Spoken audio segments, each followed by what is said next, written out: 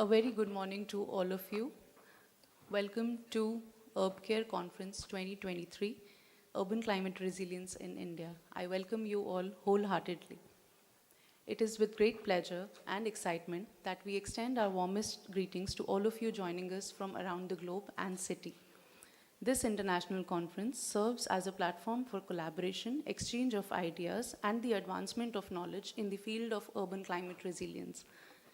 In a world that is increasingly interconnected, conferences like these play a pivotal role in fostering cross-cultural understanding, encouraging interdisciplinary dialogue, and promoting innovation. As we gather here, we are united by a shared passion for urban climate resilience, and we anticipate the next few days to be filled with insightful discussions and meaningful connections to be fostered. It is in this context that VITO, Faculty of Architecture and Planning, AKTU, in collaboration with Government of Uttar Pradesh Environment, Forest and Climate Change, Department of Omgiving, Flanders, FIT and TERI in support are organizing Urbcare under the banner of G-Stic. We are honored and delighted to have a distinguished lineup of speakers who are experts in their respective fields. Their contribution promise to enrich our understanding over the next few days and inspire new perspectives on the challenges and opportunities that lie ahead of us. Saying this, I would like to welcome our distinguished chief guest, Shri Arun Kumar, Honorable State Minister, Environment, Forest and Climate Change Department, Government of Uttar Pradesh. We welcome you wholeheartedly, sir.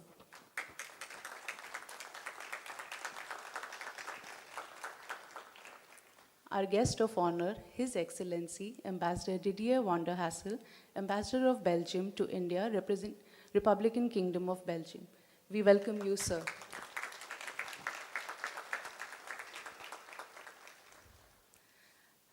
Then the special guests, Shri Annavi Dinesh Kumar, Special Secretary, Technical Education Department, Government of Uttar Pradesh. Honorable Vice Chancellor, Dr. APJ Abdul Kalam Technical University, Professor JP Pandeyji.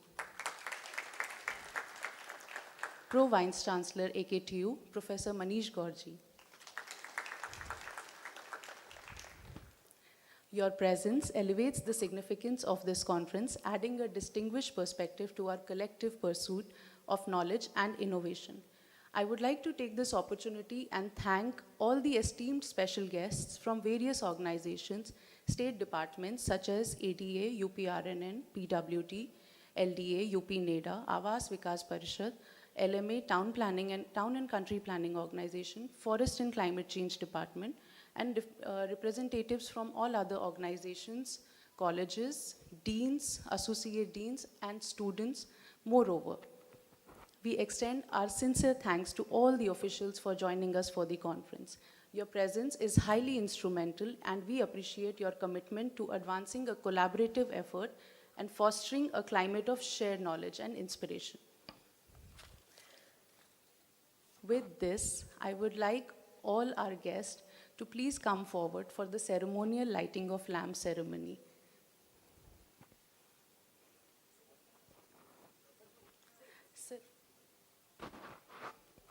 The lighting of lamp holds a profound significance, symbolizing the dispelling of darkness and ushering in of knowledge, wisdom, and enlightenment.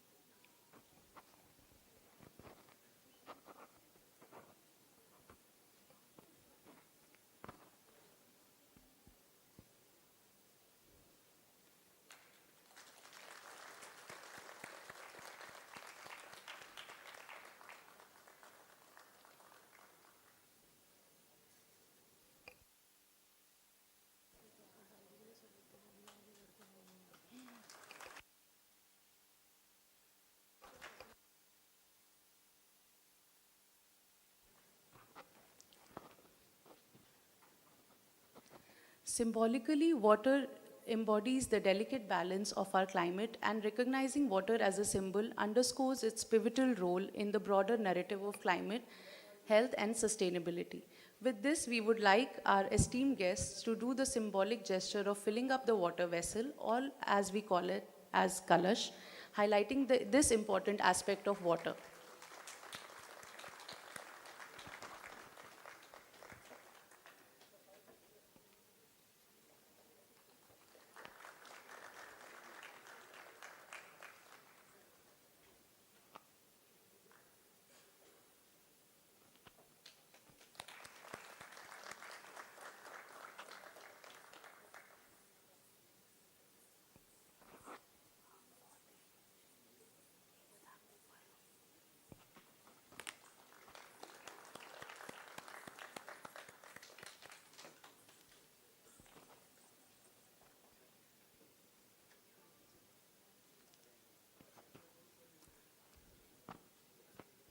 Thank you so much for doing the honors.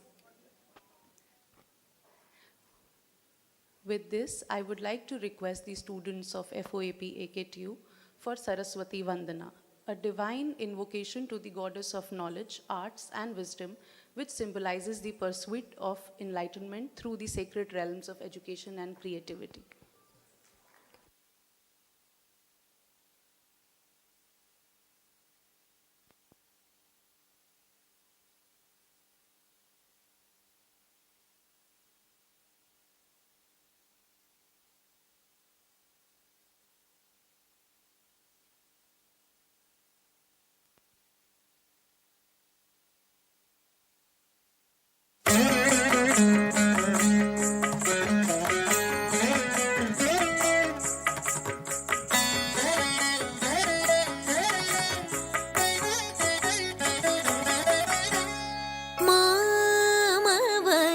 Shri Saraswati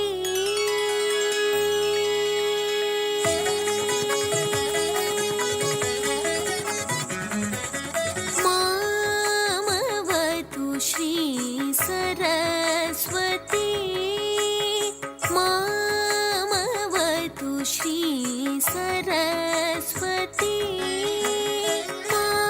मामवतु Shri Saraswati कामकोटिपीठ Nivasini कामकोटिपीठ Nivasini मामवतु Shri Saraswati कामकोटिपीठ Nivasini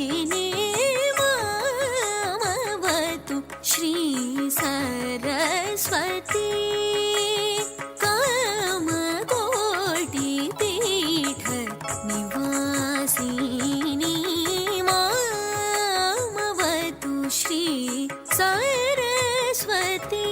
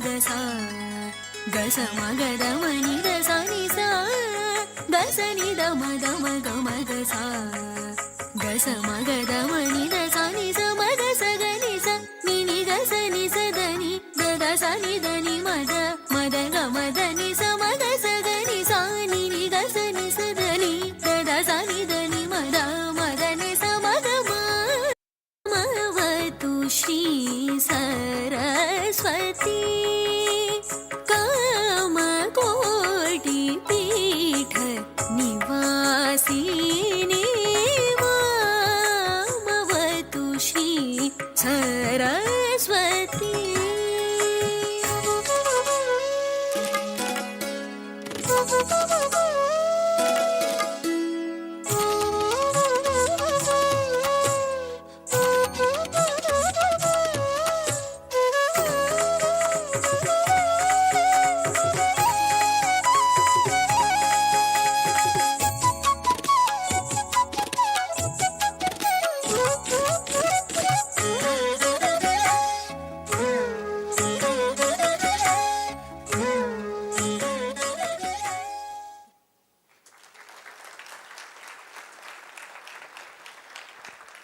Thank you so much.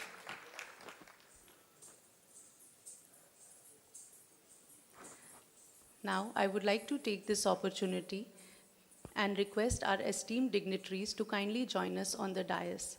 I would like to request Shri Arun Kumar, Honorable State Minister, Environment, Forest and Climate Change Department, Government of Uttar Pradesh. Sir's commitment to sustainable practices and environmental stewardship has propelled initiatives that harmonize development with ecological preservation. We are honored to have you with us today. His Excellency Ambassador Didier van der Hassel. Sir is an esteemed diplomat currently serving as an ambassador of Belgium to India, Bangladesh, Maldives, Bhutan, and Sri Lanka. With a rich background in international relations, his commitment to fostering robust ties and promoting liberal bilateral cooperation is evident in his diplomatic endeavors. Then I would like to request Sri Annavi Dinesh Kumar, currently serving as Special Secretary in Technical Education Department for the Government of Uttar Pradesh. Sir brings a wealth of expertise to the realm of technical education and administration. His strategic leadership plays a crucial role in shaping policies and initiatives that enhance technical education within the state. We are honored to have you amongst us, sir. Honorable Vice Chancellor, AKTU, Professor J.P. Pandey, sir. Sir is an eminent academician and esteemed Vice Chancellor of AKTU with a profound commitment to academic excellence and innovation. The Honorable Vice Chancellor guides the university towards fostering cutting-edge research and shaping the future of technical education. Professor Manish Gaur, sir, Pro Vice Chancellor AKTU. Professor Gaur is a professor in computer science at Institute of Engineering and Technology, Lucknow, and center that has come up with the state-of-art laboratories and postgraduate academic programs, Center for Advanced Studies at AKTU, and Dr. Vanna Sehgal, Dean and Principal, FOAP, AKTU. We are all delighted and we are bestowed with gratitude that you are amongst us today. Thank you, all of you.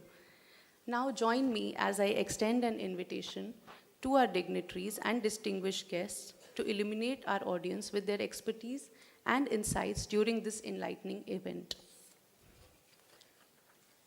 I would like to invite our Honorable Vice Chancellor, Professor J.P. Pandey, sir, to kindly come on the stage and have.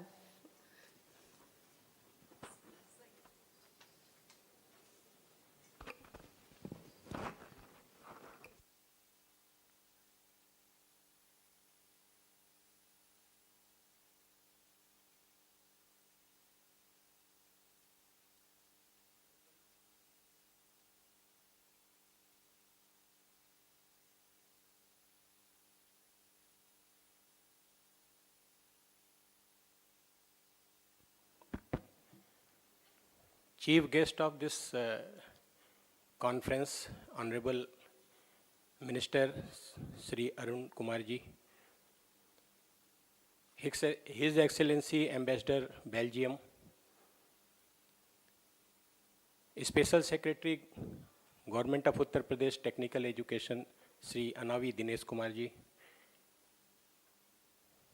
Pro Vice Chancellor Dr. Manish Gaur ji, Director FOAP Dr. Vandana Sehgal ji, Dr. Reena Singh, Registrar of this university, Director IET, Dr. Vineet Kansal, all the delegates, faculty members of FOAP and other institutions, and all the sponsors. First of all, I would like to congratulate FOAP for having such a nice conference, which is the need of ours. They have done a tremendous work in this field, along with their veto partner in this venture. This climate change conference is definitely giving us a great message from 2015 when the Paris Accord was held. In that Paris Agreement, all the developed countries start blaming underdeveloped country for this misadventure which is coming in the form of threat to our society today. All the industrialization was done by them.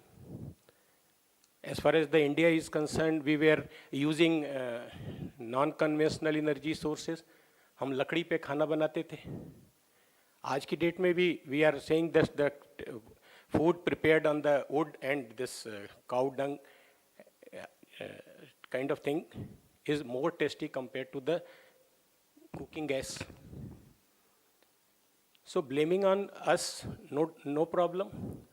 But India is taking further steps to reduce this climate, the global warming and climate change conditions in their favor. All this crisis become the opportunity for our country.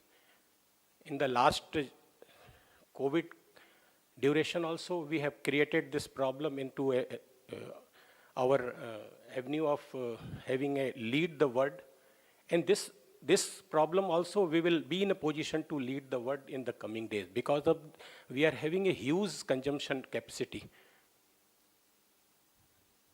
In 2015, in Paris, all have decided to limit the global temperature of Earth is 2 degrees Celsius. 1.5 degrees of Celsius. But what happened today? In last Friday, probably some report is coming that temperature is 2 degrees. And in coming days, it will come at around 2.5 degrees Celsius. How we will cope up with this? Because in the whole world, around 70-75% people are living in the rural areas. If you compare the whole world, in India also, they are not capable of going for industrialization using this current technology, but they are facing a lot with this climate change. What happened in COVID case? How we will go for reducing this temperature? The developed countries and the countries which they are having good amount of their economy, definitely they will go for purchasing of carbon footprint. Carbon credit they will earn. But the poor countries, underdeveloped countries is not in a position to purchase the carbon credit. So we will have to think to and explore the possibility. In any developing countries, there are 3 major things, although there are several other things. One is their economy. Second one is infrastructure.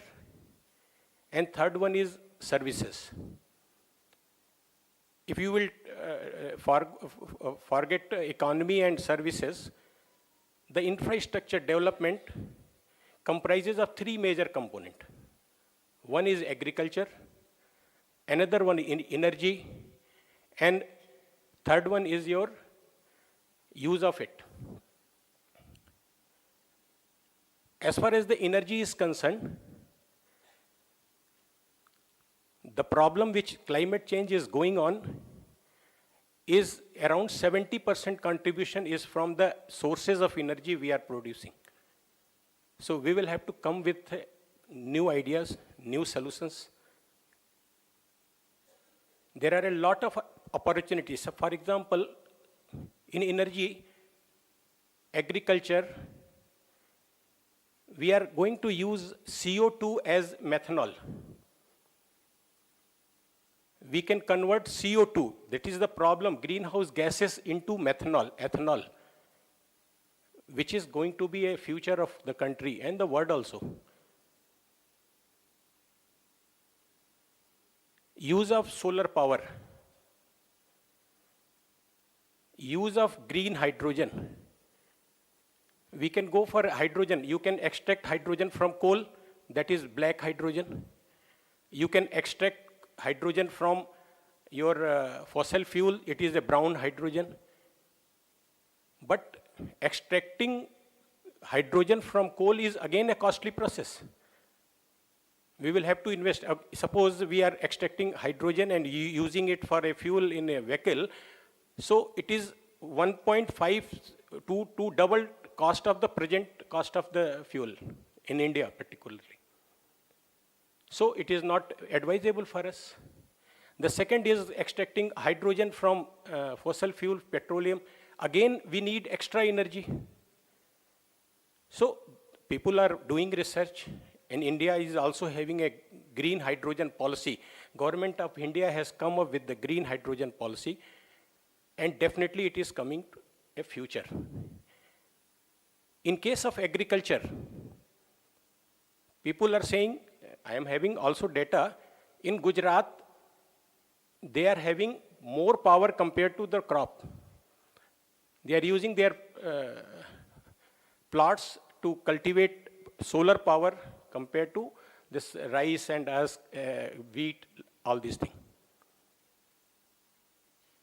Now we will have to, this is the responsibility of university and all the faculty members and researchers here to have a ecosystem, have a research in these areas. How we will cultivate. Bamboo is a big source of energy. Nobody was thinking, because bamboo it is cultivated on the wasteland. So we are having sufficient wasteland where we will have to go for cultivating bamboos. And bamboo with electrolysis can be converted into green hydrogen. And there are some byproduct also. Charcoal is there. And the problem of taking hydrogen, green hydrogen, is the costly affair. So we will have to go for the solar power also to run this electrolysis part. And with this, we can achieve definitely by 2030, Government of India, net zero emission, that India and world has decided 2070. How we will go for a net zero? With the efforts from each and every individuals. In the coming days, just we have completed the Diwali festival. We are a responsible citizen. The data shows that since last 5 years, जितने crackers हमने नहीं फोड़े, वो इस बार फोड़े. Poor people is not in having money to go for a cracker. All the capable man is responsible for ruining this climate, this environment, and definitely UNO, research organization, educational institutions, and different governments are very serious about going for this climate change issues, and definitely India will lead the world. It is our, this is my wish, and definitely with help of you people, we will definitely do it. Again, thanks for me, thanks the organizer for me to have this occasion to address you. Thank you very much.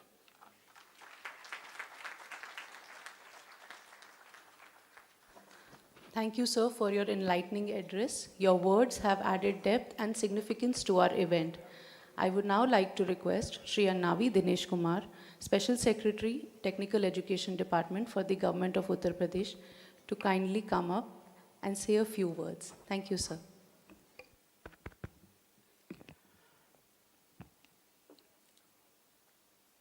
Honorable Minister, Environment, Shri Arun Kumar, Chief Guest of this program, Vice Chancellor of this university, Mr. Pandey, Pro Vice Chancellor Sir, Srimati Vandana Segal, Dean, Faculty of Architecture, esteemed all the scholar and guest.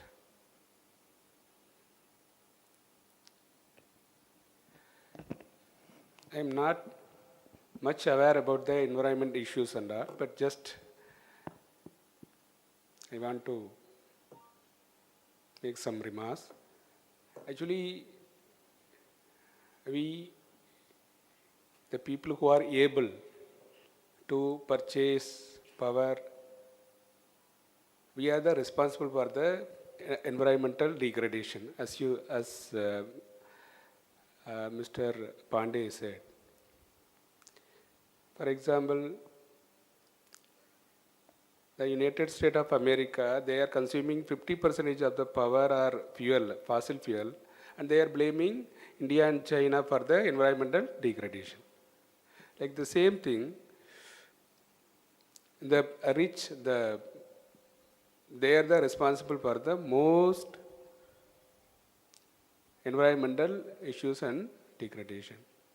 But we don't realize, and we are not taking a single step towards it. Generally, we are always blaming others instead of doing a small step towards the mitigation of the environmental related issues.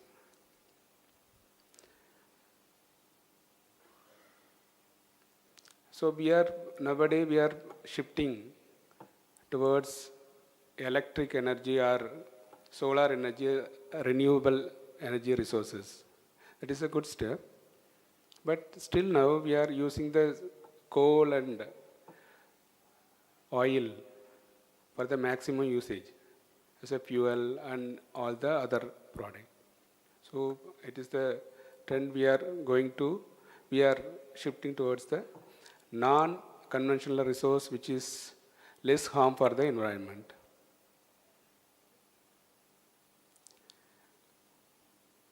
The conference which is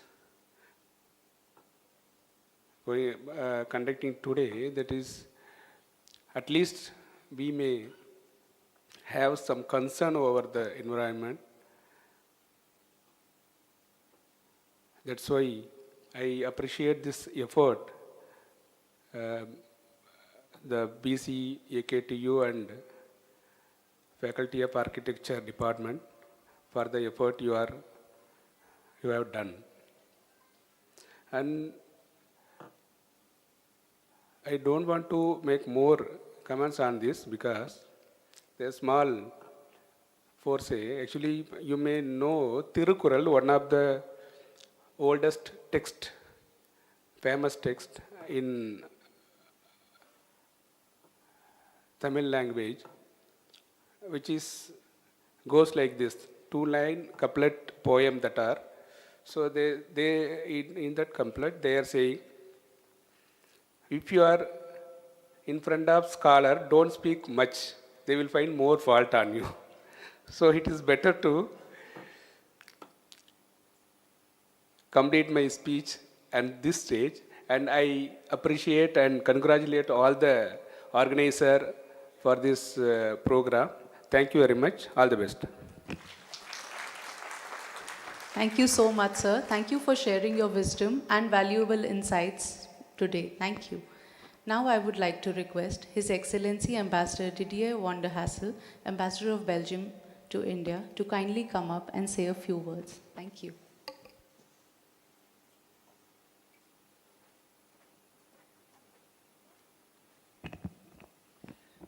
Good morning. Thank you very much.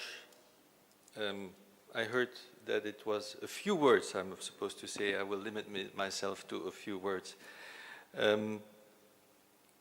Chief Guest, Honorable Minister for Environment, Forestry and Climate Change, Shri Arun Kumar ji. Honorable Vice Chancellor of the Abdul Kalam Technical University, Professor G.P. Pandey, dear fellow dignitaries at the dais, ladies and gentlemen, it's a great pleasure for me to be here in Lucknow.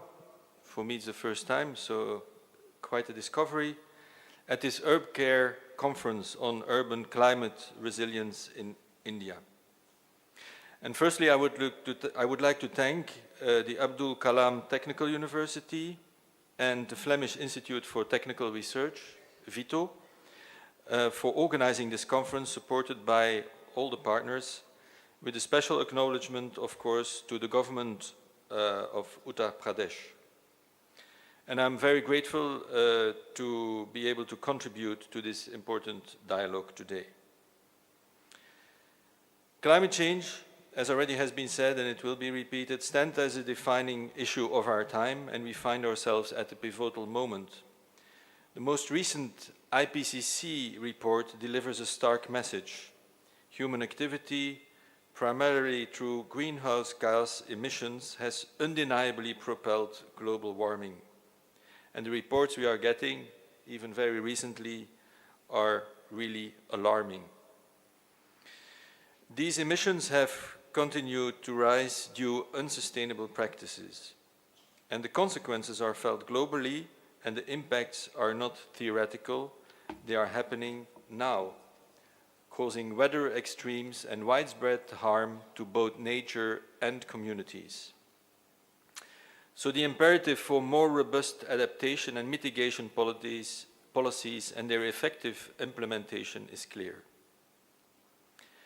Regrettably, the lack of financial support poses a significant hindrance to achieving climate goals, particularly for developing countries.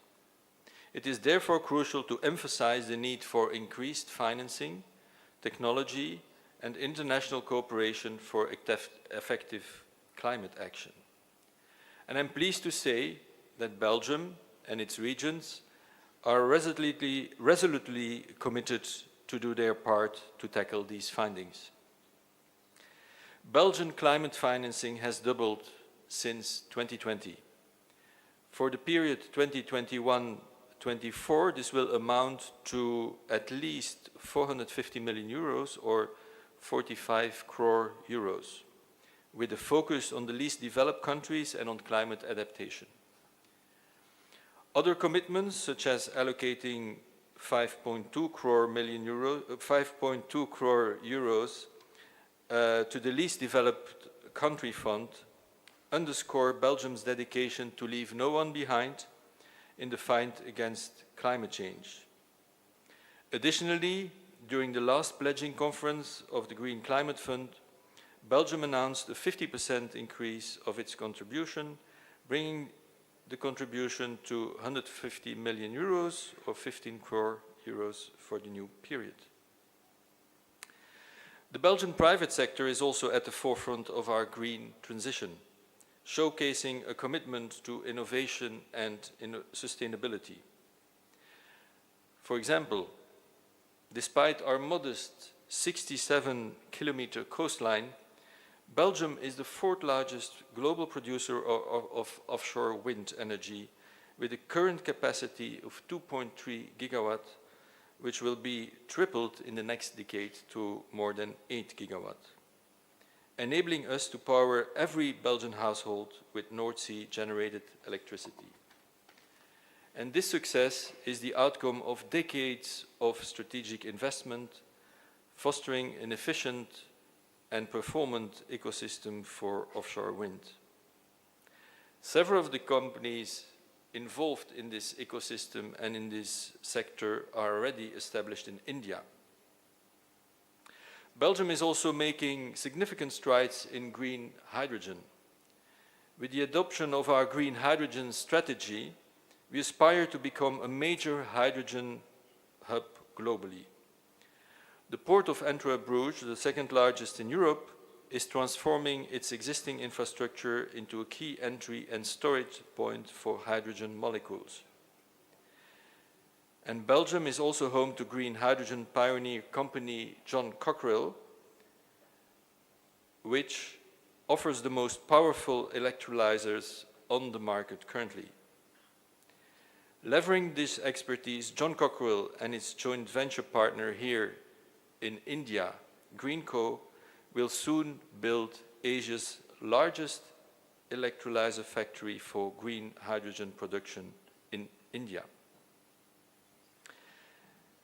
Beyond hydrogen, John Cockrell's technology is also revolutionizing the steel industry, steering it towards carbon-neutral production.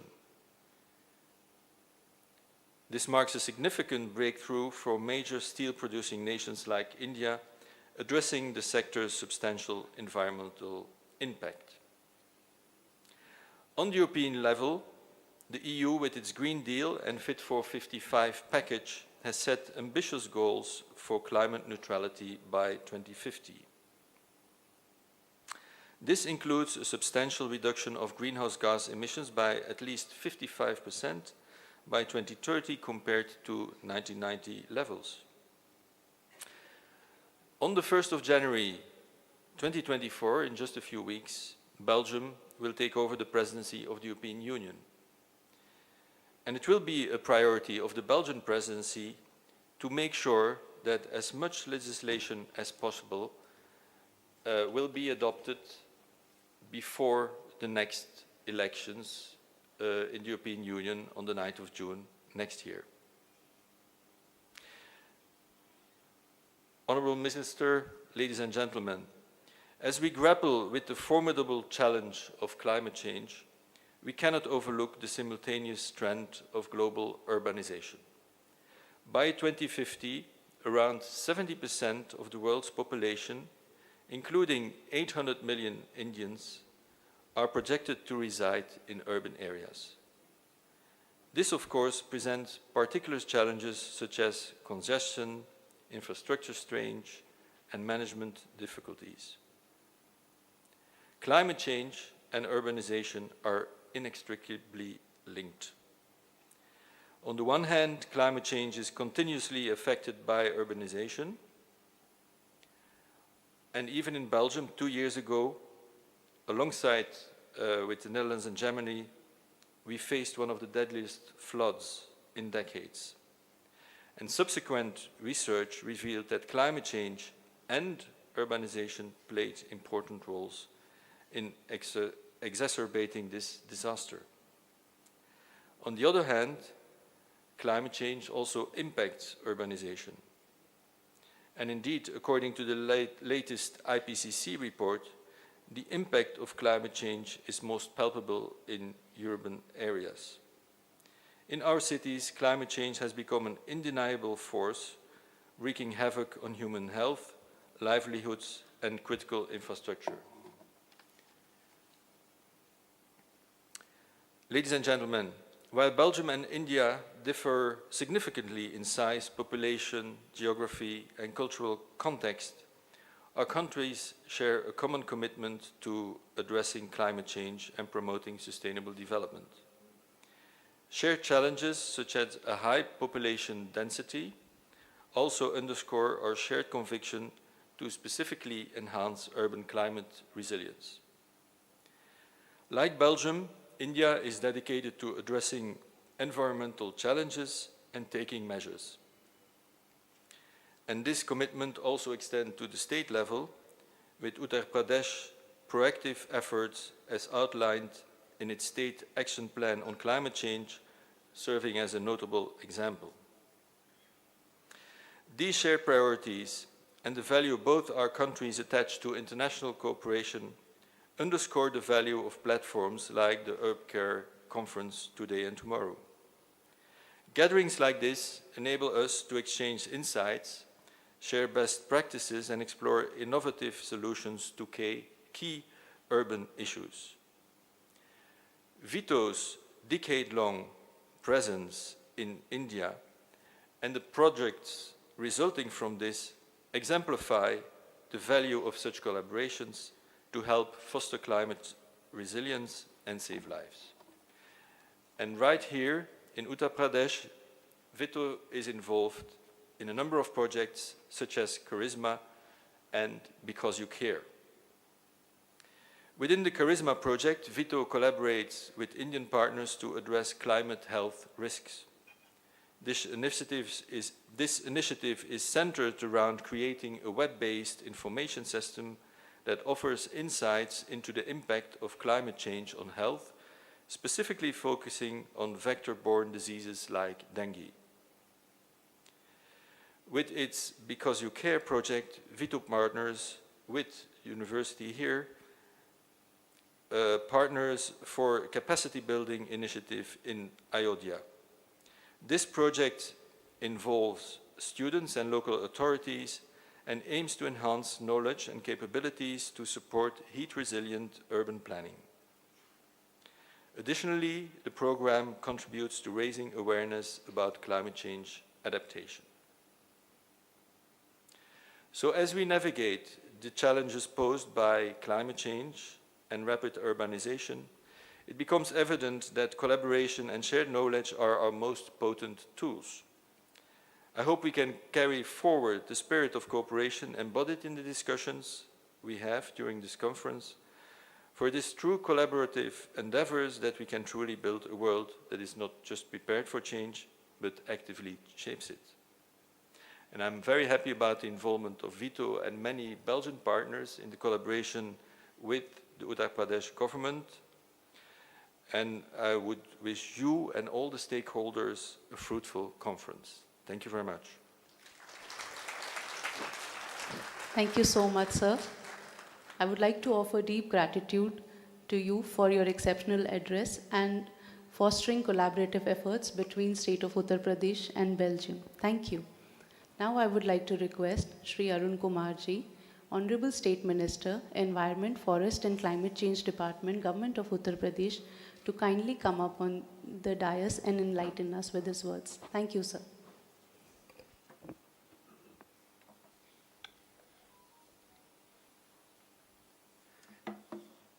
G-Stic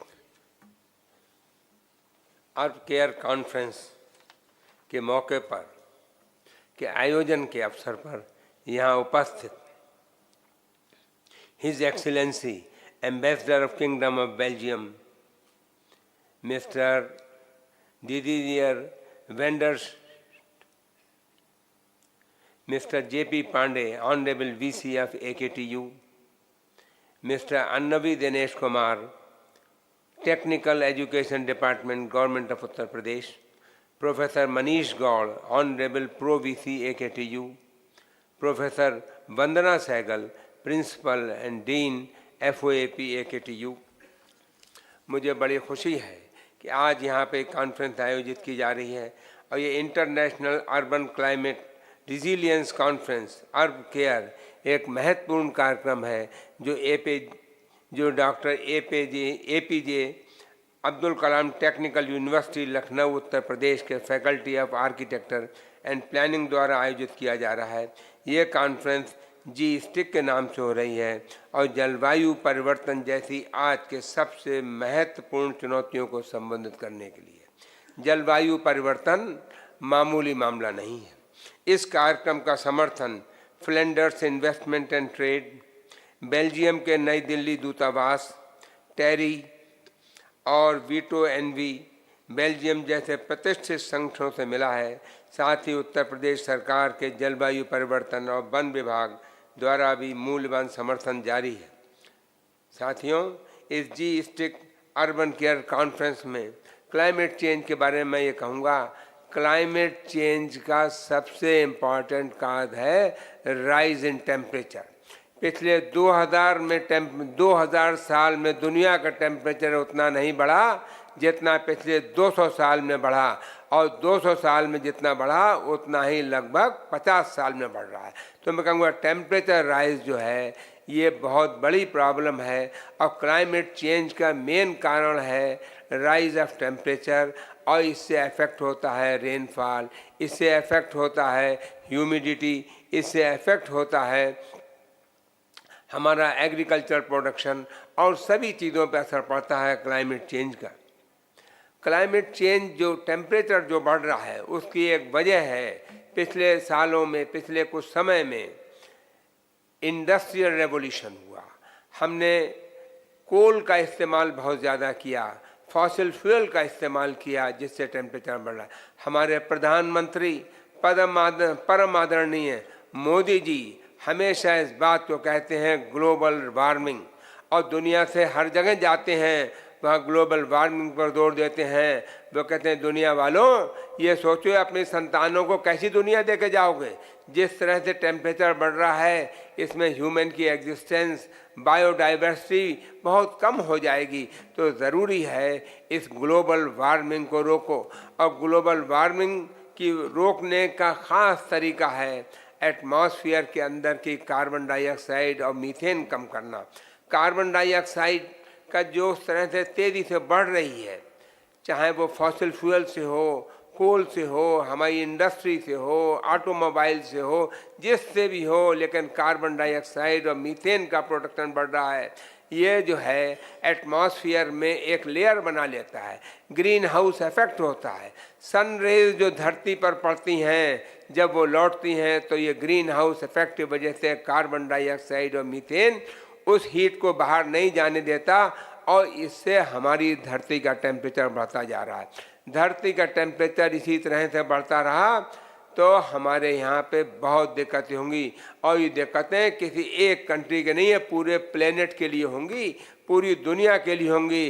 जो मोदी जी कह रहे हैं global warming, वो main वजह यही है। और इसको कम करने का तरीका यह है कि कार्बन डाइऑक्साइड का एमिशन कम करो, जो कार्बन डाइऑक्साइड बन गई उसे कम करो। तो मैं इसके लिए ज़रूरी है प्रो प्लेनेट पीपल, लोगों की सोच ऐसी होनी चाहिए कि हम अपने प्लेनेट के बारे में सोचें।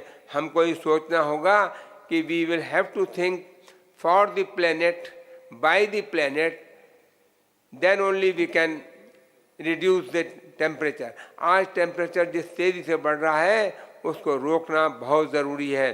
तो मैं कहूँगा कार्बन डाइऑक्साइड को कम करने के लिए ज़रूरी है हम फॉसिल फ्यूल का इस्तेमाल कम करें, हम कोल का इस्तेमाल कम करें, हम सोलर एनर्जी पे जाएं।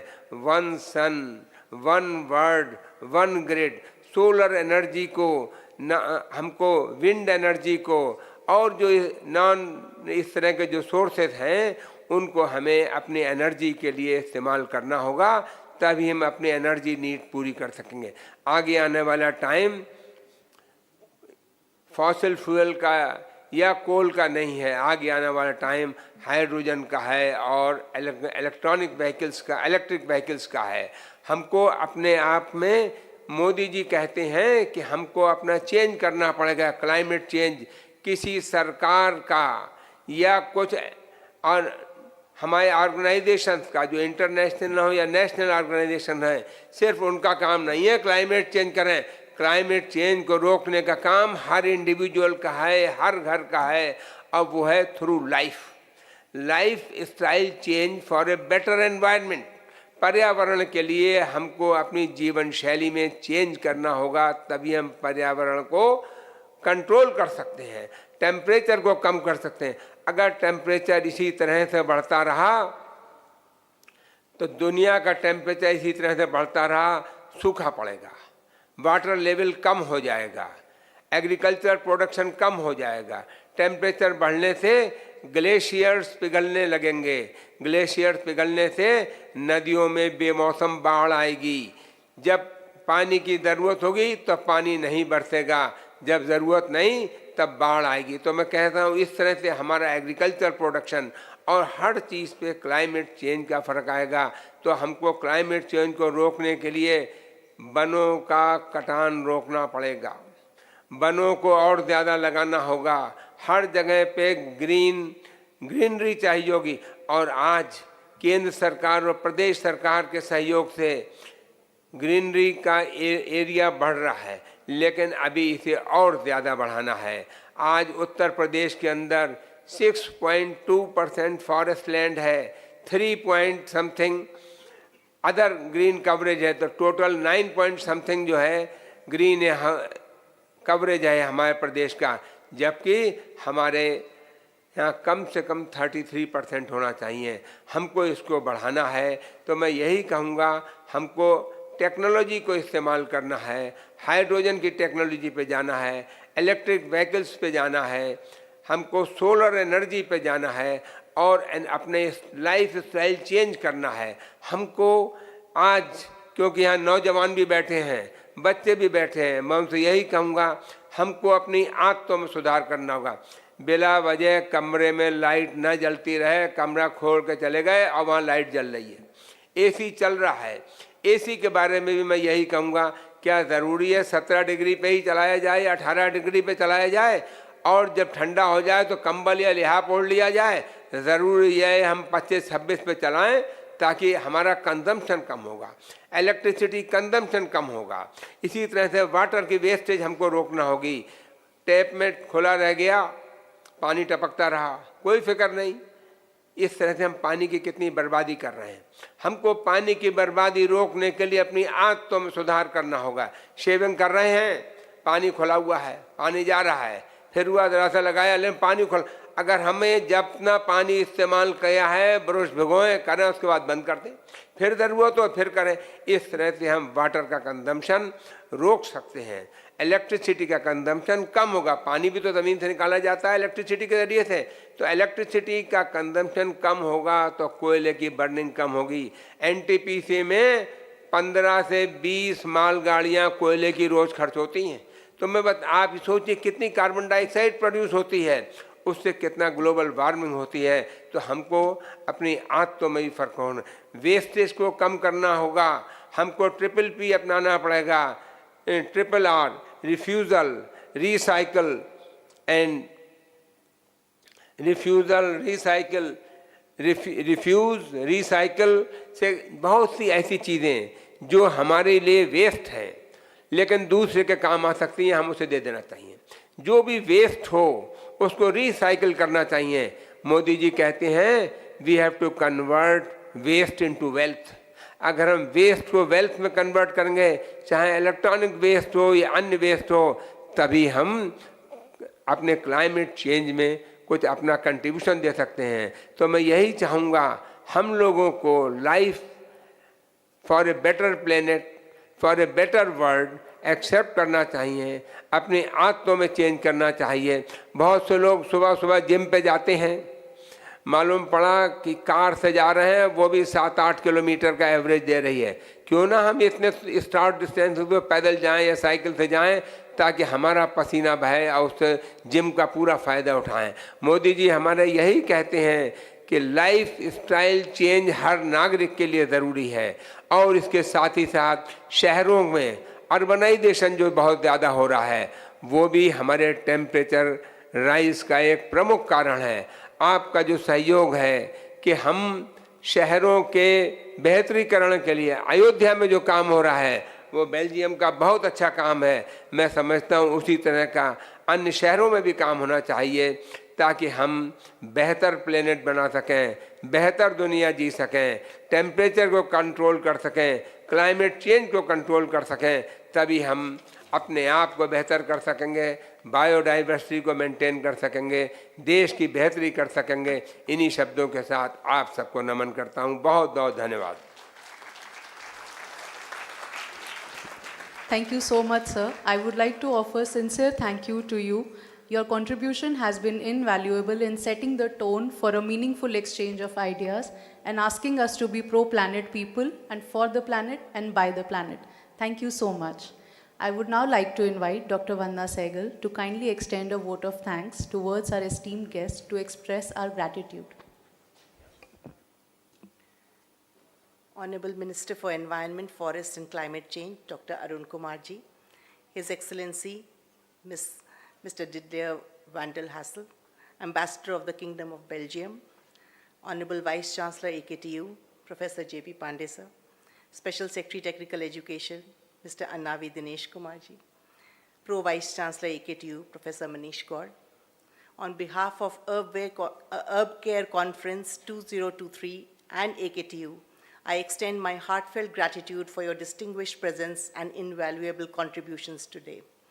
Your insights and words of wisdom have set an inspiring tone for this event, emphasizing the critical importance of collaborative efforts in fortifying urban resilience.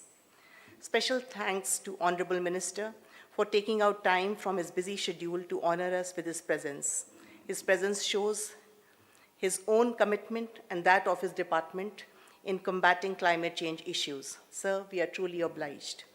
We are thankful to His Excellency, Mr. van der Hassel, for his presence. I take this opportunity to thank the Belgian government for their support in this climate change resilience research. We are thankful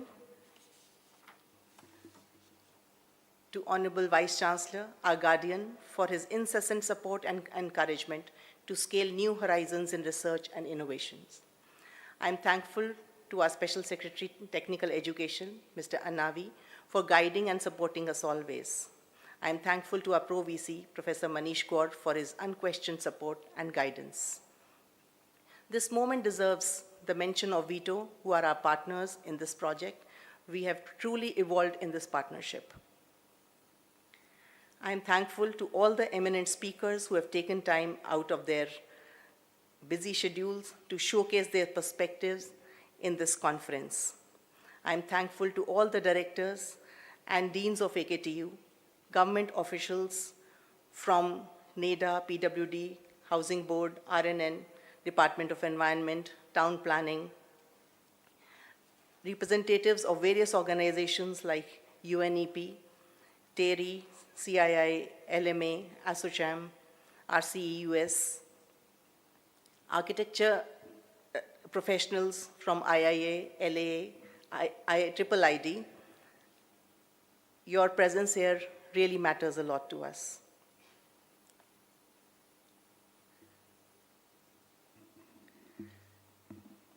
Last but not the least, I'm thankful to the media people who have made the effort to cover the event today. I want to thank all my colleagues who have put in their efforts to make this conference successful. I also want to thank the registrar of the university, the officials and staff who have supported with all their means and efforts. This event would not have been possible without the generous help from our sponsors, SAIL, Abitec, and Jaguar. We are truly grateful. Thank you so much.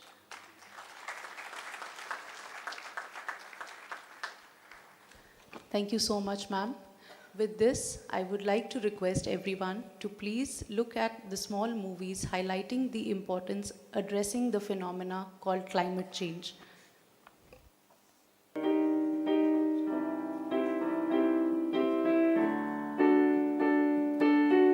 How I yearn for a drop, how I wait, ache and long to quench this desire. I'm the phoenix eternal, child of the sun, till its heat turns me into a blazing fire.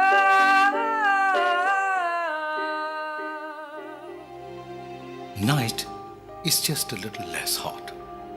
But with every passing year, Mantha has seen it becoming worse. We do receive a lot of birds that have suffered from a heat stroke, and many of them don't live because they're terribly dehydrated. Mantha too lives in a city that doesn't realize that the rising temperature is going to hurt a lot more than it will its rural neighbors. The urban heat island effect is becoming common globally. Heat islands occur when urban concrete structures trap heat. The India heat story, with its burgeoning urban infrastructure, is headed toward 2030, with 160 to 200 million people exposed to lethal heat waves every year. Urban spaces edge out the cooling green surfaces. Concrete, metal, tar, and glass. These structures fast absorb and retain the sun's heat, only to release this heat at sundown. The homeless and the poor don't have the means to escape this night heat. Slums crammed with metal and heat-trapping material become many degrees warmer than the surrounding habitation. Naturally, we demand more cooling. Most of our electricity, unfortunately, comes from fossil fuels, which is why heat islands also mean higher greenhouse gas emissions. A World Bank report warns around 34 million people in India may face job losses due to heat stress. Heat will impact the entire economy. To add to the misery, landfills with their garbage mounds spew methane, carbon dioxide, and nitrous oxide. Very often, these gigantic dumps catch fire, adding to the suffering from the localized heat and toxins in the environment. Heat coupled with humidity are optimal breeding conditions for disease-carrying mosquitoes. We have endured recurring epidemics of dengue, malaria, and chikungunya. Cities are acting on urgently finding solutions. The simple act of planting trees with wide canopies has made a tangible difference in the local temperature. They're using advanced mapping technology to pinpoint hot spots, showing the way for enduring, no-regret solutions for the future. Climate simulation and heat mapping analysis predicts that with every passing year, we'll see a higher number of heat wave days that last longer.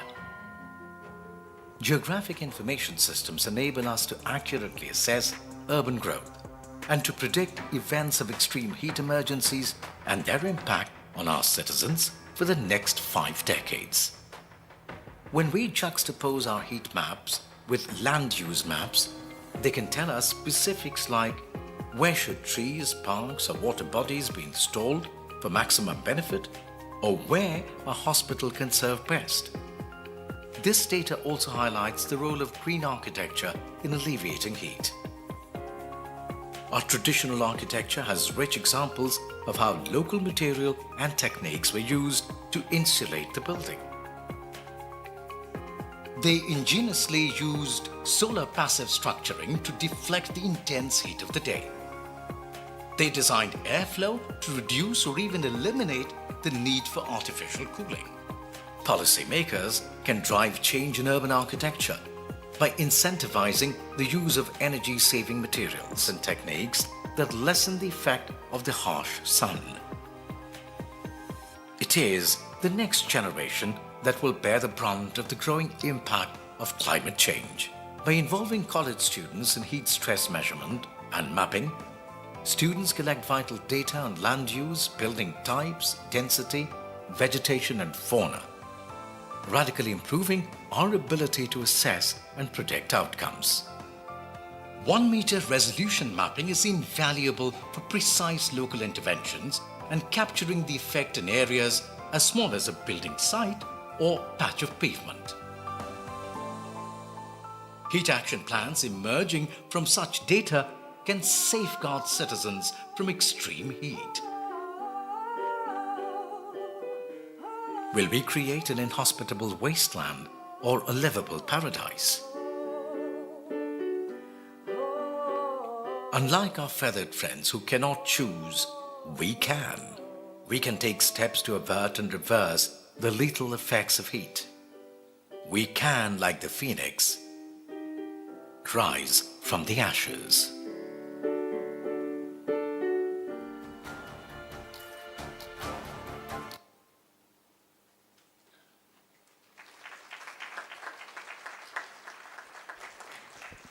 Setting the tone for the conference, I would now like to request our esteemed members to present our chief guest, the guest of honor, and the special guests with the ceremonial memento and Angvastra as a token of our deep appreciation for their invaluable presence and contribution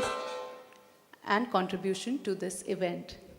I would like to request our Honorable Vice Chancellor, Sir, to kindly present the memento to Shri Arun Kumar Ji, Honorable State Minister for Environment, Forest and Climate Change Department, Government of Uttar Pradesh.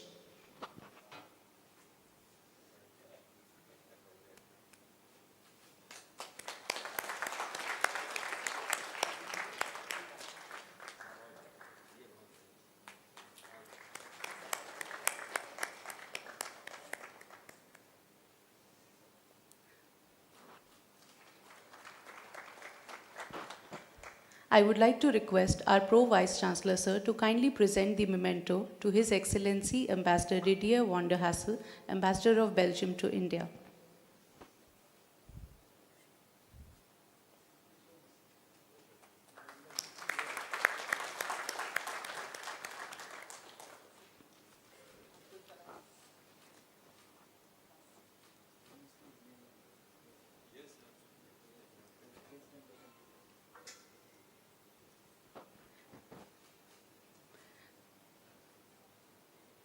I would like to request Dr. Vanna Sehgal to kindly present the memento to Shri Annavi Dinesh Kumar, Special Secretary, Technical Education Department, Government of Uttar Pradesh.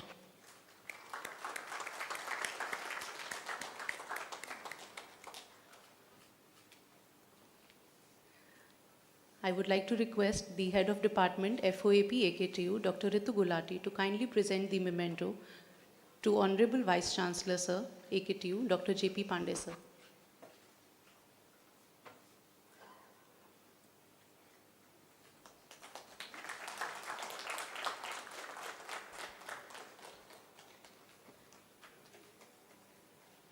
I would like to request Dr. Fareen Bano, Senior Assistant Professor, FOAP AKTU, to kindly present the memento to Pro Vice Chancellor, Dr. Manish Kaur, Sir.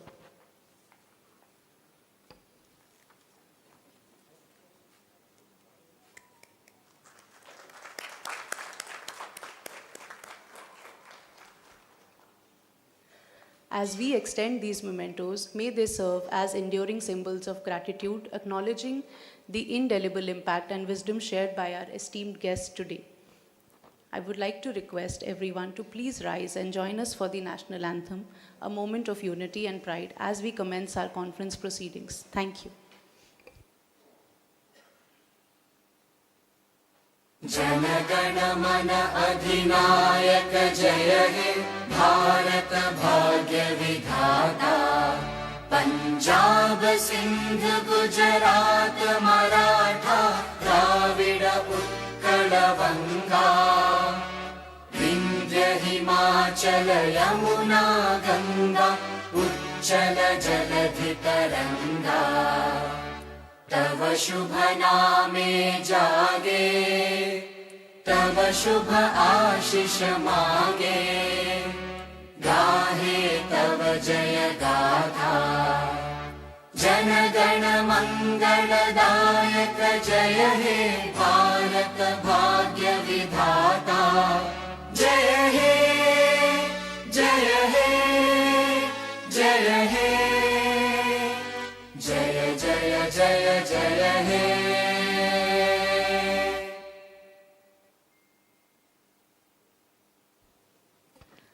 Thank you, everyone. I would like to take this opportunity and again thank everyone for taking out their precious time and being with us here today.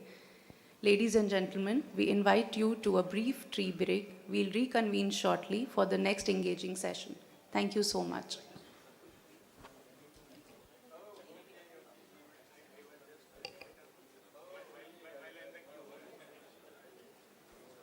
Tea break for delegates is on the 3rd floor and students are requested to go to the 2nd floor, 4th floor.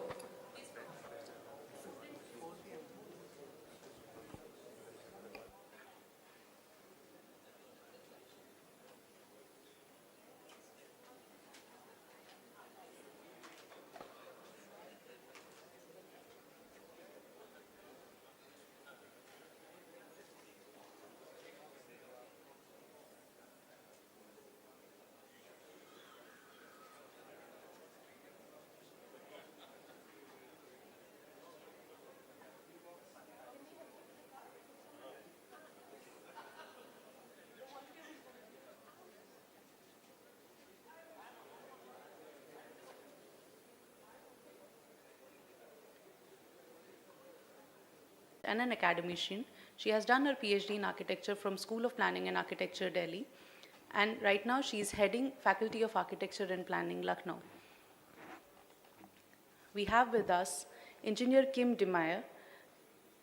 Engineer Kim DeMeyer is the Science and Technology Counselor at Flanders Investment and Trade for APAC region. Based out of Singapore, he leads diverse initiatives in green and digital technology to bolster ties between Asian countries and Flanders, northern region in Belgium.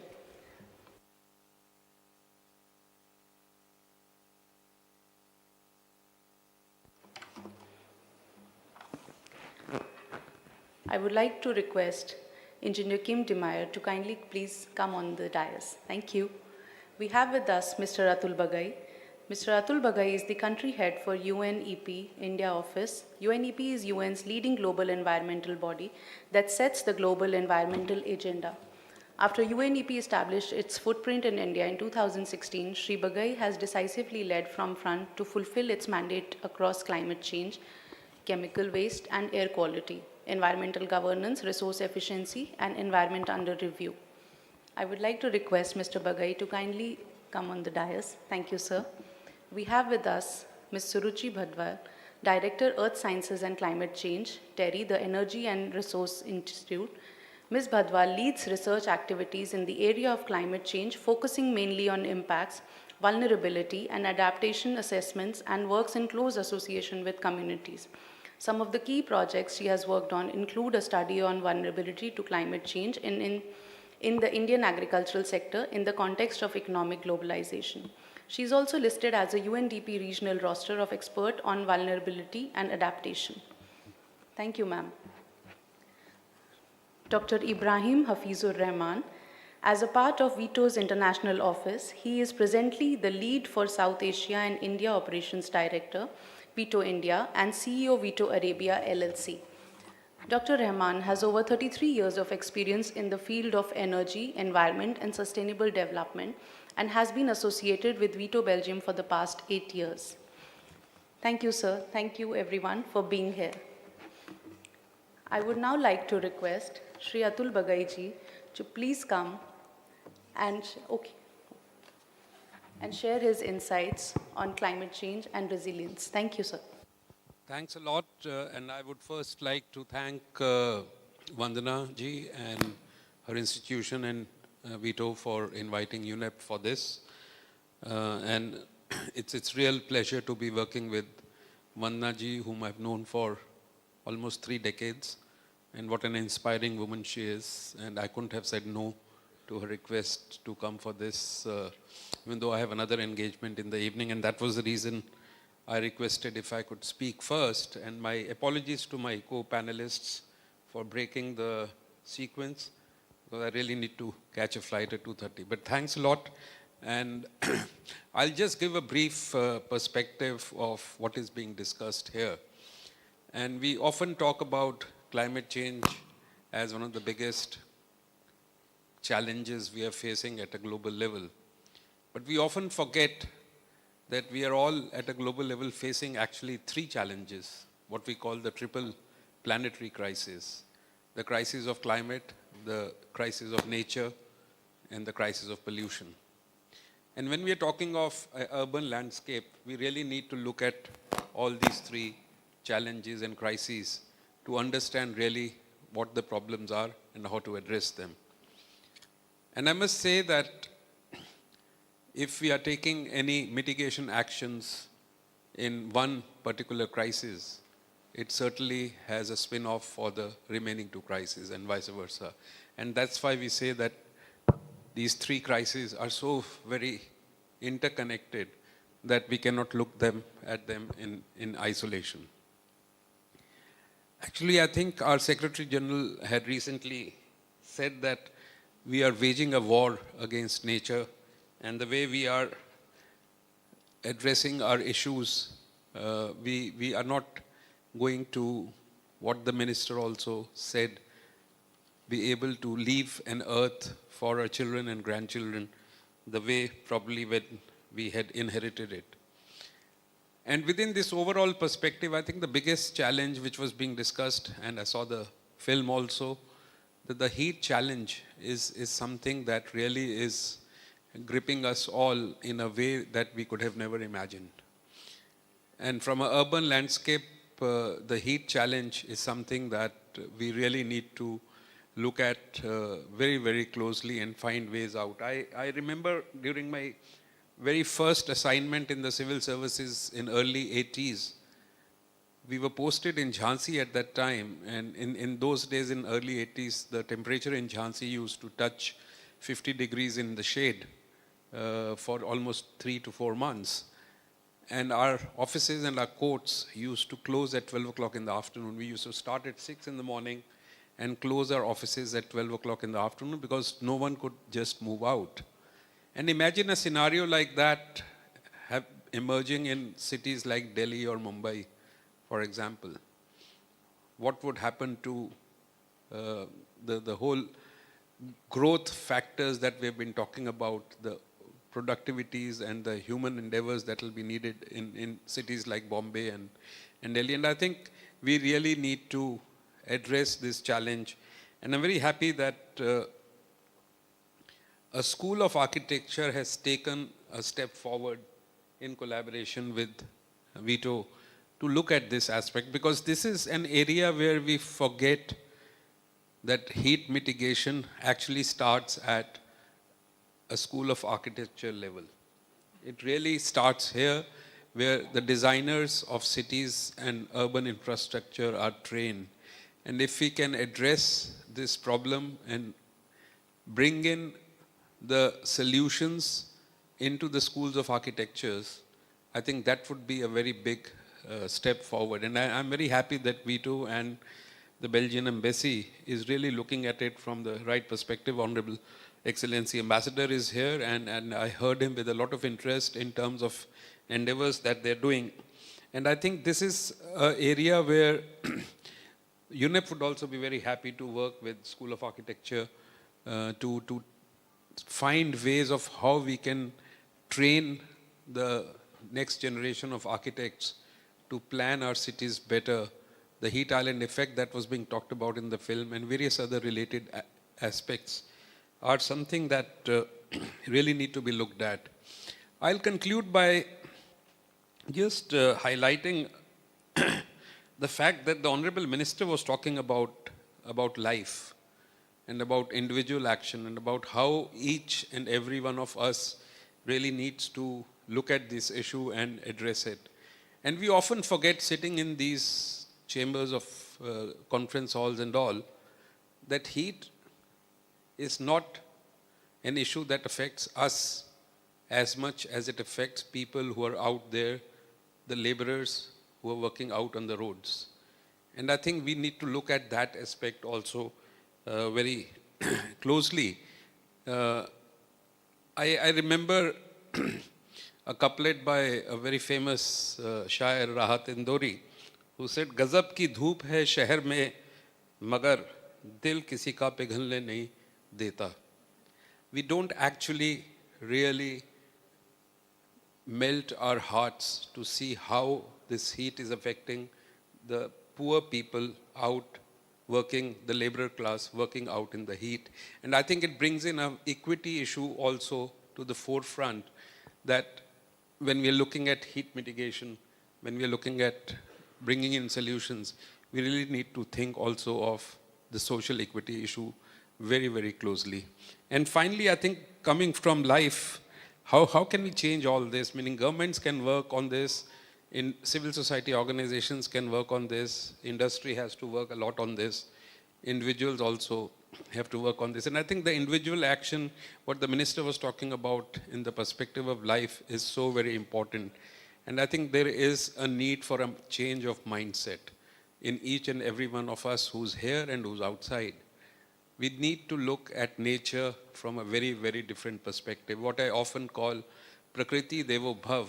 From Atithi Devo Bhav, we need to move to Prakriti Devo Bhav. We need to look at nature as God.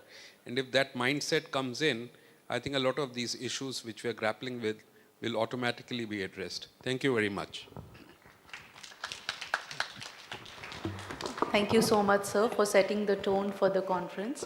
I would now like to request Dr. Sehgal to please say a few words regarding the conference and setting up the tone.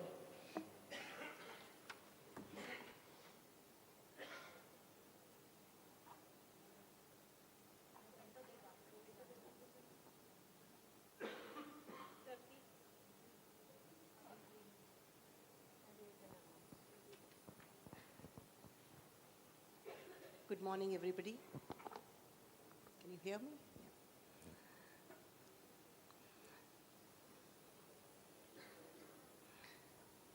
I think I officially want to welcome everyone who has been part of this journey with us.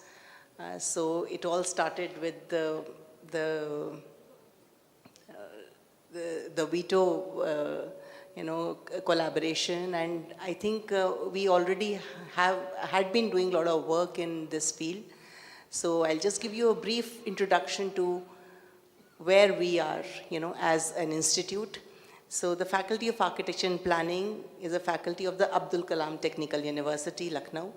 We as a university are contributing and have the potential to spearhead this new consciousness of climate change as an educational partner, definitely. Our role is not only limited to the SDG 4 of imparting quality education to the young to-be professionals, and also as a partner in dissemination of this knowledge and awareness to school students as well, and also as an instrument of capacity building for government official, established professionals, and skilling the building force. So we see ourselves in the near future as a major mediator, major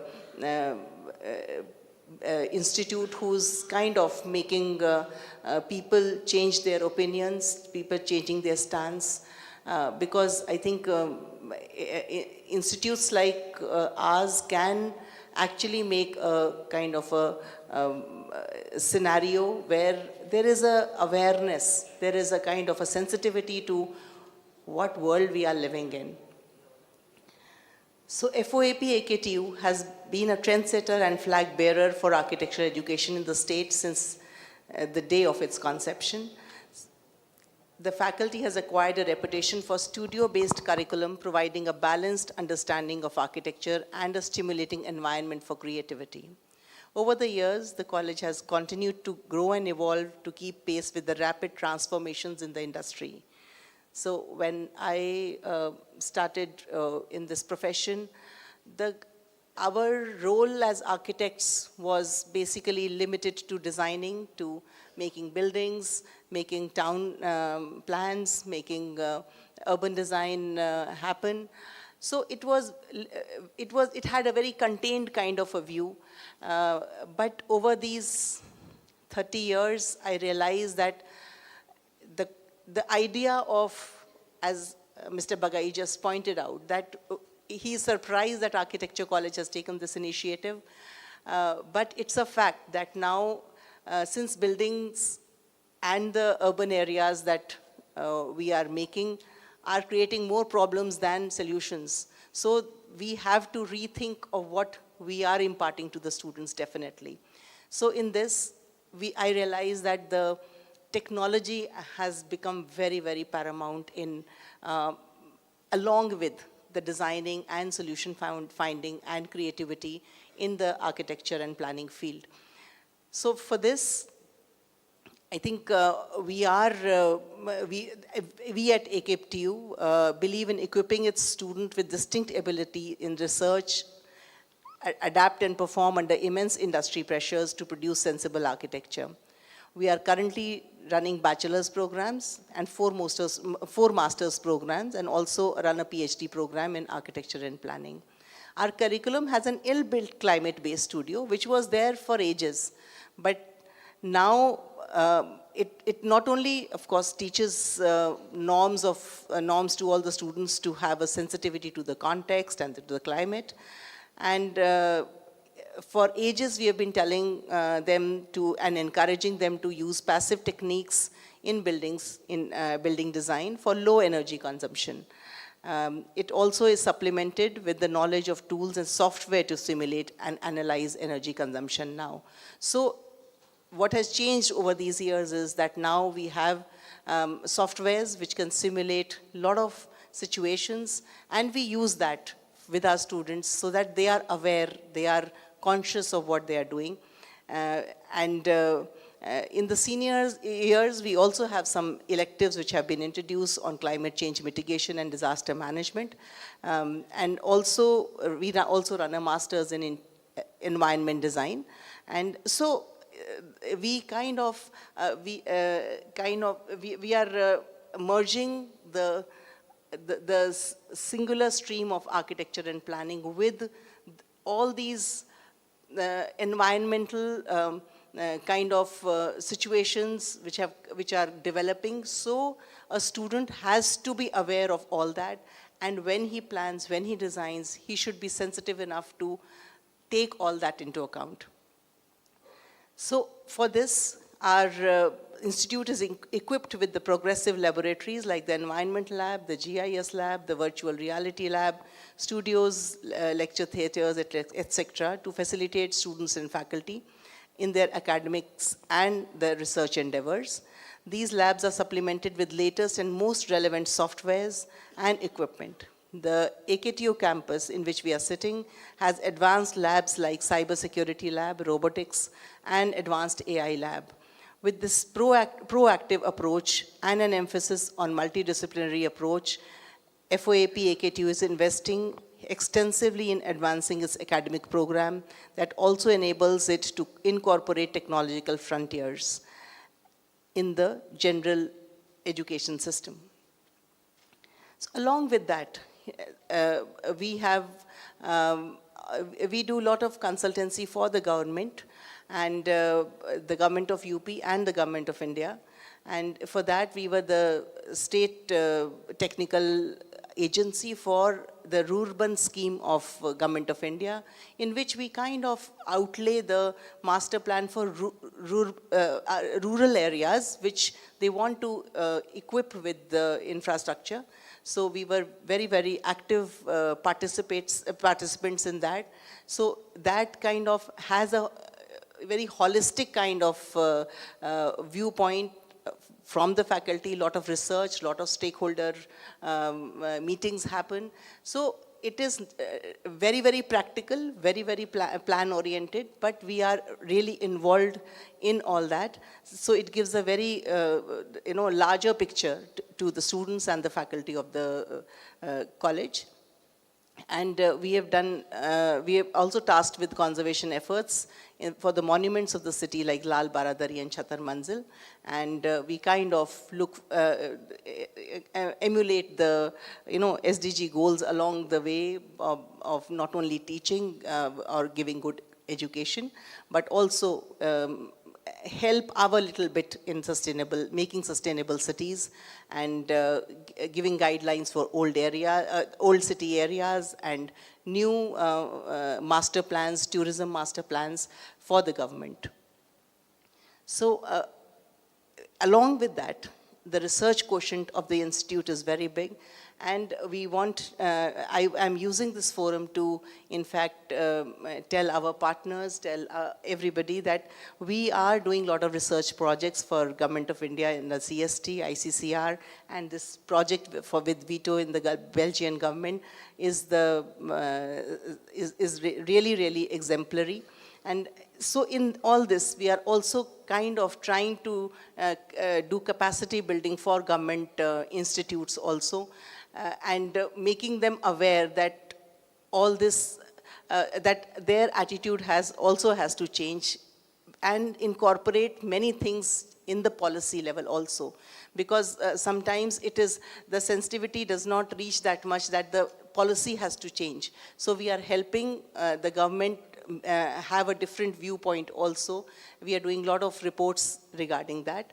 And along in the Vito project, as we've already discussed, we have done a lot of hand-holding and dissemination with young school children, and they have really come up to it, and there are a lot of schools who are telling us, and our faculty was very, very active in it. They actually went ahead and went to a lot of schools, gave them lectures on environment, did hands-on experiments with them.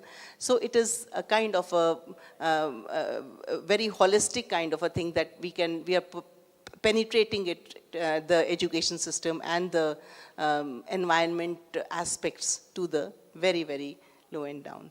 And with this, I think I just want to welcome everybody who's there. Thank you so much. Thank you so much, ma'am, for highlighting the key areas and spearheading a lot of initiatives through academia, research, and consultancy. I would now like to request Engineer Kim DeMeyer to kindly come up and please say his research interest and approach towards the issue. Yes, I'm happy to do so. Can I have the clicker for the presentation? I think I can speak from that? No, I'll sit down. Everybody's sitting, so I can just sit here. First of all, thank you very much for having me, Your Excellency, ladies and gentlemen, and especially also all the students here. I really believe that you are the future, so I was very happy to have such an audience here today. So I'm Kim de Meijer. I am the Science and Technology Council for Flanders Investment and Trade. And I'm happy to share some insights today about how we approach science and technology and innovation in Flanders, and how we also involve citizens in that approach. I was told to wait for 2 seconds, so I hope. There it is. I will be showing a few maps of Flanders today to set the scene. And the first one should be coming up now. There it is. So first of all, Flanders is the northern region of Belgium, as we have already explained. We are in the center of Europe, in what is a federal country of Belgium. So we are there centrally located, highly connected, with 4 international airports, seaports, and a lot of trade relationships also with India, and very happy to continue there. In terms of the way we progress, or we approach science, technology, and innovation, we start from our knowledge institutions and our strategic research centers. So we have 5 universities that do a lot of fundamental research. That then goes to our strategic research centers, of which VITO is one of them, focusing on sustainability, but we also focus on Industry 4.0 with Flanders Make, on life sciences with VEB, and on semiconductors and digital technologies with IMEC. Sorry, that's a bit too soon. And then we also have our universities of applied sciences and arts that actually go from, that take that fundamental research and translational research that is being developed in the universities and the strategic research centers to go to applied research and make sure that research translates into innovation. A lot of you have probably heard about a triple helix approach towards research and innovations, where we bring together government, knowledge institutions, and business to work on innovative projects. In Flanders, we have added, and I think we're quite unique in that in the world, a 4th dimension, which is the civil society. Because we believe it's very important to, apart from the government actors, the knowledge institutes, and the businesses, to also involve citizens and people, which we all are, in research and innovation. And I will come back to that later with a few examples. But first I would like to show a few other maps of Flanders. The first one is on population density, and it gives some characteristics. Flanders is one of the most populated regions in Europe. On average, the population density in Europe is around 30. In Flanders, it's around 500. So it means that we have really a constraint on land where a lot of applications and a lot of use cases for land come together. We have agriculture, we have industry, we have tertiary sectors. So a lot of services and urbanization, and it's one of the themes of this conference today. Urbanization is really a point that we need to address in Flanders, and that we work on hard to make sure that we can manage the challenges and the issues that come with having a densely populated area. The second one I would like to show is this one. This is the areas of Flanders that are actually prone to flooding. This is a small map, and you can see the blue areas that are prone to flooding. You can see our coastal area, and just for you that don't know Flanders or where we come from, Flanders, actually the name Flanders comes from Flam, which is an old Germanic word meaning flooded area. So close to the coast, we were the inhabitants of a flooded area. So we have been working on coastal defense and flooding already since long before the Roman time. So over 2,000 years we have learned how to manage flooding and flooding protection. So you can see that this overlaps also with a lot of the densely populated area that I mentioned. So flooding is an issue that we want to address and that we are working on hard. On the other hand, and I would like to go to the next map, we're also one of the most water-stressed areas in the world. We are in the top 20 of water-stressed areas in the world.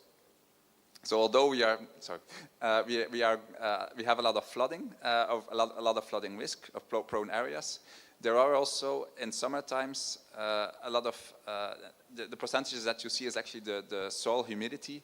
There's also a lot of risk of in the summer having dry areas, which means that we need to work a lot on water management. How can we make sure that we have sufficient water in summer for the dry periods, but also that we have sufficient irrigation and tools to have to work to avoid flooding for areas that are inhabited and that have industry.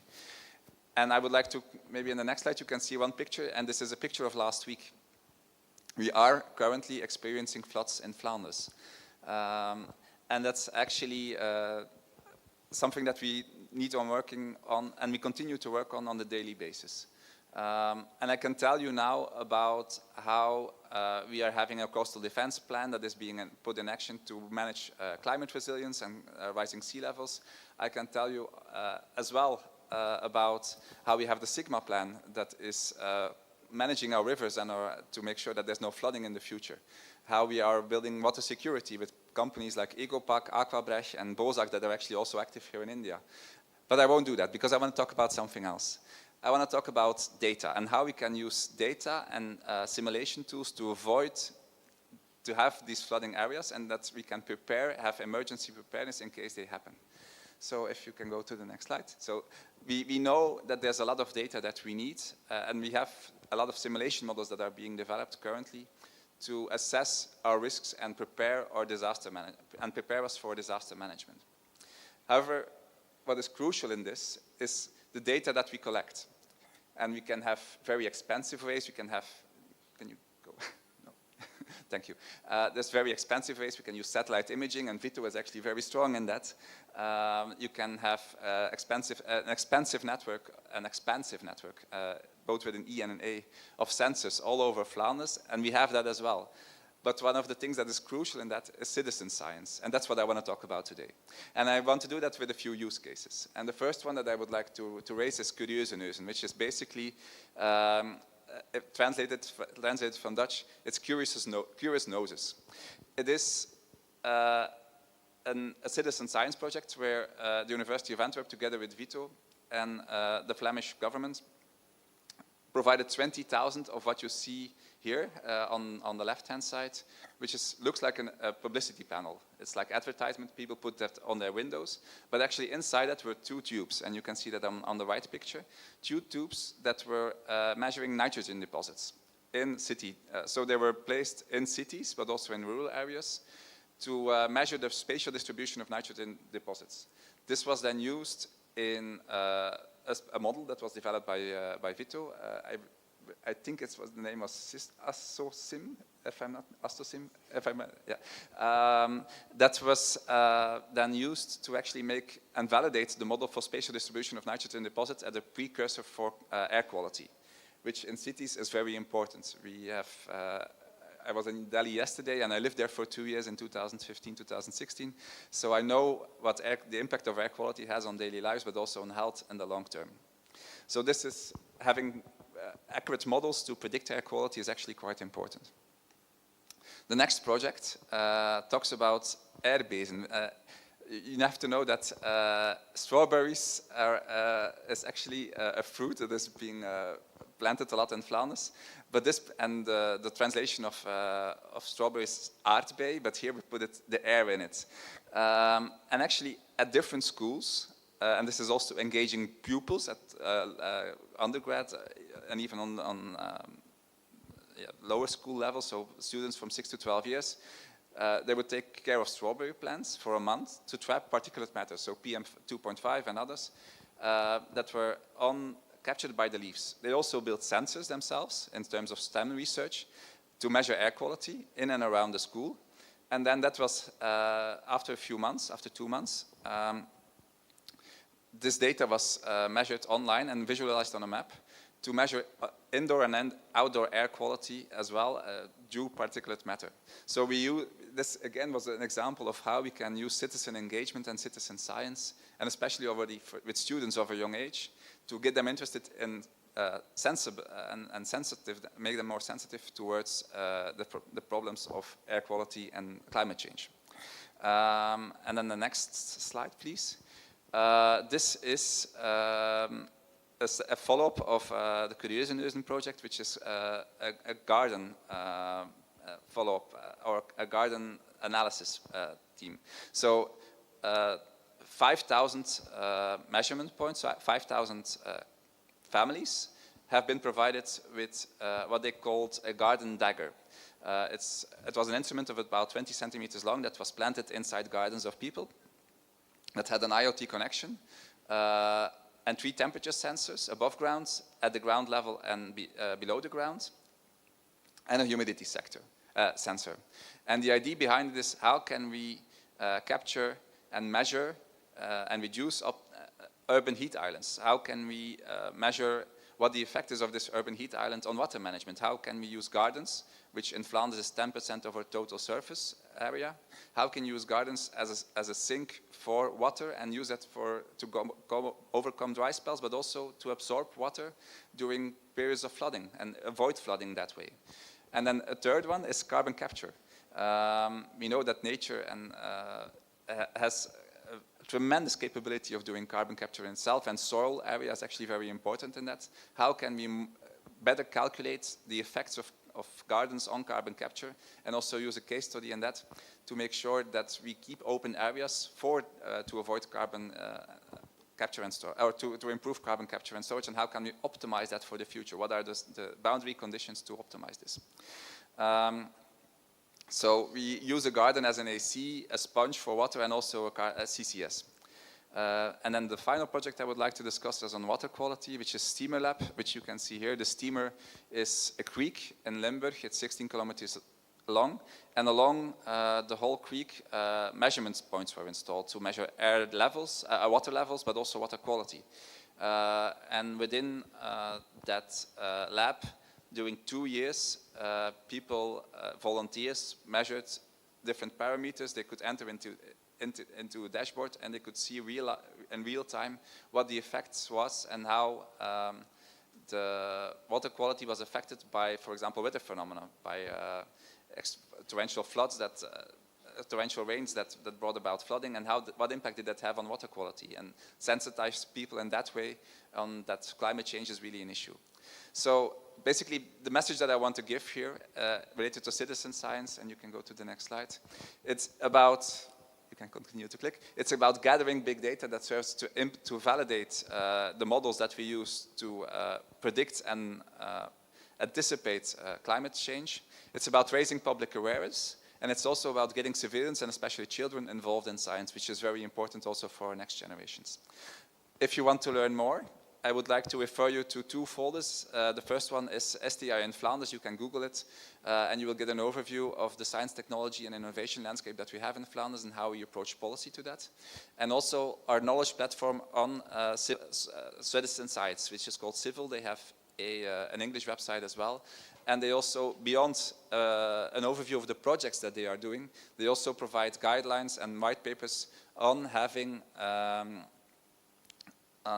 policy advice, and they collaborate also with international partners in that.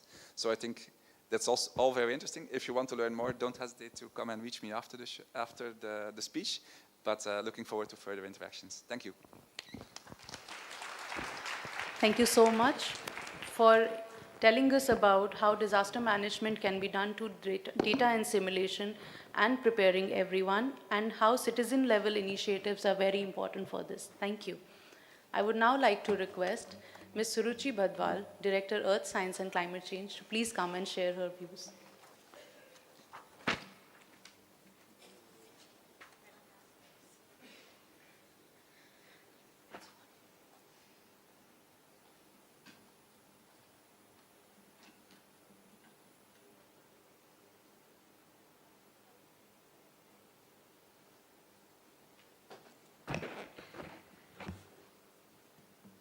Thank you for the opportunity. And I would like to extend my thanks to the Abdul Kalam Technical Institute and VITO for inviting Terry and providing us this opportunity to interact here in Lucknow. My Director General, Dr. Vibha Dhawan, was supposed to be in this session to set the context for the conference, which is focusing on Urbcare. And before I get into the discussion with regards to the various issues that we think surround the urban environment and its connects to the climate, I would just kind of give a very brief introduction. I do not have slides about Terry, but a brief introduction of Terry, just to introduce the organization from where I come from. TERI is an organization that was set up in 1974, so it's our 50th year of existence. It's an institute which has been contributing to work in the energy and environmental space, and we've been doing research and implementation in various areas that have something to do, for promoting sustainability. Just 3 years back, we tried to organize ourselves to see what are the different areas in which TERI basically contributes to work. And we structured ourselves into 6 verticals, broadly speaking, in terms of what we do. First and foremost is the work that TERI basically does in the space of climate change and air quality. So that's one vertical area of work that basically TERI contributes to. Within that area of work, we have scientists, we have engineers, we have people with economics background. So, it's a very multidisciplinary area, and therefore you need people with different backgrounds to contribute to the various areas of work that we are promoting within that stream. And we have people who are running supercomputers, we are running global models and climate models and air quality models to arrive at projections and forecasts with regards to air quality and climate change, to be able to better understand the state of the affairs with regards to these, these environmental issues. Apart from that, we are doing impacts, vulnerability, and adaptation research. We are also doing work on the mitigation side, which is basically to address the issue with regards to reducing the emissions of greenhouse gases. We are working with the governments, we are working with corporates, we are working with other stakeholders with regards to development of inventories and GHG profiling, basis which we can strategize and help different entities in defining the net zero goals and pathways that India is now committed to in terms of achieving by 2070s. We also have a vibrant group of people contributing to work on climate policy. We follow the international climate policy developments very closely, and we basically try to understand the implications of those developments at the domestic level in terms of seeing what does it mean for India and other developing countries, other least developed countries in terms of their compliance and in terms of requirements with regards to international reporting. So we've been working on a whole range of issues in that area as well. Apart from that, the second vertical that TERI works on is the energy vertical, where a lot of work is being done along with stakeholders. So if you look at each of these verticals are connected with each other as well. So the energy vertical has something to do with what we are doing in the climate change vertical, but the climate change vertical is more to do with research and links to policy and practice, but the energy vertical is directly working with the stakeholders in terms of getting things implemented to bring the change on the ground along with the stakeholders. So there's a group which is working with industries, so that, and trying to basically see what processes, practices, technologies need to be introduced to bring about that change with regards to sustainability that we talk about, and now with regards to this whole decarbonization discussion that we are having, or the net zero discussion that we are having. So that's the role of the energy track or the vertical that TERI basically works on. Besides that, we have a vibrant group which basically focuses on promoting renewable energy, and we are working in the solar and the wind space and the biofuels and the biomass space, and now also hydrogen, where research is being undertaken to understand how we can scale these efforts up, and just to get an understanding on how the technology can be, created or promoted in a manner where, after a couple of years, we can think about commercialization and think about maybe providing alternatives to people with regards to a shift in the fuel space.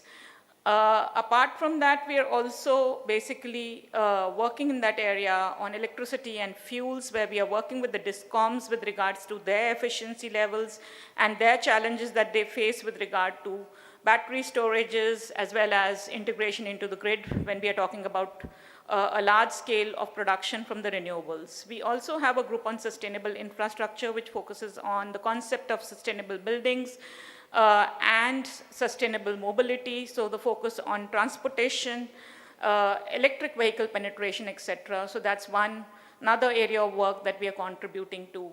We also have a group focusing on biotechnology, a group focusing on sustainable agriculture, and a group focusing on resources, which largely looks at land resources, water resources, and waste management. So holistically speaking, we are covering all aspects of work, and looking at that work through the sustainability lens and seeing how we can deliver in various fronts, both on the research side, but also on the implementation side and the links to policy and practice.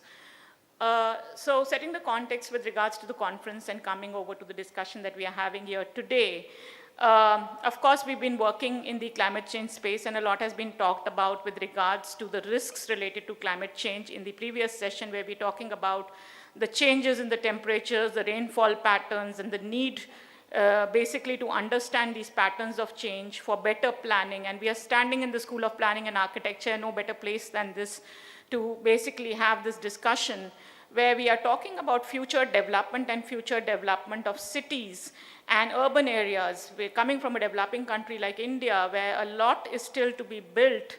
I think, there is tremendous scope that we basically see in the entire planning, the way we plan things out and develop things in the future with regards to how we would be contributing to the environment and, of course, to the climate.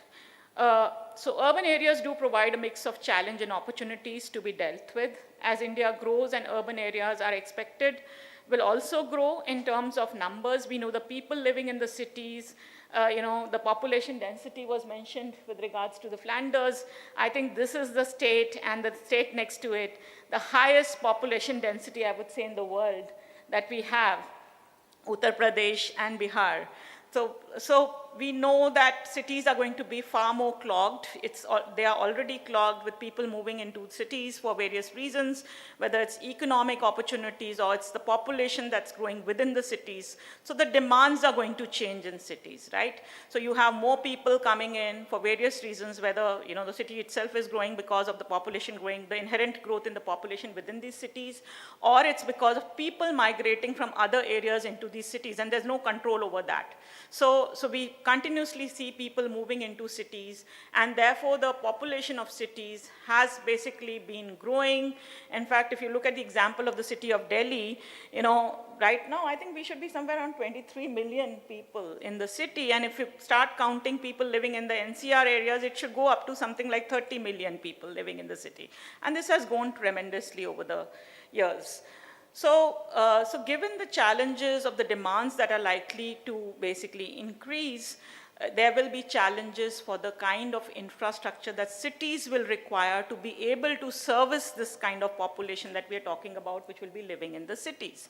So a majority of the infrastructure we know is being built or is being planned for development, and therefore there will be opportunities basically for us to see what kind of development practices will we be promoting to be able to have sustainable cities being planned in the future. There are huge opportunities that we think that will exist. There are challenges with urban planning and development, keeping the infrastructure pace with the growth of the city, provision of quality services, also basic services when it comes to informal settlements and services to the poor, and management and mismanagement of those services. So these will be critical issues that we will have to deal with when we are looking at cities and urban areas as they are basically growing with regards to their potential and the services that they will be able to provide. And climate change, therefore, basically adds to a further degree of complexity to what we are discussing with regards to cities growing and cities planning in the future context, because there are the challenges that were presented in the previous presentation with regards to the whole climate around you changing. And in many of my lectures I basically say everything under the sun is going to change, so we have to adapt to that change or respond to that change in various ways. And therefore urban resilience in the climate context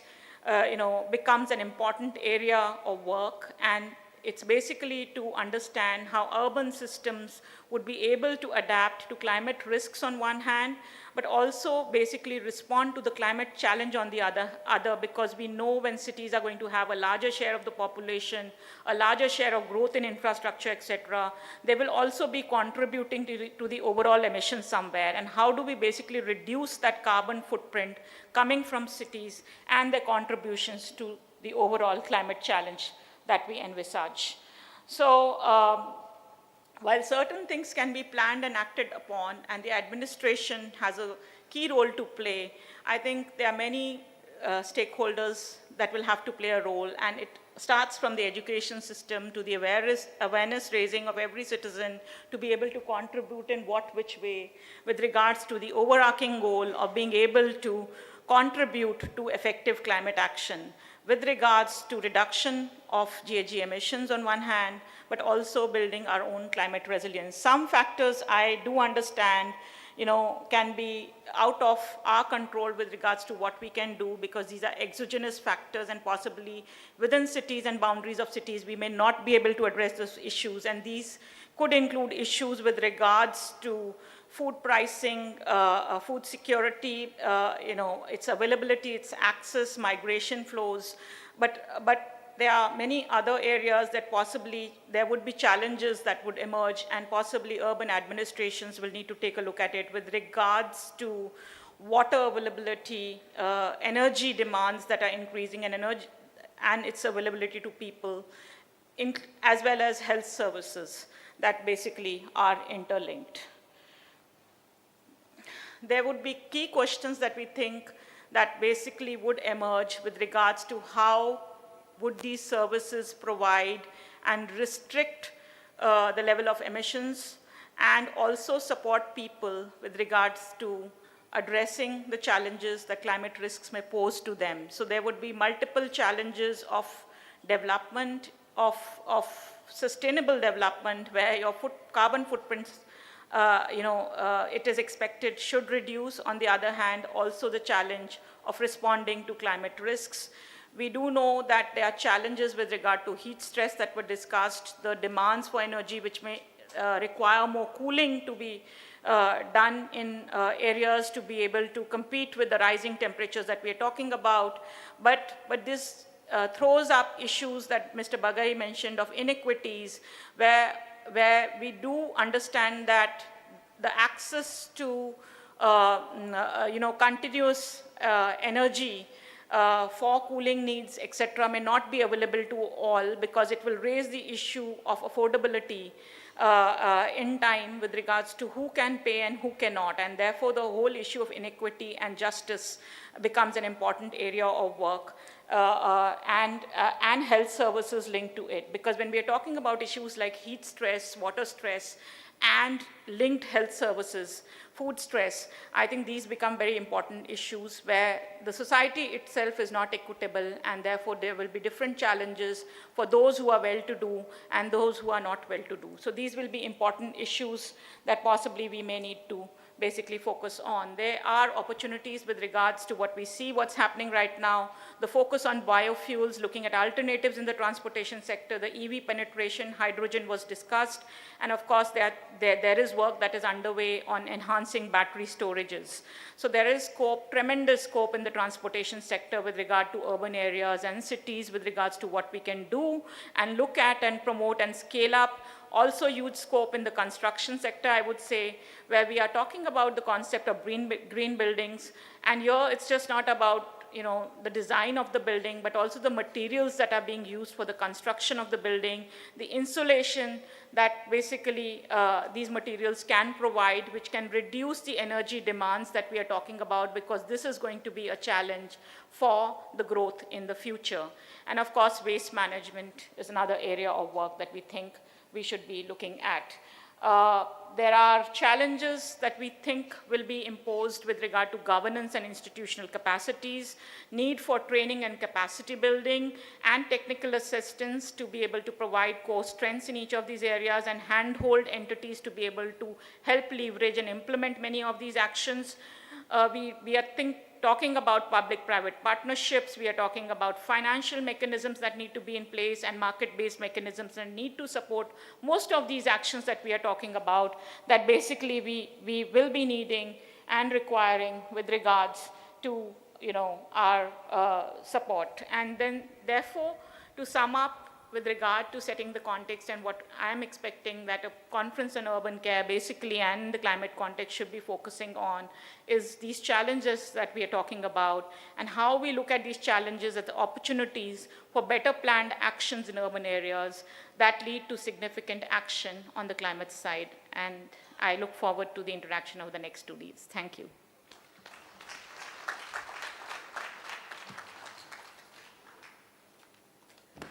Thank you so much, ma'am, for setting the context and looking at the holistic approach towards sustainability and complexities, challenges, and opportunities that it can pose. I would now like to request Dr. Ibrahim Hafizur Rahman to please say a few words regarding the context.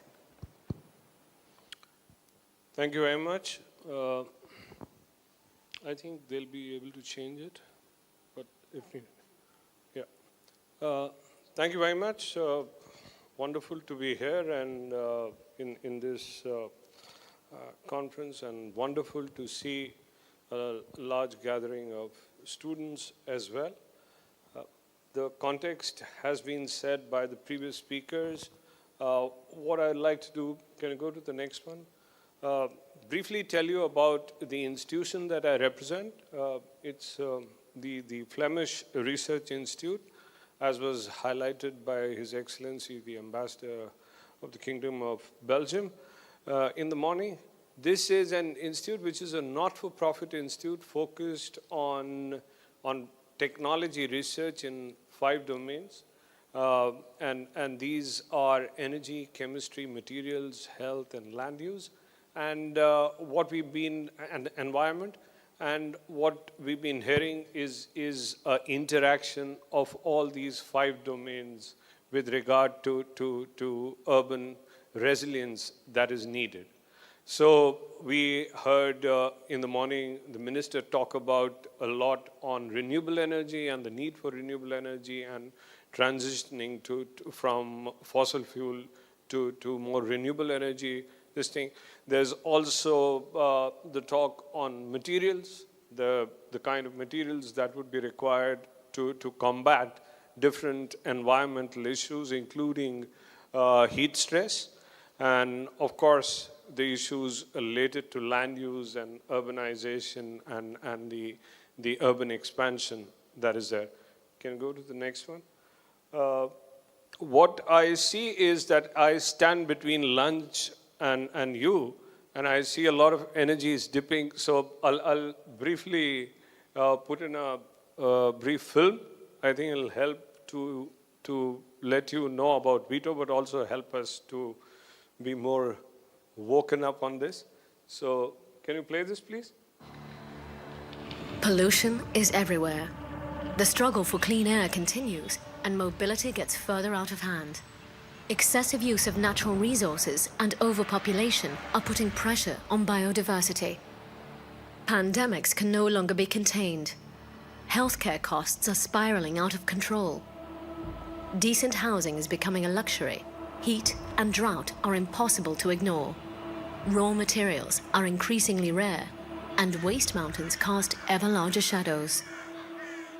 It's easy to see the huge challenges around us. But it takes a different kind of mindset to create solutions and build a better future for the next generations.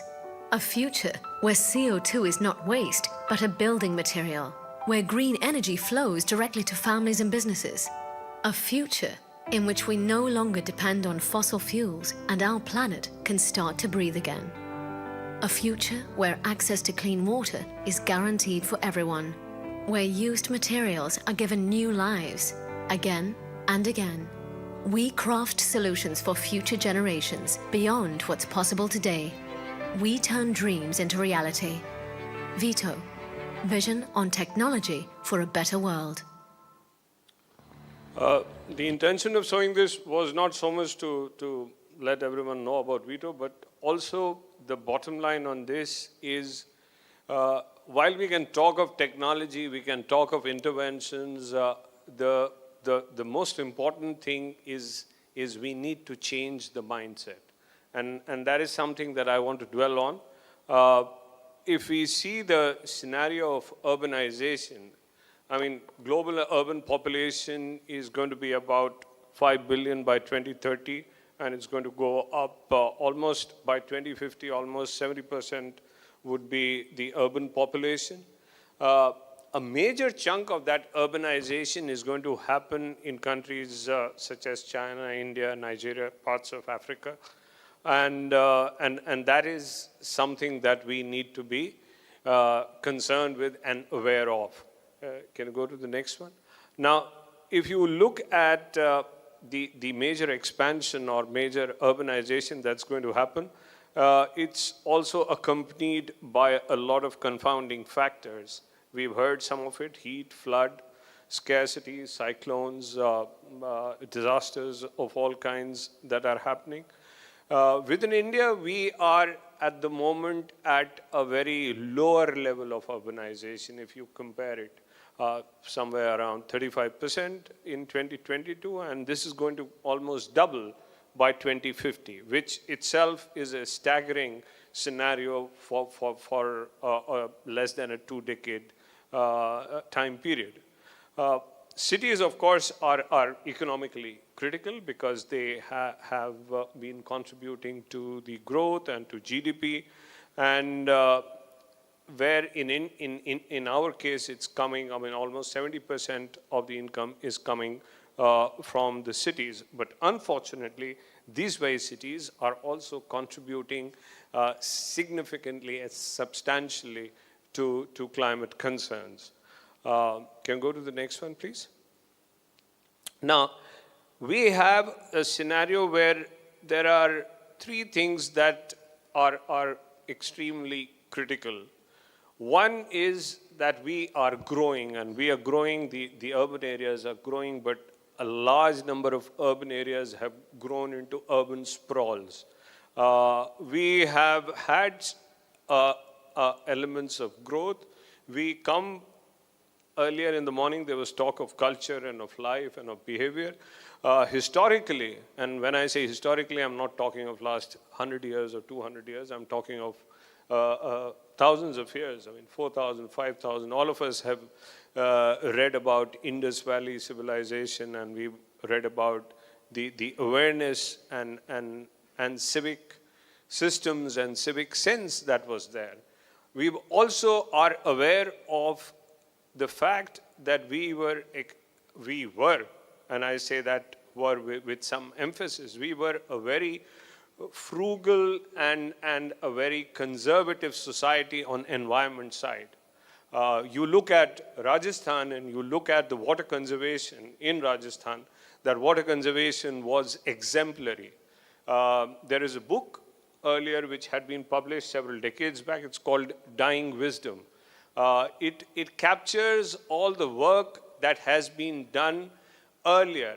We are now talking of huge advancements in technology, and we can do this and we can come up with, but hundreds of years back, possibly a couple of thousand years back, the systems that were there for water conservation were amazing.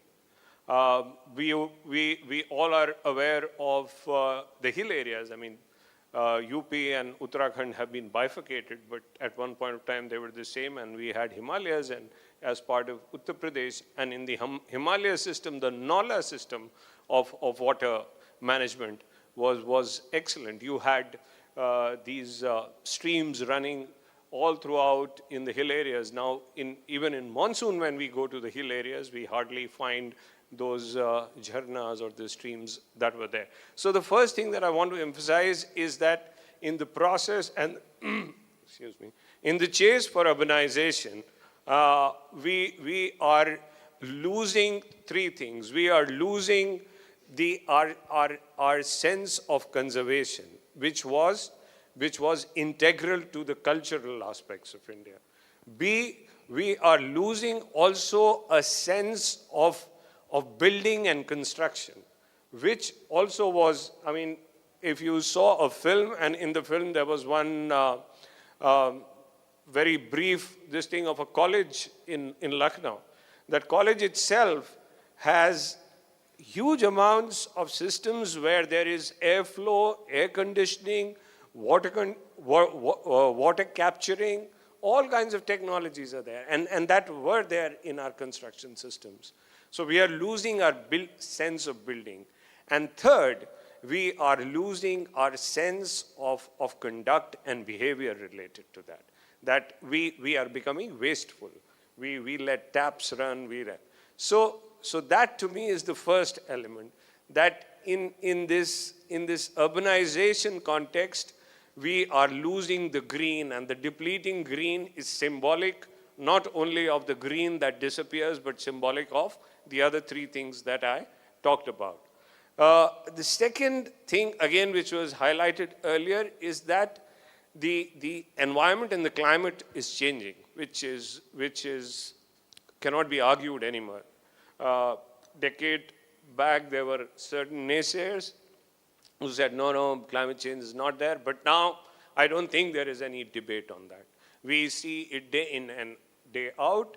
I have been for some time frequenting between Europe and India, and forget India, I have seen the temperature change in the last, not 20 years, I've been there less than a decade, the temperature change in Europe. Temperatures of 40 and 45 plus are there in Europe, which was unheard of. So here we are confronted with a much more stark scenario, because unlike the other moderate climate regions, we have extremes of all the climate. We have extremes of summers, we have extremes. So that's the second element.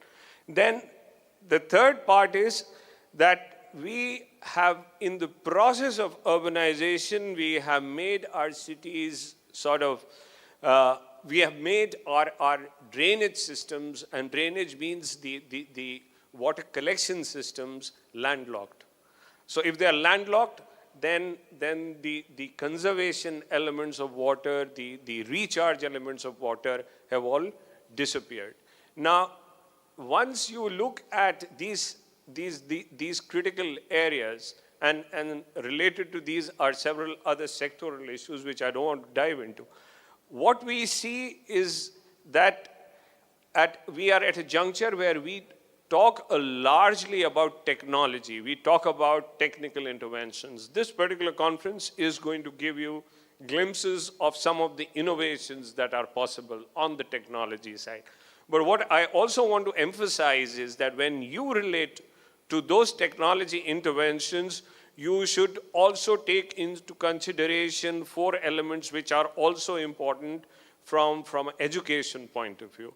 The first element is that in the assessment of technology and what we see today, the innovations that are there and advancements that are there, we need to see that what level of customization is required for that. And that customization has to basically balance the modern with the tradition. There is also an important element to see that it's not always about hardware technologies. What we desperately need in the Indian context is a lot of planning, tracking, projection, prediction technologies. These are technologies which are going to make a huge difference, and that is where educational institutions such as AKTU and others come into the picture. Because the kind of interventions and kind of tools and techniques that we have learned on monitoring, on assessments, on planning, they are changing. And I can tell you they're changing not by the year or by the month, they're changing by the week. You have AI coming into scenarios. You have lots of high-tech stuff, simulation stuff that is coming into. You have advanced programming. Some of the elements that you see are from models that have been generated at Vito. Now, they're using digital technology, they're using AI, they're using high-resolution imagery. So it's a combination of technology, but technology not merely in terms of putting something hardware. It is technology which makes us think. It is technology which makes us prepare. And that is something that we really need to focus on. A conference like this would lose its relevance if we merely talk of technical, physical interventions. To me, the most important thing is that what kind of data in the country do we have? We have enormous amount of data, we have enormous amount of advancement. Are we willing to share it? Is that data available? I mean, in a European system, and I'm not comparing for want of bad versus good, there you can get satellite images and high resolution data for any part of the city. You can do your planning. We need to create this. We have worked with the students here from Faculty of Architecture to go out into the city and do the planning and do the mapping and go high resolution mapping. Now that high resolution mapping as a stepping stone was done largely for heat stress, but it cannot be, it just is not limited to heat stress. You can use it for n number of things. You can use it for waste management. You can use it for looking at the aspect of greening. You can look at the aspect of providing shelters, etc., etc. So that's an important element which is missing, and we need to bring in these planning, tracking measures into what we are doing. Can you go to the next one, please? What we see that India is taking action. We've heard, we have leaderships which think positively. There is a change of mindset in the administration as well. Someone mentioned that I've been in this sector for 3 decades, yes. But trust me, when I started in this sector, and if I talked about environment, people would stare at you and say, well, or forget climate change, say, what is climate change? What are you talking about? But that has changed. We are now taking cognizance of it. We have state action plans on climate change. UP itself is taking lead in terms of setting up authorities, etc. So those changes are happening. But what is required is that these regulations, they need to be IT and process enabled. Our planning processes need to bring in those measures of high advanced level planning, decision making. You require a lot of decision support systems and tools which can help you navigate through the complexities that are being offered by the complex interactions between social, economic, and environmental paradigms. The second element is that we need to bring people on board. This intervention-based approach of saying that a technology, whether it is sanitation or water supply, it needs to have people on board. Where you have, Kim presented something which is focused on air pollution monitoring. It's citizens, and citizens need to understand, how would I really be concerned about it if I'm not even aware of what I'm breathing? If I'm aware of that what I'm breathing is something which can kill me in 20 days or 20 months or 10 years, I would be appalled, I will be concerned. So I think we need to know that what's happening, and that requires us to be proactive, and that is a program which AKTU has taken lead in terms of going to schools and bringing them into the environmental fold. We had faculty and some of the students from AKTU going into Ram Manohar Lohia Park and actually measuring heat stress, and also measuring it in the park opposite to Ram Manohar Lohia Park, which is a concrete park, and seeing the difference, and this was done around noon time. So that experience, I can tell you, is very different. So we need to bring people, students, youth into the centerfold of it. The master plans, as I said, the authorities need to change. We need to have a lot of data and data analytics into place. Last but not the least, we need integrated approaches. We cannot work in silos. Whether it is curriculums or so you see a lot of universities now offer cross-cutting courses. We have had traditionally in India science and arts, but now you have. Similarly, when you are tackling urban issues, you need to know social science, you need to understand what's happening on the technology side, and you need to marry all this together. The last one, please. So, VITO has been working on an approach, what we call as integrated urban climate resilience, where we bring all these elements together. We undertake urban growth assessments, where we look at how cities are going to grow, not for next decade or 2 decades, but over the period of, say, 6, 7 decades, how the city is going to go. Is going to, if it grows into a business as usual scenario, into an urban sprawl, or how we can make interventions where it can. We are also looking at technology. Some of my colleagues are here, they will be taking flood forecasting. We've seen that what we have done to the water. So how we can actually look at floods from the rivers, but also the flooding that is taking place in our cities. Water management, GHG emissions. We are working in Ayodhya to not only look at waste management, but also look at the emissions from waste management and what kind of emissions it is. Air quality is an important issue. I mean, I need not say anything about it because for the last 3 months we are suffering. I'm coming from Delhi, which is, unfortunately, I can say sometimes looks like a gas chamber. So we are in a scenario where we need to monitor, and we have technologies which can track these. We are looking at waste management, and all this then needs to come together in an integrated manner so that we have processes and tools and techniques, and for us to create decision support systems and no regret solutions. I'll stop at that because I do think that I'm standing between lunch.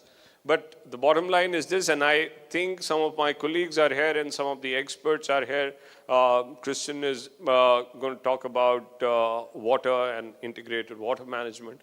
So I think we have a very stimulating program ahead of us.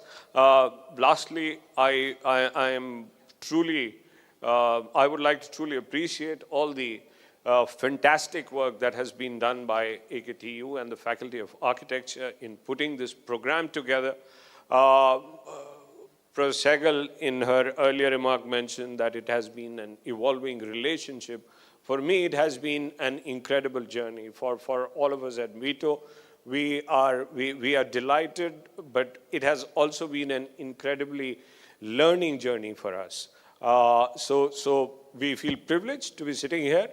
And I also come from this city where I had done my schooling, so I also have an emotional connect. Wonderful to be here, wonderful to be in this, and wonderful to be with all of you. Thank you very much. Thank you, sir, for sharing your insight on an integrated approach and not just technical aspect of climate change and resilience, but importance of data and a people-centric approach to it. I extend my sincere gratitude to all the esteemed members of the plenary session and request Dr. Sehgal to please present memento to the esteemed panel members. Your contribution, insightful perspectives, and engaging discussions have elevated the conference and for all the participants. Thank you for your dedication to advancing knowledge and fostering collaborations.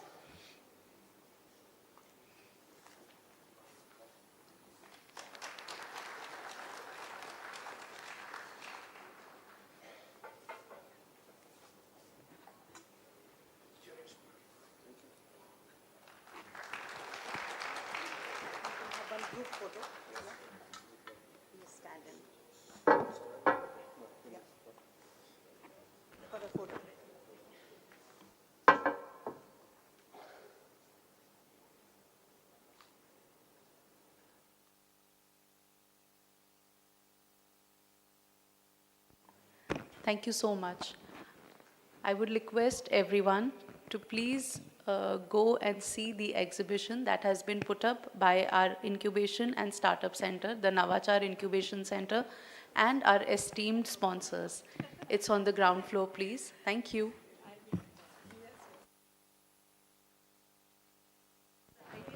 It will be followed up by lunch, and we will gather back and reconvene at 2:30. Thank you so much.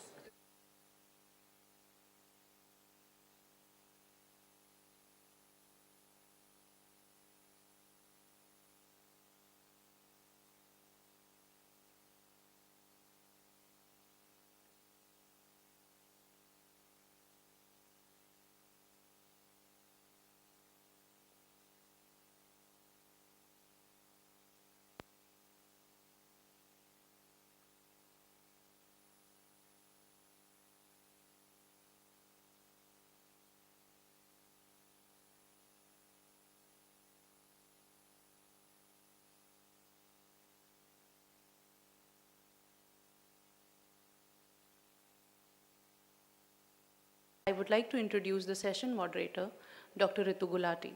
Dr. Ritu Gulati is an architect with an experience of 26 years in academics, practice, and research, working as a professor and head of department at Faculty of Architecture and Planning, APJ Abdul Kalam Technical University.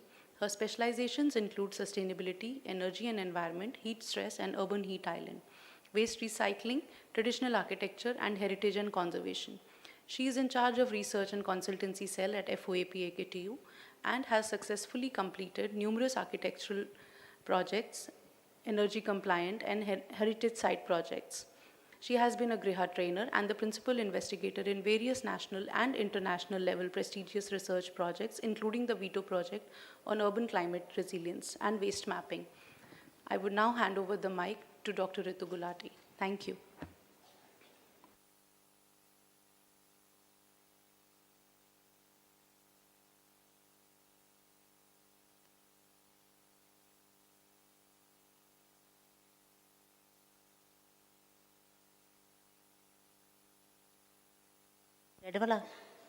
Sorry. A very good afternoon to all of you. And unfortunately, I am going to start a session which is one of the worst sessions. People dread sessions, post-lunch sessions, with the AC working and everybody is liable to doze off. We're just hoping that the enlightened speakers on the stage will kind of prevent that dozing off. A very good afternoon to all the esteemed guests, speakers, faculty, colleagues, and my dear students. After a wonderful commencement of the morning session, we now start the first technical session of this Urbcare conference. This session is themed as bringing together global knowledge on tackling key urban climate concerns in an integrated manner. Before I invite our esteemed speakers and panelists on stage, I would like to briefly describe this session and what it holds for all of us. We've already discussed the major aims of this conference, which is to foster a collaborative and comprehensive approach for addressing key urban climate concerns. In light of rapid urbanization and the escalating impacts of climate change, this session will serve as a focal point for the exchange of innovative ideas, cutting-edge research, and practical solutions. It endeavors to create a platform for experts, researchers, policymakers, and practitioners from across the globe to converge and collectively explore integrated strategies for mitigating and adapting to urban climate challenges. The primary goal is to amalgamate diverse perspectives and harness the power of collective knowledge to develop sustainable, resilient, and inclusive urban environments. We'll be addressing 5 key agendas in this session. The first one being holistic urban planning and exploring how integrated urban planning approaches can mitigate the impacts of climate change. Secondly, we will also be discussing the technological innovations that showcase the latest advancement for monitoring and addressing urban climate concerns. Thirdly, the aspect of community engagement and social equity that shall emphasize the importance of community involvement in climate action, highlighting strategies to ensure that climate initiatives are socially equitable and inclusive. The fourth agenda will be to discuss cross-sectoral collaboration by examining successful models of collaboration between government, private sector, academia, and civil society. The fifth and one of the most final agendas will be to discuss the policy frameworks and governors, evaluating the role of policy framework in shaping climate resilient urban development, and also discuss the governance structures that support the integration of climate considerations into urban planning and decision making. By the end of the session, we do expect that the participants can gain insights into best practices, emerging trends, and collaborative strategies that can be applied in their respective contexts. Without further ado, I'd like to introduce our first speaker and panelist to the dais. We firstly have Shri Manoj Singh Ji, Additional Chief Secretary, Environment, Forest and Climate Change, Department, Government of Uttar Pradesh. He's a seasoned bureaucrat who currently holds the position of Additional Chief Secretary in the Environment, Forest and Climate Change Department of Government of Uttar Pradesh. With a wealth of administrative experience, his leadership contributes to shaping environmental policies and sustainable initiatives within the state. He plays a pivotal role in fostering a harmonious balance between development and ecological conservation in Uttar Pradesh. His dedication to environmental stewardship reflects in his strategic efforts to address the challenges of climate change and sustainable resource management. Shri Manoj Singh Ji, please grace us on the stage.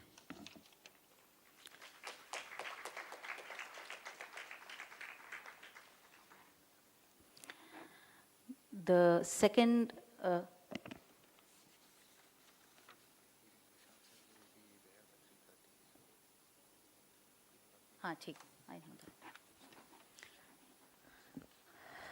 The second speaker and panelist is Ms. Millie Majumdar.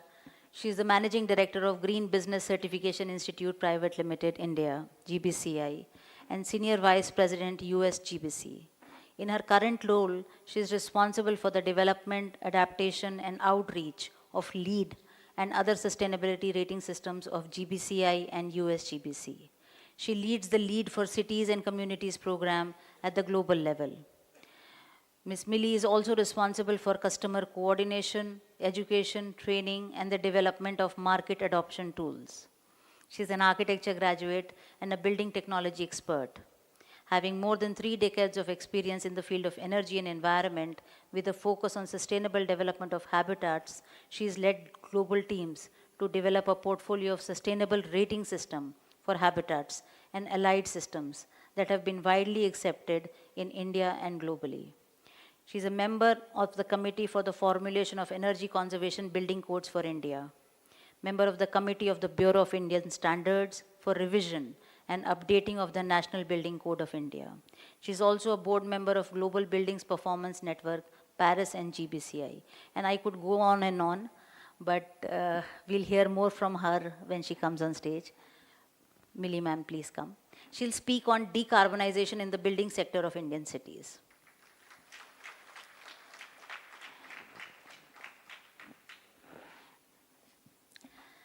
The next eminent speaker and panelist is Ralph Thunison.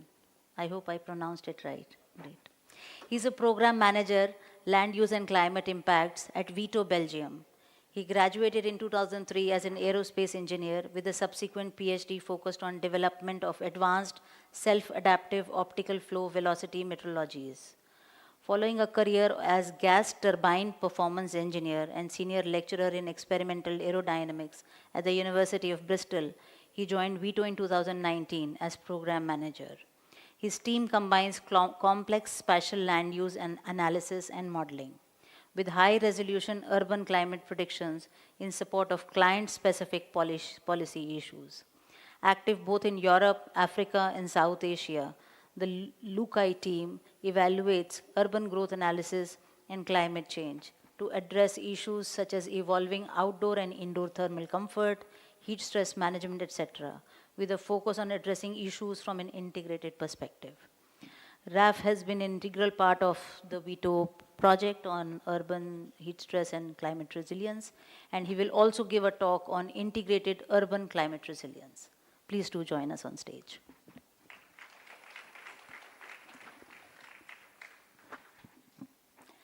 The next eminent panelist is Ms. Parul Agarwal. She is the Country Program Manager India at UN Habitat. Ms. Parul Agarwal is an urban development practitioner with an experience in strategic policy analysis, land use and spatial planning, housing and economic development. She has worked in Afghanistan, Bangladesh, Bhutan, India, Palestine, Philippines, Sri Lanka, and the United States. She is a planning graduate and has a master's in urban planning in land use and sustainability, along with a master's in public administration from Columbia University. During her tenure with the UN Habitat, Ms. Agarwal has worked on promoting the new urban agenda and sustainable development goals into the national policy frameworks on urban development, housing, and informal settlements in the South Asia region. Her major contribution to the evidence-based policy propositions and knowledge products, including Urban National Priority Program and Future of Afghan Cities, an urban atlas for all strategic urban centers in the country, using pioneer population and land use data and through new concepts and innovative ideas have shaped the urban ministry's agenda in Afghanistan. She's been instrumental in fostering local livelihoods and people-centered approaches as program manager of the government of Islamic Republic of Afghanistan as flagship initiative Clean and Green Cities, project in 12 cities. We welcome Ms. Parul Agarwal to the stage. Here she will talk on livable cities and sustainable communities, investing in climate resilience where it matters. We also have Senior IAS Vishal Singh, who will join us later. We can introduce him when he joins us on the stage. The next eminent panelist is Mohammad Haris Shamsi. He is a project manager, sustainable energy in the unit Smart Energy and Built Environment at Energy Below Vito. He has extensive experience of working with virtual building energy models and holds a PhD in mechanical engineering from University College Dublin. He also holds a dual master's degree in energy technology. He joined Vito in municipalities to reach their carbon neutral, He joined Vito in 2022 and works as a project manager at Vito. He's extensively worked with municipalities to reach their carbon neutral targets. He has also gained significant experience with dynamic district digital twins centered around positive energy neighborhoods. His research mainly focuses on building energy performance assessment, uncertainty analysis, and data-driven energy modeling of buildings. I invite Dr. Harris to please join us on stage.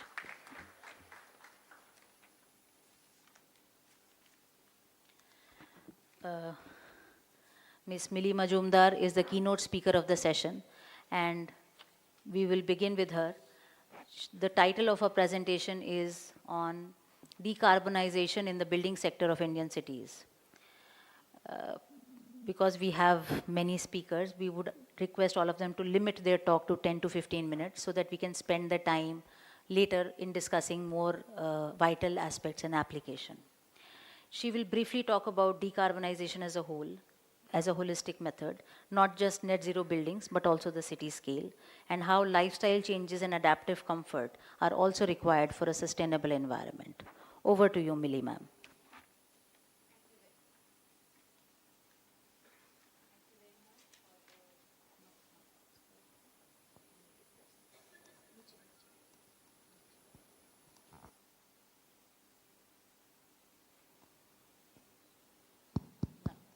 Yeah, am I audible? Thank you, and a difficult session, but I'll try to keep it brief and interesting. And to your point, Dr. Gulati, that I'll just briefly highlight the issues, not getting into the depth of use cases or so much, so that we can have more room for discussions. Firstly, a big thank you to the organizers for giving this platform, and this is such a critical issue that we are battling with now. And also, as we are heading off to another COP, discussing how we have miserably failed in meeting the targets, I hope this discussion will drive some actions on ground. So thank you, Urbcare, and as the title of the conference suggests, Urb and Care specifically talks about how we need to care for the urban areas and take cognizance of the urban agenda for benefit of people who thrive here.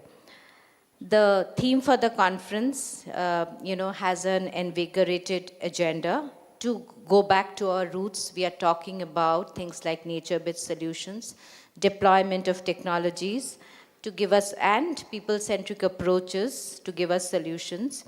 Now it is time for us, I believe, to reflect on where we are heading, the problems and challenges that we face, because we are a growing economy and development can't stop, and what is an integrated pathway to solve. So today's topic for my discussion, though in this sector we are talking about, and also before I get into the discussion, in terms of my organization, I represent the US Green Building Council, which is one of the largest bodies that drives a global certification program of buildings, which is called LEED, LEED, standing for Leadership in Energy and Environmental Design.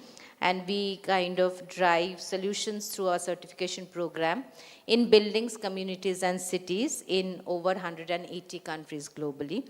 So there has been a lot of adoption of the rating system, and hence technologies and people-centric solution that also I'm fortunate to learn about and kind of see how globally things are moving on ground.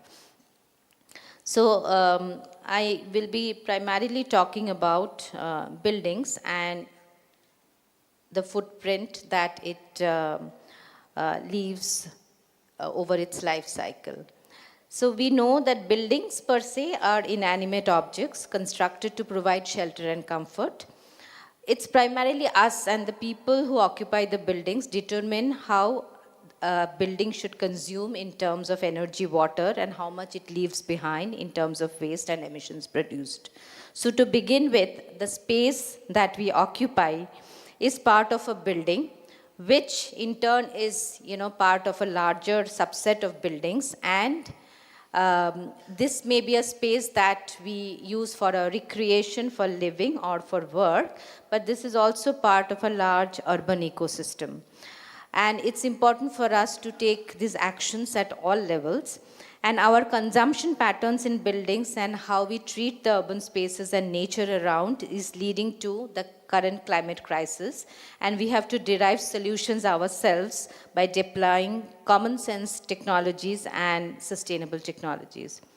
Let's first take a look at where we stand in terms of emissions. We talk about the overall emissions, and in India we always tend to slip off because we are a large populous country, and our per capita emissions are always lower, because when you divide the denominator being large, so we always escape that. But then according to me, it's simply a number game. And let us not shy away from the fact that we are the third largest emitter in the world. And if we have to chart an economic development pathway, it is critical that it is efficient and sustainable. Now let's see where the building sector stands here. So if you look at the emissions from the building sector in 2019, it emitted about 12 gigatons of GHG, which is about 21% of global emissions. And if you really look at the further percentage breakup, you will see a significant part of it comes from off-site emissions. And here I would be talking a bit about the scopes of emissions that we talk about in context of building.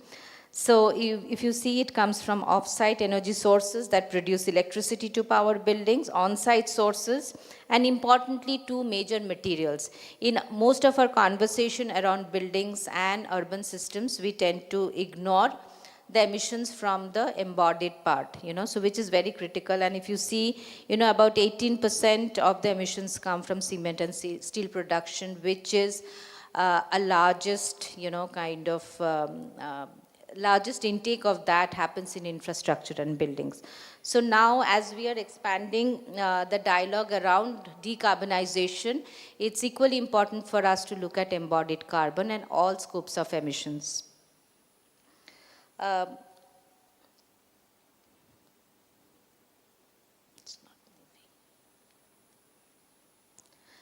So let us, now we have seen what are the different kinds of emissions, and if you really look at, the emissions gap report and what is it that we need to focus on, there are multiple actions that one can take, starting from embodied carbon reduction to deployment of technologies to efficiency incorporation. And one thing again I would like to highlight, that India has a very different situation than other parts of the world.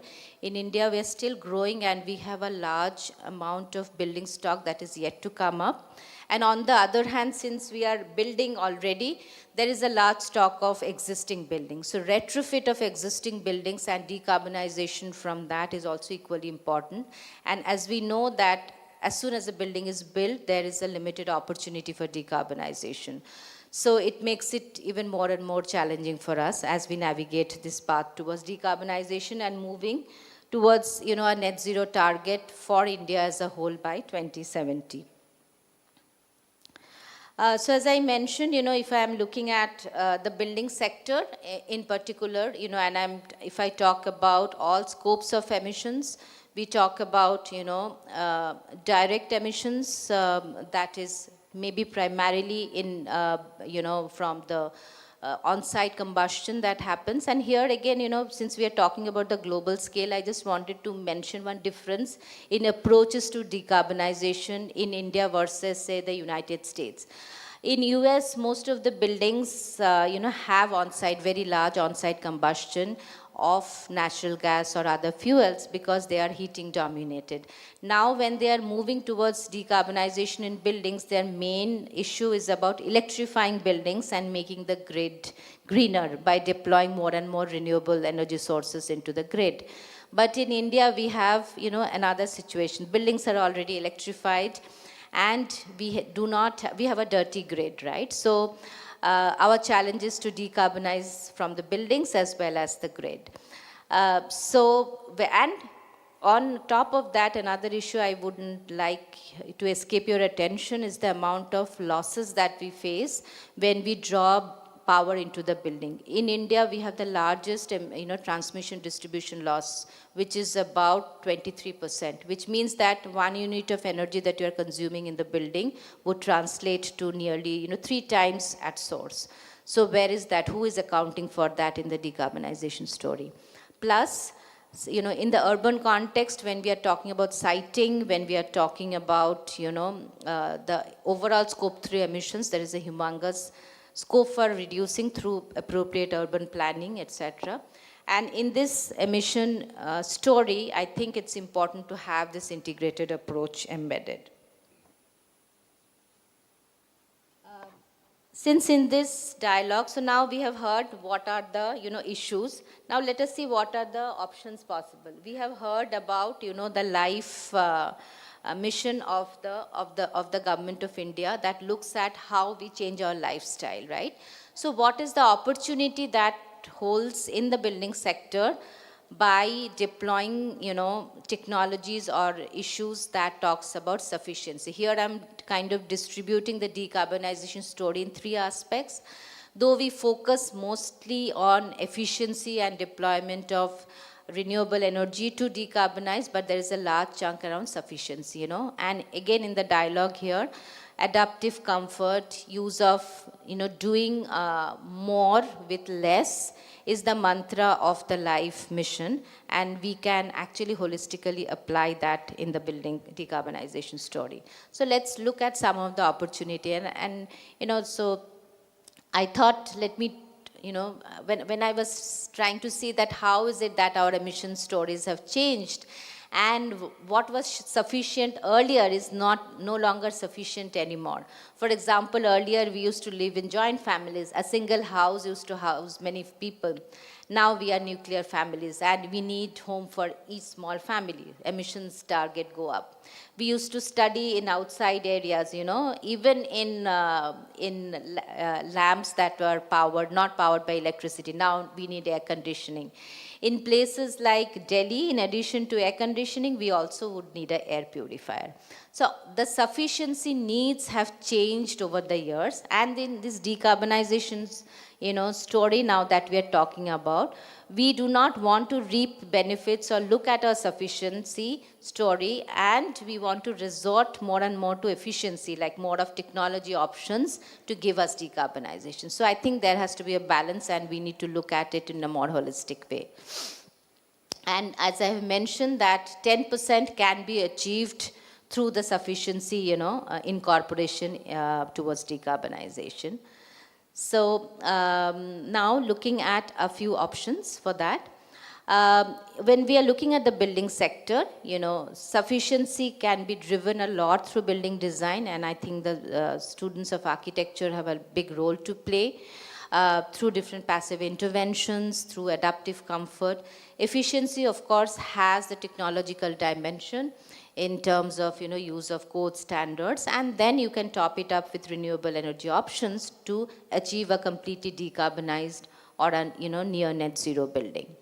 And through the LEED framework, we have deployed it at several levels too, and we have examples. But since I do not have time, so I'm just restricting myself to the key items. Now, we are talking a lot, as I mentioned, that buildings are part of the large urban context, and we know urban heat island is something that we are addressing at a large level. This is a study, which when I was in TERI, we did in the city of Bangalore, where we measured.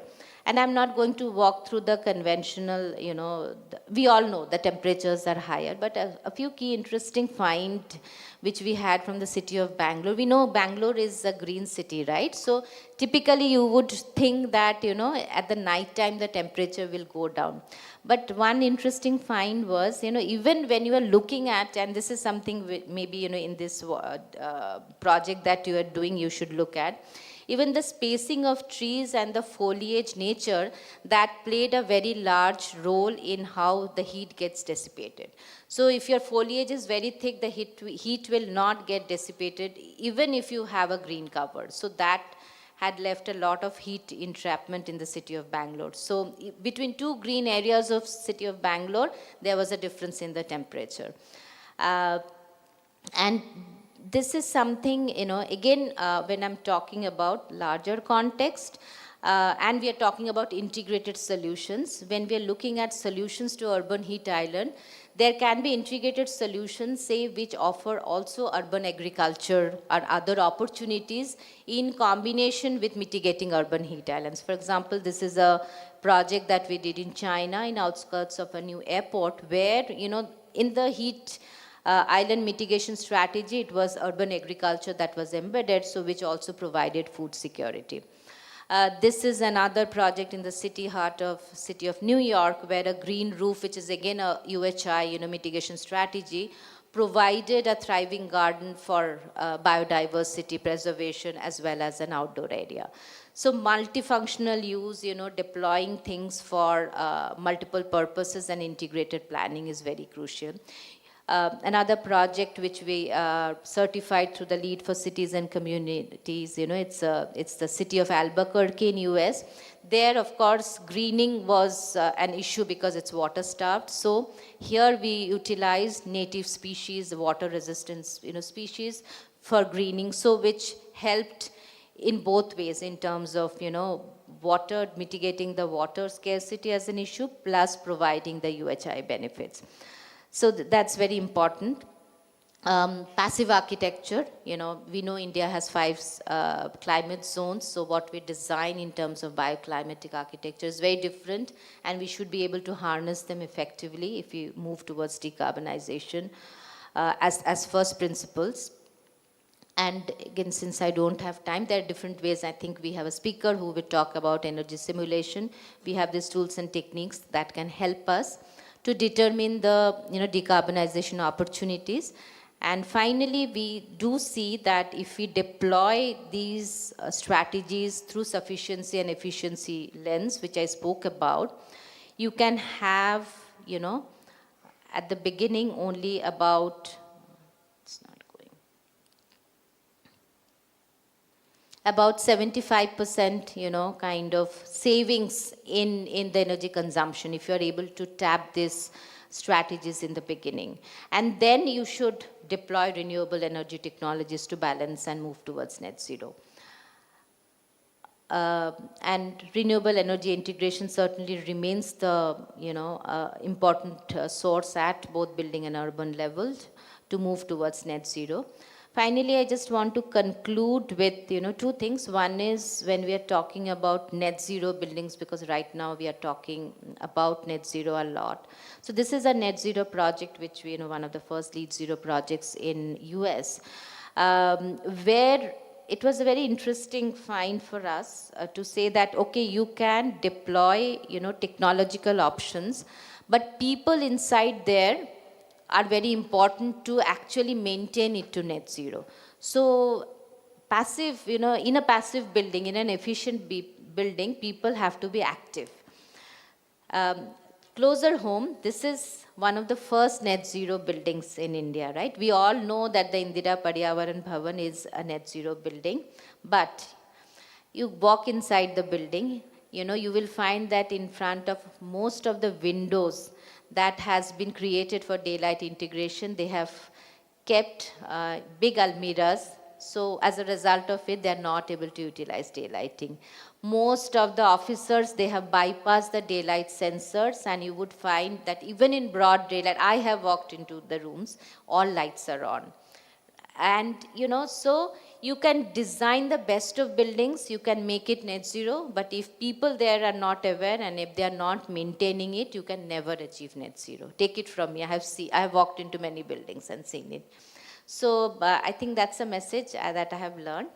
And right now we are working a lot to be more inclusive in the net zero dialogue and working a lot on embodied emissions reduction through dematerialization, circularity, and other things. And I think we'll have a larger opportunity to speak on this when we have more examples from the field, So thank you very much for allowing me to set the context.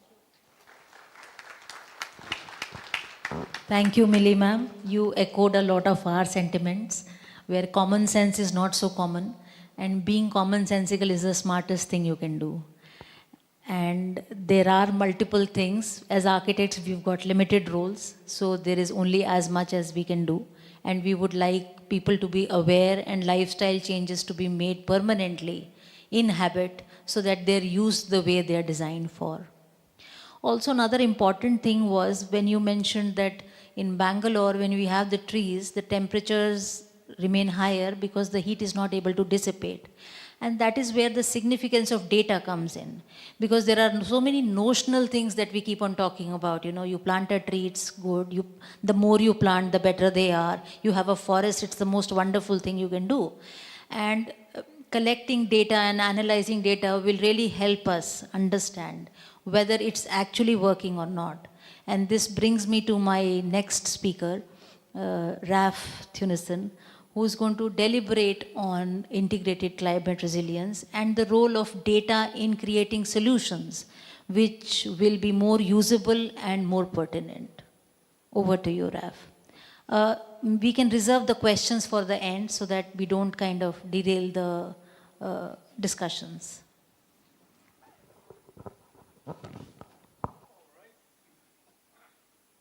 All right, thank you very much. I'm just waiting for the slides. Thank you. Good afternoon, everybody. So my name is Raf Teunis. I'm indeed from Vito, and I have the pleasure to actually give a talk which I entitled Towards Integrated Urban Climate Resilience. Now, the towards, actually what I'm going to show are tools, how to do integrated or help integrated urban climate resilience. And for this, I'm going to actually hinge on two different projects that Vito was involved with. It's Charisma and Because You Care. And when you look at the integrated urban climate resilience, you see a lot of aspects. Now, I'm not going to cover all the aspects because luckily a lot of our partners that were involved in the projects are also here and can give more detail. So I'm only going to scratch the surface, so to say. But what I'd like to do is actually start with one slide and one figure. And I find this figure on the top left, I find this figure incredibly important. And what this figure is showing us is the evolution in global warming, and on the x-axis you see the time, so the number of years. And you see two lines, a blue one and a red one. You can already guess which one is the bad one because of the color.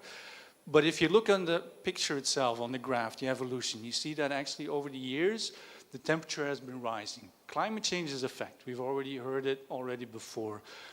But it's very important to see what the blue line is doing. The blue line is the ideal one. The blue line is saying that if we were to stop emitting CO2 in the atmosphere as of today, and today we're about 1 degree global warming, the temperature is still going to rise. And it's still going to rise because there is an inertia. And it's going to rise up to about 1.8. So even if, in the ideal case, you would stop emitting CO2 in the atmosphere, there is still going to be global warming. And we already heard the speaker say this morning that most likely by the end of the century, it's not going to be 1.5 degree global warming, it's going to be more. So we're going to end up somewhere between the blue line and the orange line. So if already with 1 degree global warming that we're facing today, we can sense all the impacts of climate change and they're broad, imagine what we're going to be expecting towards 1.8 degree warming or 2.5 degree warming is going to have a massive impact. And now that effect is going to be even exacerbated within urban environments because you have, what the previous speaker already talked about, the urban heat island impact. And the urban heat island impact is that within an urban environment, the temperature is higher. Now, what does it mean for us? It means that you can look back and you can look at the evolution in climate change. And you get a lot of information from that. And what you can also do is think of mitigation measurements. Measures, sorry. So if today you say, I need to do something about climate change, you're mitigating. But what happens a lot is that you're firefighting. You're faced with a problem today and you try to solve the problem that is facing you today. But what you should do is look ahead and look what is going to happen. If you drive an electric car and your battery is low, you're not going to say, I'll drive 200 or 300 kilometers. What you do is, I'll charge my battery and then I'll take off. Why? Because you know that something else is going to happen. With climate change, it's exactly the same thing. You know the temperature is going to be worse, so why not take that into account when you do climate adaptation within your city? So, like Dr. Mavalankar once said, if you're thirsty, that's not the point that you need to start digging a well. You need to dig the well before you're thirsty. And exactly the same with climate adaptation. And my colleague Hafiz already showed this slide before, because things are happening in India. You've got the National Mission on Sustainable Habitat. They're already saying, look, you need guidelines for green buildings. Very important. This is why you are all here. You need to raise awareness and capacity building for climate change. Very important, assess master plans. Cities are growing. You need to assess the master plan. Is my city still able to cope with climate change in the year 2050? Is my master plan, how I envisage my city to grow, still okay in terms of climate change towards 2050 or not? So you require long-term visionaries. And very important, lack of data. Where is this data coming from for a city official to actually say, this is what I need to do? For an urban planner, the future you, what is the data and where is the data that you're going to base your designs, your plans of the cities on? And that's what we try and do within the projects. It is an integrated aspect. Integrated means that for all the different aspects from integrated urban climate resilience, you need some data. And it has to be reliable data, because otherwise, why would you use it? So somewhere, if you want to make adaptation plans, you need to look ahead, you need to look at long-term data, but the data has to be reliable, such that when you plan and when you design, you end up with no regret solutions. No regret means what you do today will still be okay towards 2050, 2070. Very important, because it also means you're more cost efficient. But it means you also need to take into account several aspects of climate change. You need to look at the problem from a holistic perspective, because everything has some kind of influence. Now, this is what we've done within the Charisma project. We've actually taken and collected and calculated and simulated a lot of data of cities within India. Vito did not do this alone. This was together with our partners, PHFI and Avia GIS, and what we were looking for was heat stress and vector-borne diseases, so really the impact of climate. And that information portal is essentially a collection of a lot of GIS data. So within this platform, we've got about 60 cities spread across India, and we have urban growth data. So you see little colors, little dots, and the dots all have a different relevance in terms of information content. You've got the blue dots, those are our demonstration cities. And in those demonstration cities, we looked at urban growth, climate change, vector-borne diseases, and we went a bit further in terms of the analysis that we've done.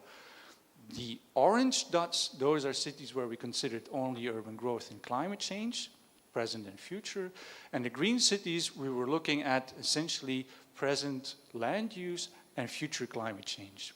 Why? Because if already you know that cities are going to grow, because of those 60 cities that we considered, they will become million cities. So if at present land use and future climate there's going to be an increase in heat stress, then for sure if you have urban growth, it's going to be only worse. Why? Because we've already seen that we've got the urban heat island effect, which means that if a city grows, you automatically have more urban heat island impact. So the information platform essentially contains about 4,000 GIS data layers. Officials can download these and can look at these and can base their plans on these. And this is exactly why in the demonstration cities, we co-created the dashboard and the information. We talked with experts, we talked with city officials, and we co-designed the dashboard such that it contains relevant information. Relevant to be able to make no regret integrated adaptation measures, to plan these, to think ahead. Now, what you will see is, in the next couple of slides, I am going to show some images with a lot of colors in these. And I just briefly want to explain what these colors are. So what we do is, based on satellite imagery, we actually identify different land use classes. Not only in terms of land use, but also the topology. So on an image like this, we're able to say, is it high-rise building? Is it compactly built? Is it more spread out building? Is it low-rise? Is it mid-rise? Is it vegetation? Is it forest? Is it trees? And this is the kind of image that you get. This is at 100-meter resolution. So based on the colors, you get an idea about what the city looks like, how the city is made up, the fabric, essentially, of the city. So for the city of Lucknow, for example, we look at 2011. This is this image based on satellite imagery. For 2000, I feel like a rock star now. This is 2021, and based on those past and present data, you can start simulating what the urban growth would look like. So it would look like 2040, 50, 60, and 70. So you see that there's a lot of urban growth. So as a city official, you already can look at your city and say, wow, there's a lot of red. It's going to be compactly built. Is this okay? Do I need to put more parks in here? Thinking about heat stress. So that's already one tool that you can start analyzing your data, your urban growth. And that's exactly what we can do with the dashboard. Or let's say we do the simulations and we put the information in the dashboard and the official can actually look at it. He can look at the land use in 2021. He can look at the data from 2070. So we simulate urban growth up to 2070. And you can look at the natural evolution. So what if my city would grow if I don't take any measures? That's the top figure. Or I can analyze the master plan. That's the bottom figure. So already now we've provided a tool looking at data about how efficient is the master plan. Then we can also do some more statistics on it. How much trees do you have? What is the distance for a citizen to typically go and find a park? How does it evolve in terms of my master plan? And if I didn't take any action, is my master plan sufficient to take into account climate change? And then we can also, of course, evaluate climate change. So again, from looking at the satellite image and the land use, we can look at climate change. So we downscale the climate scenarios or the climate data that is available. What I've shown here is on the left, you can actually see the number of hot days and warm nights. in the city of Lucknow in 2021. It's about 75 is the maximum. Then on the right, urban growth, you take into account urban growth and you take into account climate change, and then you already see a lot of red. It's about 150 warm nights and hot days. So already a doubling. Climate change has a massive impact. You can also see how climate change and urban growth will evolve if you have a master plan. And also with different climate scenarios, it just becomes worse. So what you've shown here is already that there is a lot of data available, but why do you need this data as a city official? This is why I've shown the left figure. The left figure is based on ERA 5 data. ERA 5 data is global climate data that is available. What do you see? A couple of blocks. Why? Because this is the typical resolution of climate data, global climate data at 30, roughly 31, 37 kilometers resolution. Imagine that you're a city official and somebody asks you, make a heat action plan. Based on the figure on the left, this is almost impossible because you don't have data, you don't have the granularity. You need something that is downscaled. You need more local and granular data. This is what we're trying to provide in the dashboard. Help city officials. And then we can also, of course, look at climate change. You can look at the colors, nice pretty colors, but we can also quantify it. So for the city of Lucknow at a certain location, you can see how the temperature increases due to climate change. And then comes a nice question. So me as a city official, I see that the temperature is increasing. What can I do? The situation will become worse. Do I have enough shelters in there for heat stress? Are there any cool spots? Where can people actually find cooling?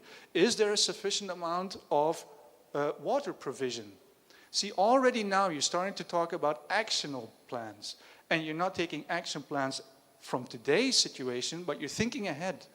And if you take these measures, already thinking about in 2050, they'll also be okay for the present case, because it's only going to get worse in time.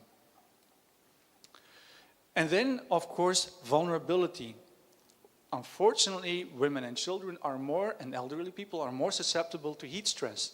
Take that into account. As an official, you need to take action in your city. Yeah, but where do I start first? Overlay the data, combine the data with census data, so that at least you have an idea which ward do I need to prioritize. So it's again combining, taking an integrated view of the whole situation of climate change within your city. Then what do? Where do I want to take action? What can I do in terms of action? Again, use land use data.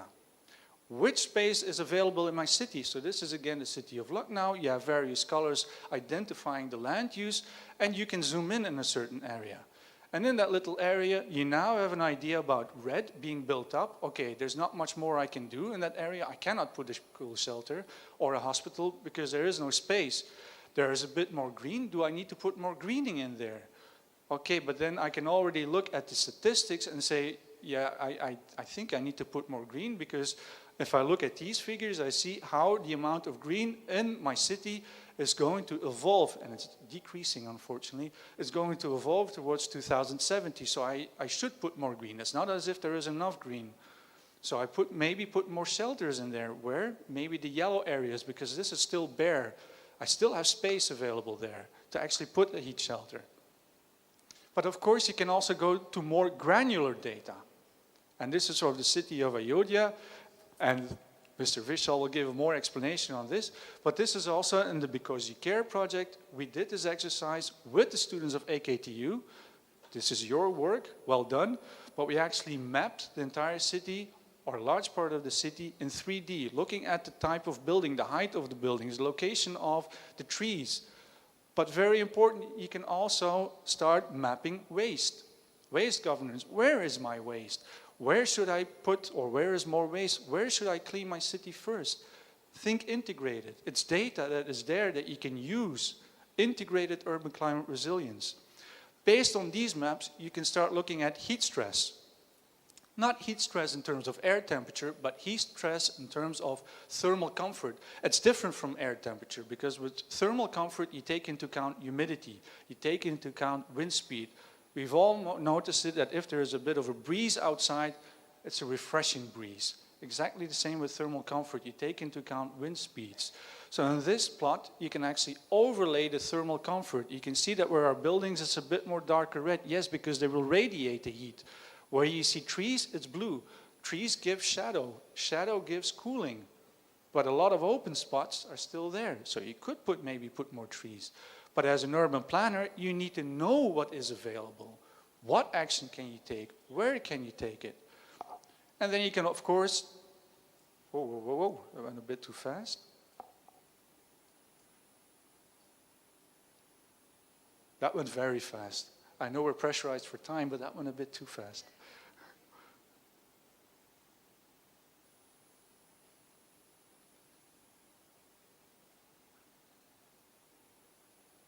And next one. Previous one. That one, fine, thank you. So what we've done here is we actually overlaid it with flooding data. Flooding data, why? Because I was talking about putting a heat shelter or a hospital. Yeah, but you don't want to put it in an area which is prone to flooding.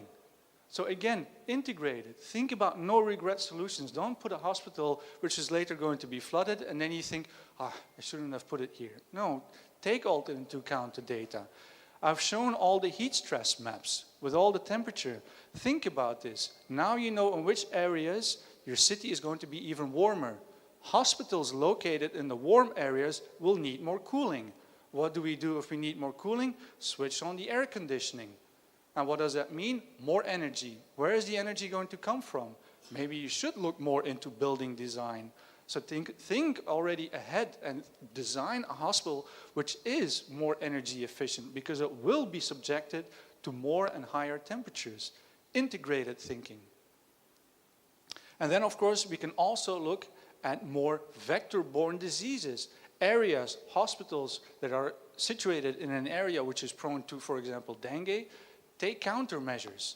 Now I know that my colleague Guy from Avia GIS is going to talk more about this tomorrow, so I'm going to skip this slide. But think that you can also start integrating other kind of diseases, other health information. And then this is almost the final slide, because actually what I've been showing is exactly what is recommended in the recent Heat Action Plan report, the assessment of the heat action plans. It says that you need localized action. Indeed, imagine that figure that I showed you with just a couple of pixels over a city. You can't make a heat action plan based on 9 pixels covering your entire city. You need granular data. Exactly what this report is saying. Take into account long to medium term projections. Don't firefight. Don't make solutions built on today's situation because it's going to get worse. Think about those situations. Include urban planning. Where do I want to put things? What should I do? What happens to my master plan? What happens to my urban growth? What happens to my city? And think also not only in terms of air temperature, but also in terms of thermal comfort. If there is more wind, it has a cooling effect. Think about the areas where there is a lot of thermal discomfort. And very important, raise awareness. And this, I have to say, has been an incredible journey and an exemplary exercise with the students of AKTU, because they made the maps, the highly three-dimensional maps. They learned how to use mapping tools, how to take measurements. They were in the field, your colleagues, they were in the field measuring. They were the ones that actually felt this thermal comfort. They were the ones that said, wow, yeah, next time I actually design a building, I now know how to look at the surface. I now know how to plan a city. This is capacity building. It's about awareness raising.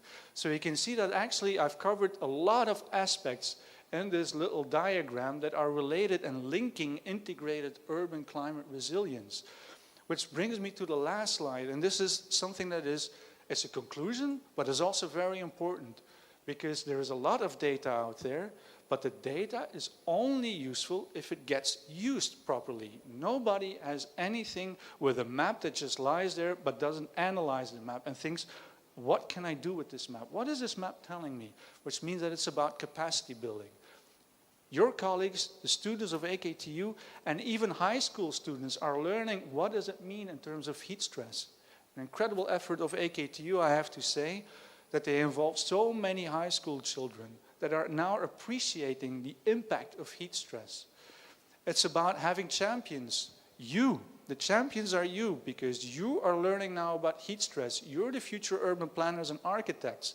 You're the ones that are going to think about heat stress and how you can actually adapt to heat stress. And then think about solutions. Data is data, but think, what does it mean? What do I need to do in terms of action? How can I solve and how can I implement climate adaptation? And I hope it's still in time, and I'll stop here. Thank you. Thank you, Raf. Thank you for this passionate presentation.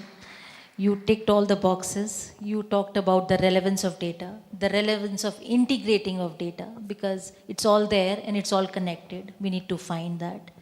And third, you're also talking very importantly on how not to give knee-jerk reactions, because we are so burdened with everyday problems, we forget to look ahead, and it's very important to look ahead.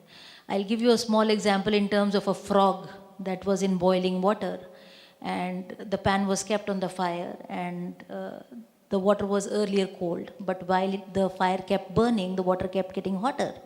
And while it was still warm, the frog enjoyed the comfort. But when it got uncomfortable and extremely hot, he jumped out. And we are on the brink of jumping out from that saucepan. And had he known that the temperature would go to 100 degrees Celsius, he would have planned ahead. And data is extremely important because a lot of us plan according to data, even wear clothes according to data. In the morning, you look at the paper or the phone and you check it's 10 degrees Celsius and you dress accordingly. And so while you feel it's hot, if you look at the temperature charts, it's 55 degrees, you start feeling hotter. So this is the impact data would have on a human mind. And also integration and planning is extremely important, which brings me to the next speaker, Ms. Parul Agarwal. She's going to talk about the importance of planning, integration, and also climate finance. So over to you, Ms. Parul. I just wanted to start my presentation with sharing some facts. So 55% of the world's population lives in cities. We have spoken about that. Yeah. And right now, when we speak about the vulnerabilities to climate change, some important numbers to bear in mind is that 3.3 million to about 3.5 billion persons live in hotspots globally that are vulnerable to climate change. What does that mean? That means 680 million persons are currently living in low-lying coastal zones, which would be impacted as sea levels rise. More than 10% of the world's physical assets, including people, are in urban centers that are less than 10 meters above sea level.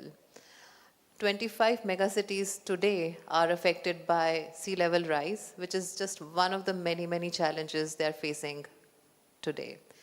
And 1 billion persons, urban dwellers, live in informal settlements.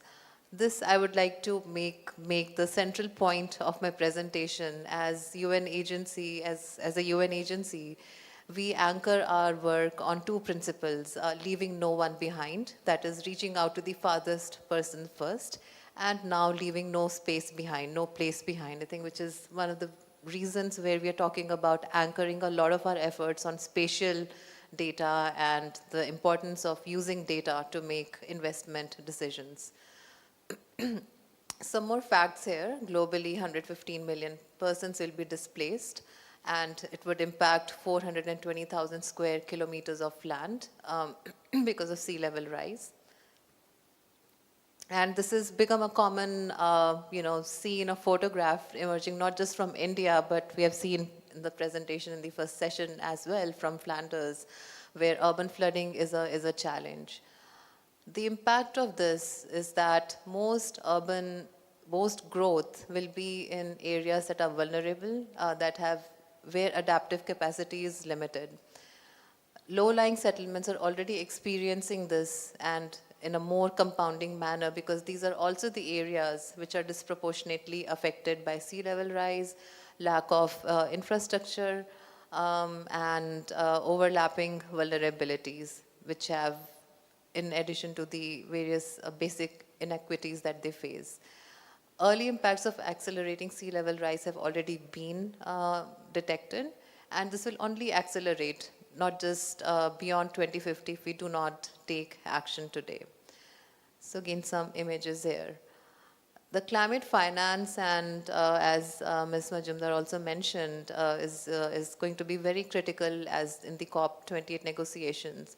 But we are not on the right trend. Only 21% of climate finance is currently going towards adaptation and resilience. And of this, only 10% goes for investments at the local levels.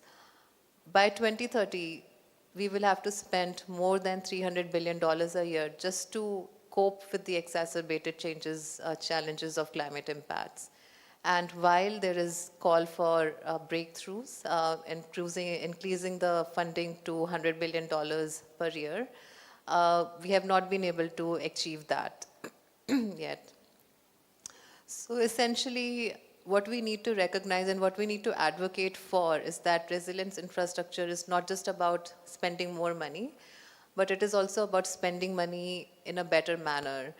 And my colleague, Mr. Atul Bagai, in the morning spoke about the inclusion aspect. So just imagine being a woman, and we know globally figures that when it comes to the home workers, persons who work from home, a large share of that is our women. 65% of women are work from home. And now imagine being a woman working in a building that under heat duress, which is poorly ventilated. That is the reality of 45 million women in India. So our project, our aim is really on how do we increase investments into the urban communities that are being left behind. How do we improve the dividends of funding to respond to the disasters, investments in households and businesses, so that it can truly make a positive social and environmental benefit.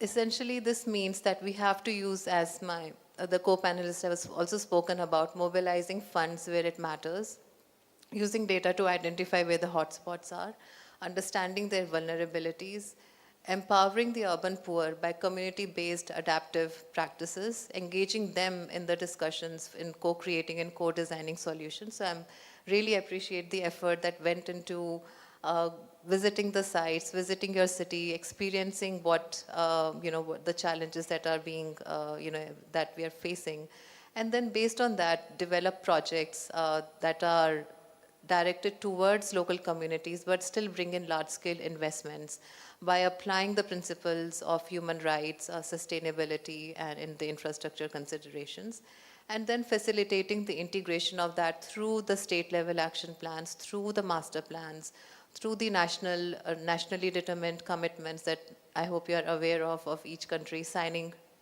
towards reducing their carbon emissions and adaptation planning. So some outcomes of using a good approach is that pro-poor climate action can be mainstreamed through national policies and the city-level climate action plans.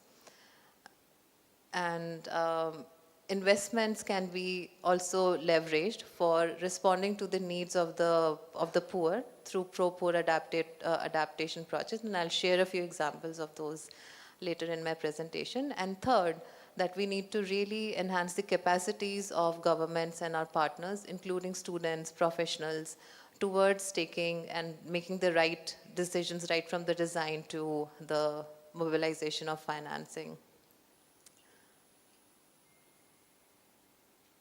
So some of the impact stories, I'll start with the one from a project that we had worked for in Vijayawada, Andhra Pradesh. So again, a common, common scenario of water logging in a coastal, along the riverbed. So using again different types of assessments to identify what are the hotspots, what are the vulnerable areas, what are the gaps in the infrastructure, embankments around the riverbed, what are the coastal slum habitations near it, and then coming up with design solutions that would bring in urban design elements and bringing also the engineering solutions. And here I would like to bring to your attention that what we would like to really promote is bringing in hybrid solutions that not only look at the nature-based solutions, but also merge them with the engineering solutions so that the projects can be truly sustainable for the long term. So some interventions, I'm sure as students you must be doing these and probably a lot better simulations of these. So just like Raf had mentioned, doing different types of scenarios, build scenarios, and what we typically advocate for is to adopt an incremental approach of providing the public goods such as parks, open spaces, streets first, and then let the private development come after. So this is a neighborhood level example where we can go into the details of how the business as usual scenario of a typical conventional hardscape compared to more investments and more planning, designing into green buffers, adopting more permeability in the design of the roads can have better impact.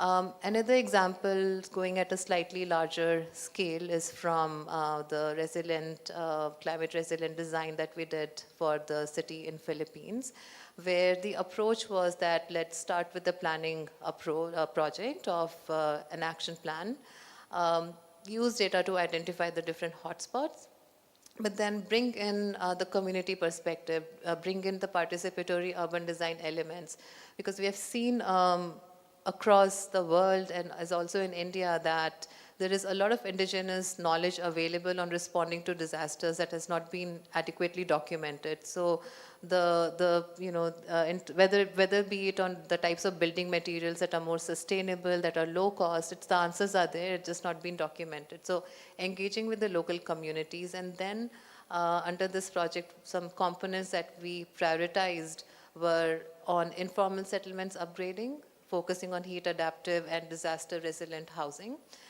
coastal zone management, and also bringing in nature-based solutions to respond to the urban river that was flowing through the city.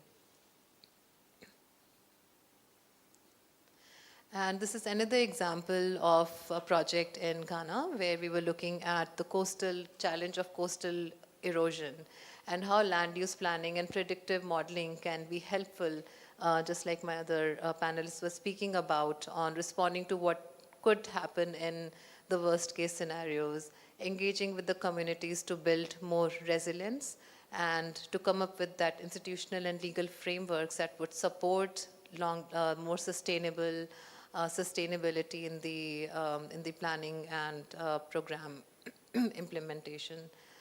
I'll leave this presentation deck, but a lot of normative tools that we have developed along with our partner UN agencies and other organizations as well that could be useful for the students as they pursue your academic and professional journey.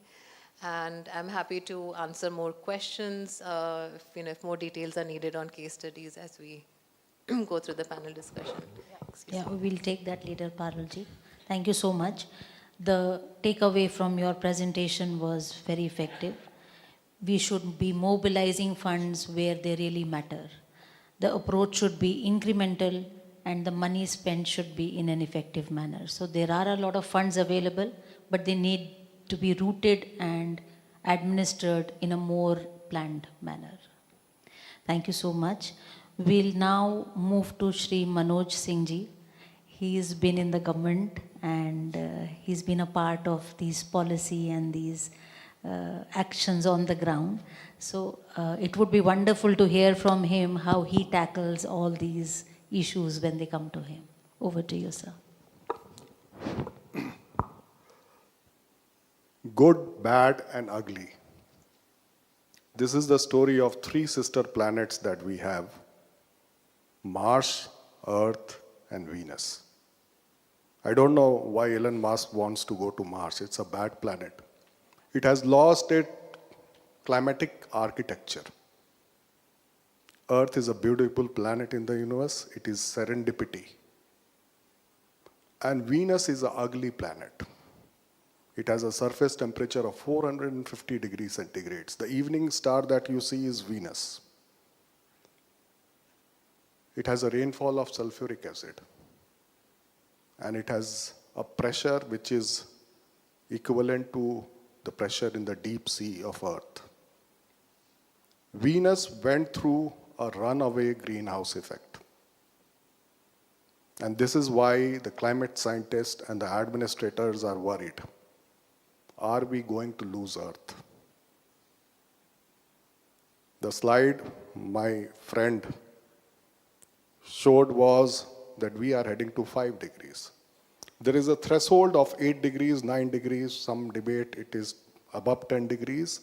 But once we exceed that, the Earth's soil, the Earth's ocean will start losing carbon on their own. And we will lose this beautiful planet. Human extinction can be exacerbated just by our actions. But Earth also has a beautiful municipal service. This is for students, I'm telling you. The survey says that whatever carbon that we throw, carbon dioxide, when the rainfall comes, when the cloud comes, it dissolves in water and becomes carbonic acid. And for my Western friends, I will like to bring in their knowledge that the Ganga River cleans 25% of carbon every year and deposits in the Bay of Bengal. But the threshold of cleaning has been exceeded. We have gone unabated beyond the limits. So there is a carbon dioxide left, which is giving rise to global warming. So now the onerous duty is on us. We did climate change conclave 2 years before, and last year the National Climate Change Conclave was also in Lucknow. We forced Government of India to organize it. And all the stakeholders came, participated, and gave their thoughts. We have a perspective plan for UP at least, called SAP-CC. And when we were delving into with the various departments, we saw that the government schemes, which is almost running, 80% of the finance is in place. We just need 20% more. So this is also a myth that we don't have a finance. We can do it by the governmental efforts and the individual efforts. During Climate Change Summit, we showed a small teaser, a small cartoon. And why I am telling this, the cartoon was that a pious, honest, dedicated, truthful man died. He went to Chitragupta's Darbar. Chitragupta is the moral record keeper in Hindu mythology, who keeps your life's record. Just like your teacher has a report card ready with you in how much you have scored in different subjects, Chitragupta has a moral record. And in that, the marks was 70%. If you exceed 70%, you go to heaven. If you are below 70%, you go to hell. And this guy, who was an honest, pious guy, he was scoring below 70%. And then he asked, why so? Chitragupta told, there is a 30 marks for environmental ethics. You didn't planted a tree. You utilized all the resources of earth. You did pollution. You never cared for the environment. And that's why the 30 marks was deducted. We deliberately showed this cartoon to our pradhans and all. It was in Hindi. It went into their mind. Apart from your religious ethics, human ethics, personal ethics, the paramount is environmental ethics. And if you all work with this in mind, you will come with good solution which can be translated into a reality.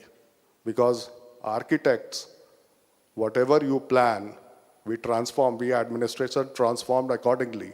Because I have also worked for we see LDA, and I have seen beautiful colonies. Goltim Nagar is a beautiful colony coming up.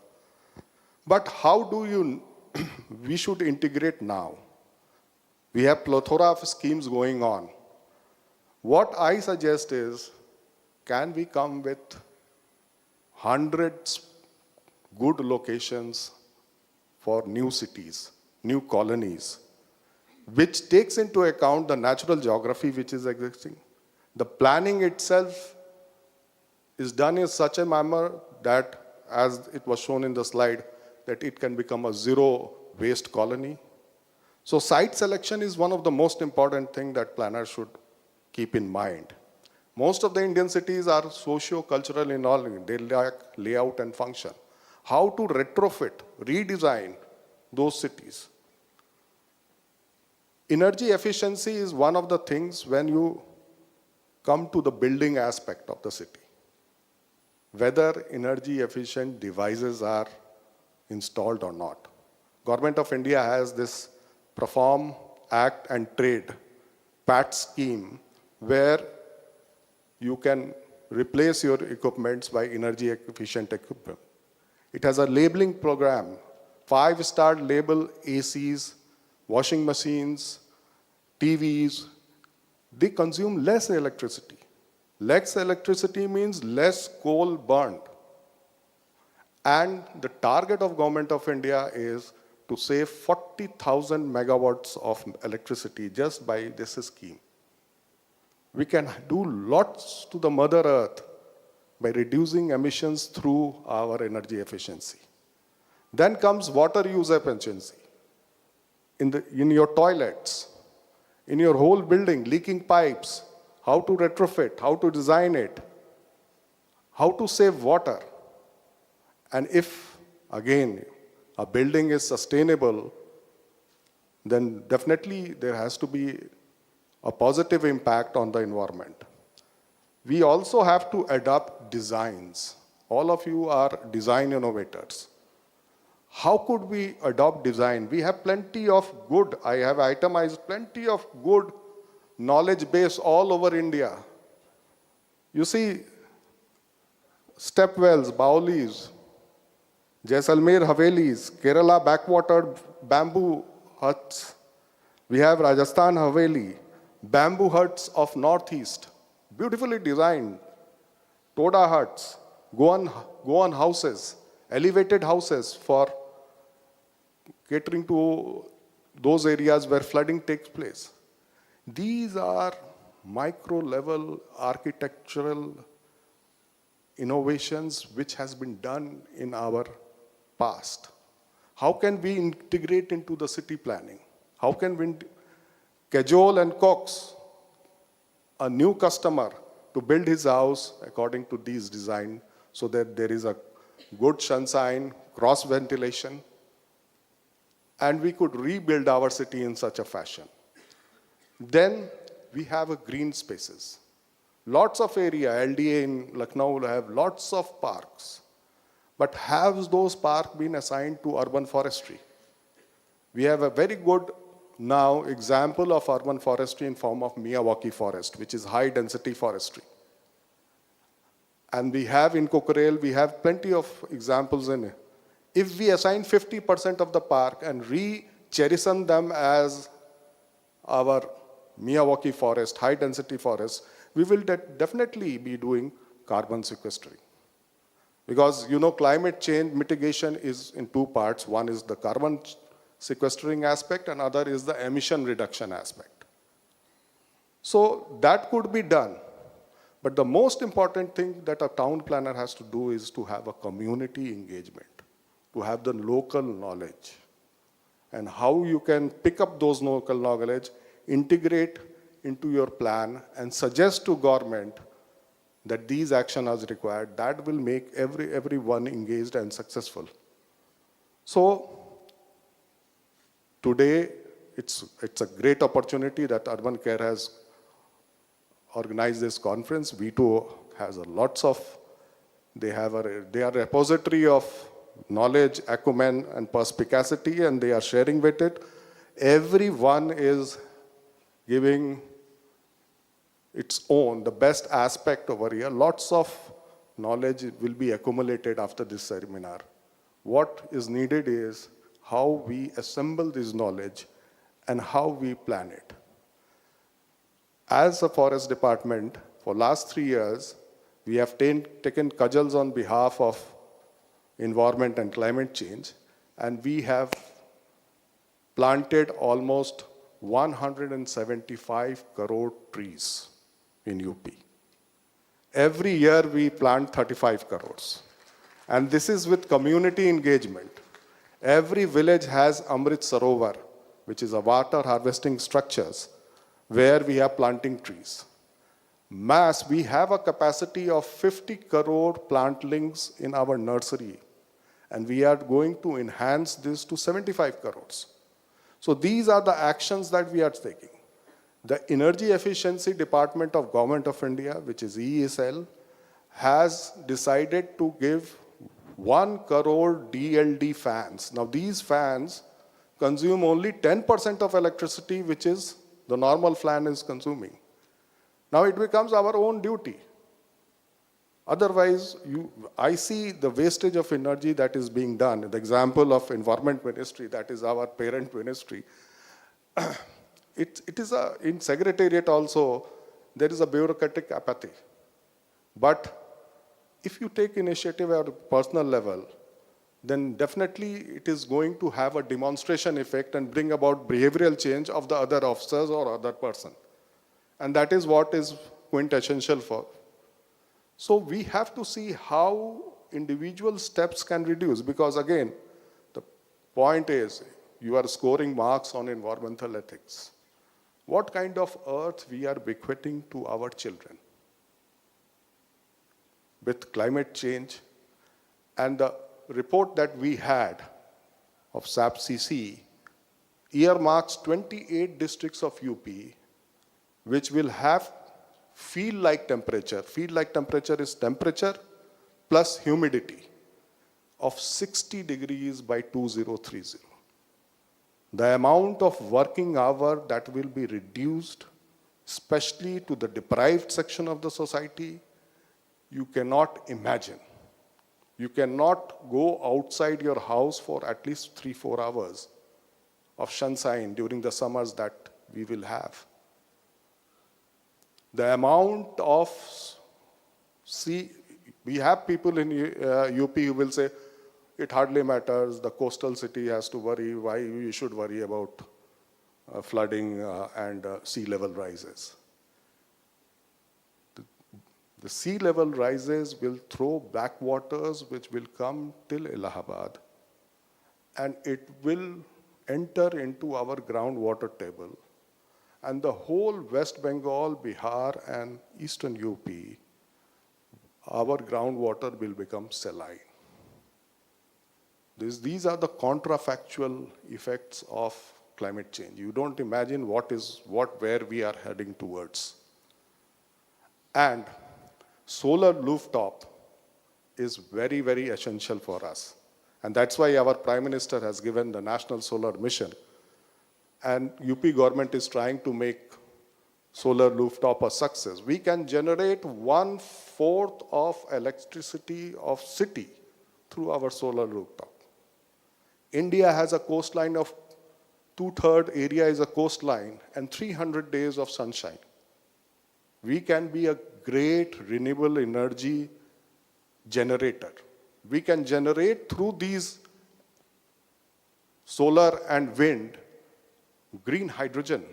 We can make green hydrogen and sell it to the other country. We have a potentiality of becoming in next 20 years a Middle East for green hydrogen, which will not only enhance our income, but it will make India as the most prosperous country. So we have a good opportunity. We have good knowledge base. The only thing we want to transform into actionable programs and also see engagement of various sectors of people in this. Then only we are going to address to the issue of climate change mitigation. I am very happy that this whole seminar is being organized for climate responsive architecture and how it can help to make sustainable cities in India, especially in UP, and the learning experiences that we'll gather from here, we will definitely incorporate in our policies and program. Thank you very much. Thank you, sir.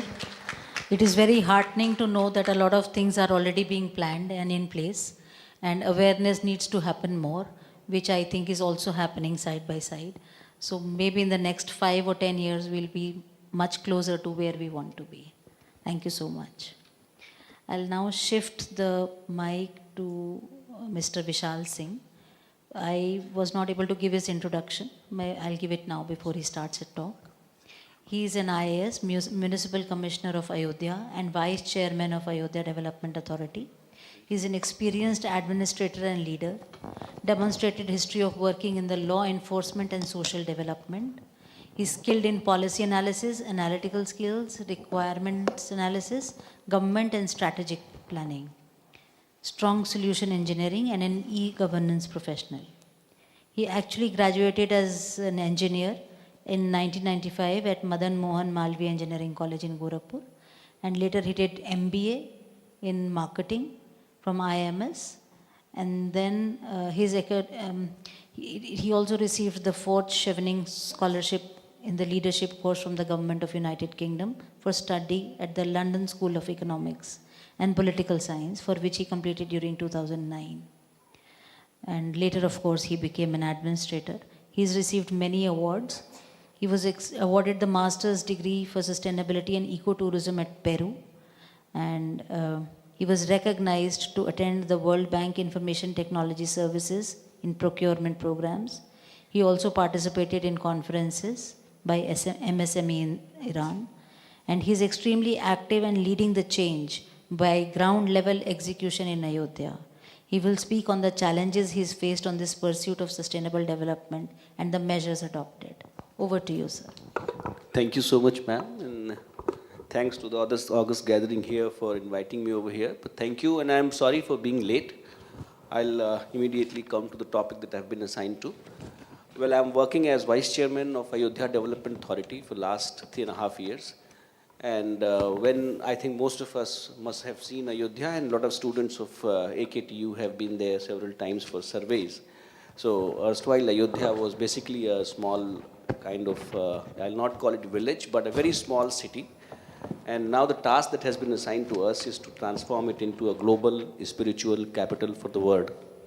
So the development process is to be kind of executed like a momentary thing, because nothing happens actually in 3.5 years. But at the same time, I'm poised at a position and very well placed at a point where I can actually integrate all these things, thoughts and ideas that are coming in from various knowledge partners. And I'm thankful to Vandana ma'am, AKTU, and Ritu ma'am, Avirbhav and students of AKTU, and Rauf and Jente, Hafiz and Vito team. They have been kind enough to choose Ayodhya as the place for study and introduce us to the latest technology, latest ideas, data, and climate resilience that we should plan while we are actually starting to develop the city.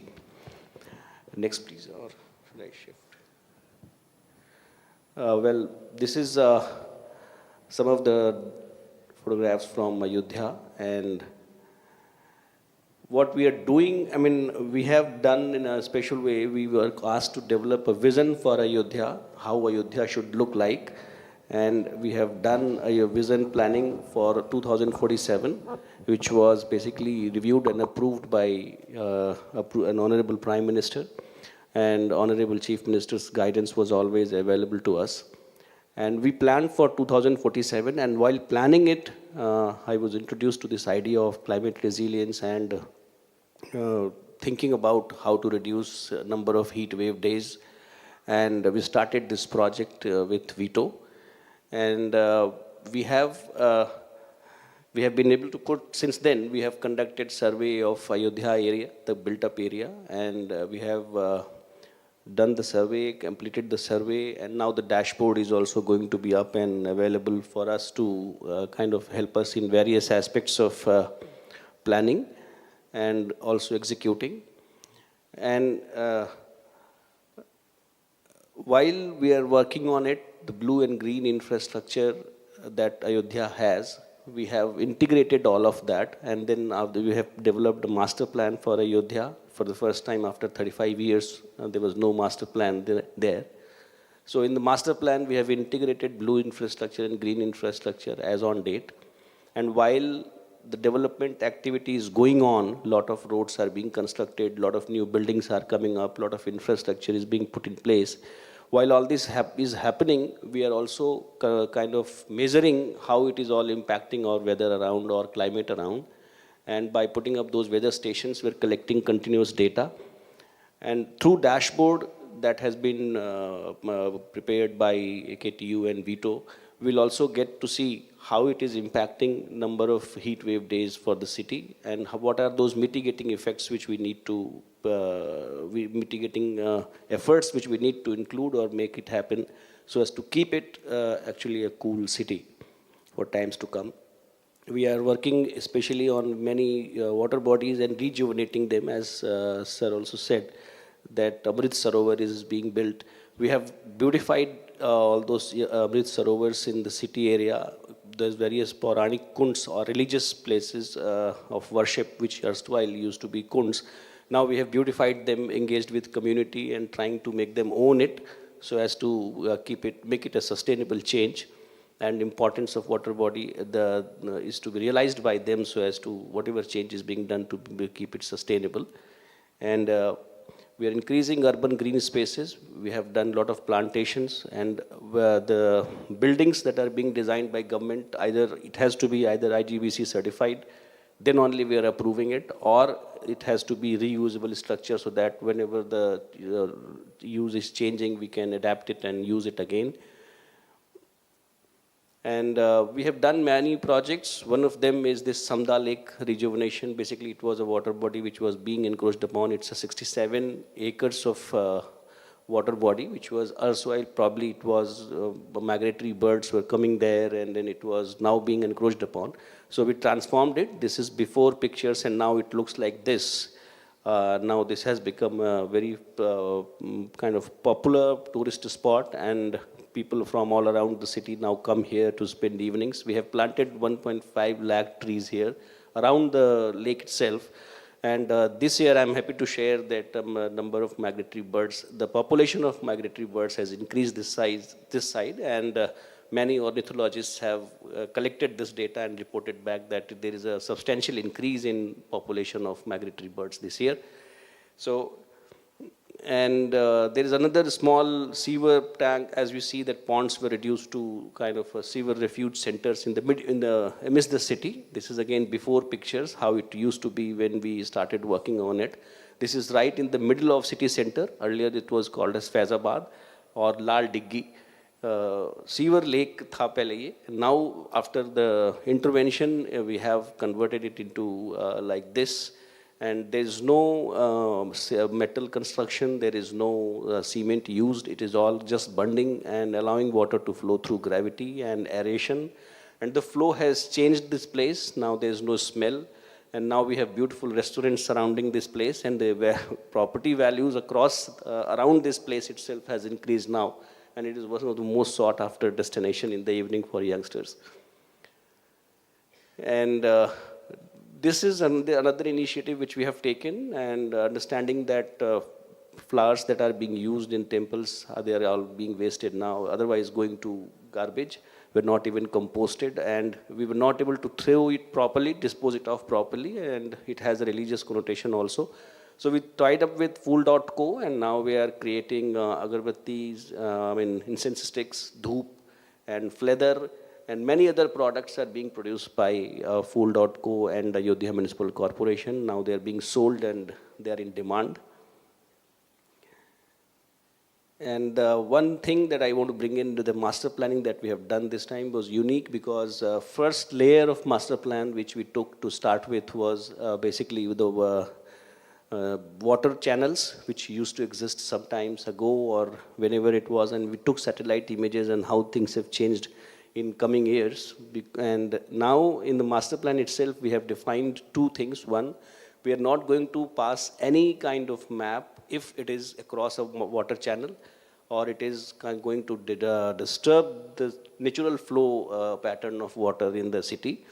And the second, all water bodies which were there in 2011 map, 2021 map, satellite map, we have taken the decadal growth in 1990s.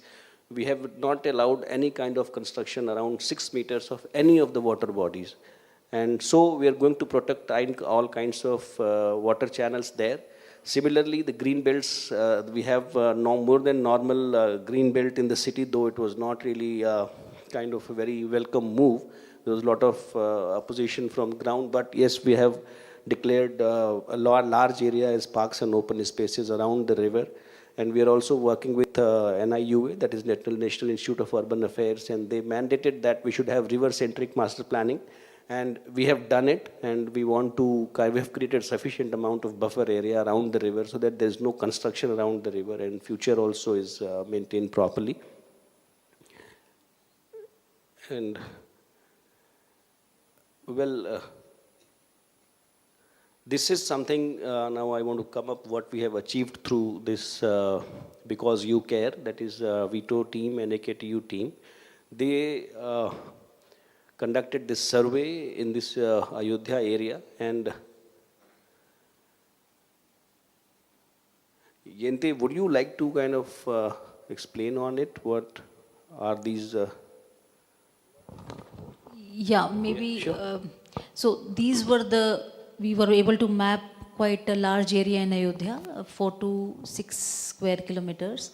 And the idea was to take in all the built form and associated aspects in mind, and then map the heat stress. And the idea was to collect this data so that it could be simulated for a futuristic model, showing how the heat stress is going to go 50 years hence. So there were weather stations which were positioned on the site in Ayodhya in 2 places, which took the steady climate data, and on-site monitoring was done by wet bulb and globe thermometers. And this data was used to calibrate the model, and these red dots actually show the density of the built areas and the projected heat stress in these areas. Right. So, as ma'am has just explained, I think we have this ready, and dashboard will also be available to Ayodhya Development Authority very soon. So when we are taking any construction regarding any future decision of construction or any other project for that matter, we will take into account how it is going to impact number of heat wave days in coming times. And in addition to all this, we are all, I think, we are also mapping now garbage thing with garbage in the city with VITO and the NERI, I think, NERI. Terry. So Terry and VITO, they're also helping us in proposing a solution for garbage generation, collection and disposition, so that the whole cycle is not going to impact climate of Ayodhya or weather of Ayodhya in times to come. So now we are working with these latest interventions probably will be of help to Ayodhya city as it develops as a global pilgrimage center. Thank you. And I'm open to questions that you want or that you think, because I am not very prepared for the presentations. We'll take up this presentation later. When I do my presentation, we'll discuss this again. Sure. So maybe we can take up the questions later. Thank you so much, Vishalji, for showing what you've been doing on ground and actually going down and cleaning those water bodies and trying to keep those networks alive is one of the most important needs of the day. Next up is Muhammad Haris, and we've all talked about the importance of technology and data management, and he's got significant experience with dynamic district digital twins centered around positive energy neighborhoods. And he will share his research which focuses on building energy performance assessment, uncertainty analysis, and data-driven energy modeling of buildings. Over to you, Haris.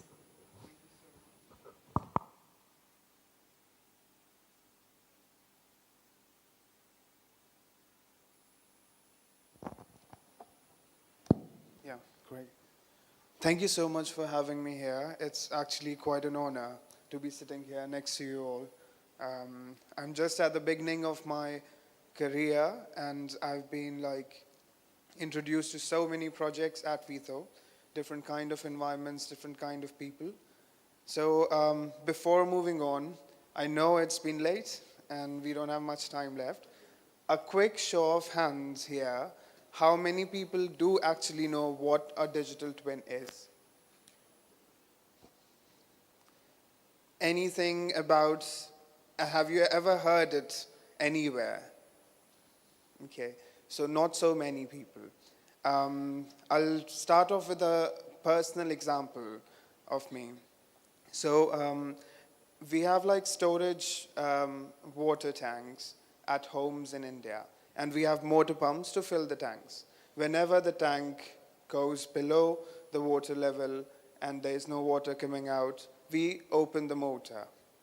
So my mom, she opens the motor, but then she never turns it off, and the water keeps flowing outside all the time.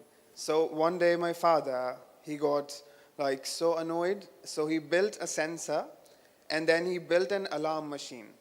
As soon as the water start coming out of the water tank, the alarm would start screaming, turn off the motor, you're wasting water.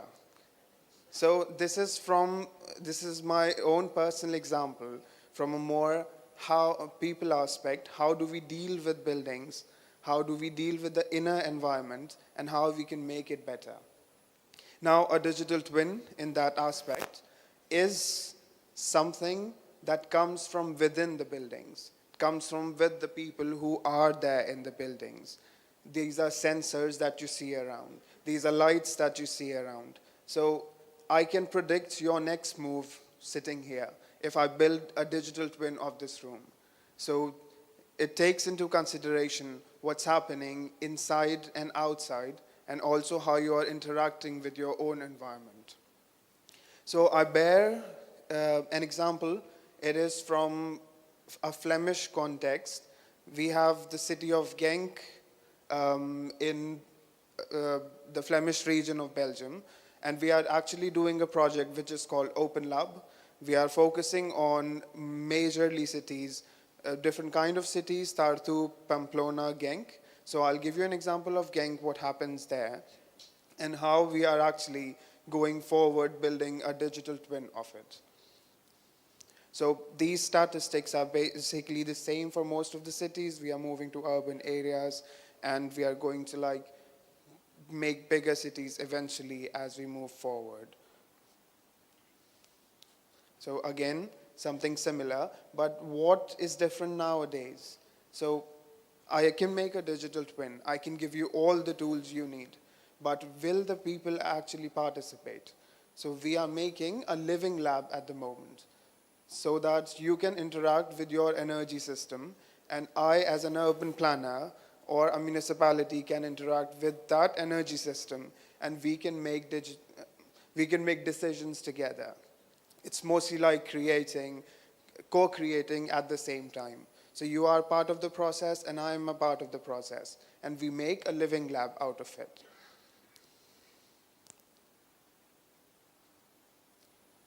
So 3 different kind of living labs we are dealing with at the moment. One is in Tartu, which is like a renovation of high-rise buildings, mostly apartments. Genk, which is in Belgium, it's mostly houses, detached houses. And then in Pamplona, it's like an industrial setting, and we along with the housing. 3 different kind of settings again. So normally, how do we start the project? This is a very different style of creating a project. We don't define what are the project boundaries, but we do involve you as people to define the boundaries of the project. So we started off the project in 2021, and then 2022 were the co-creation sessions. So how do you want your houses to be renovated?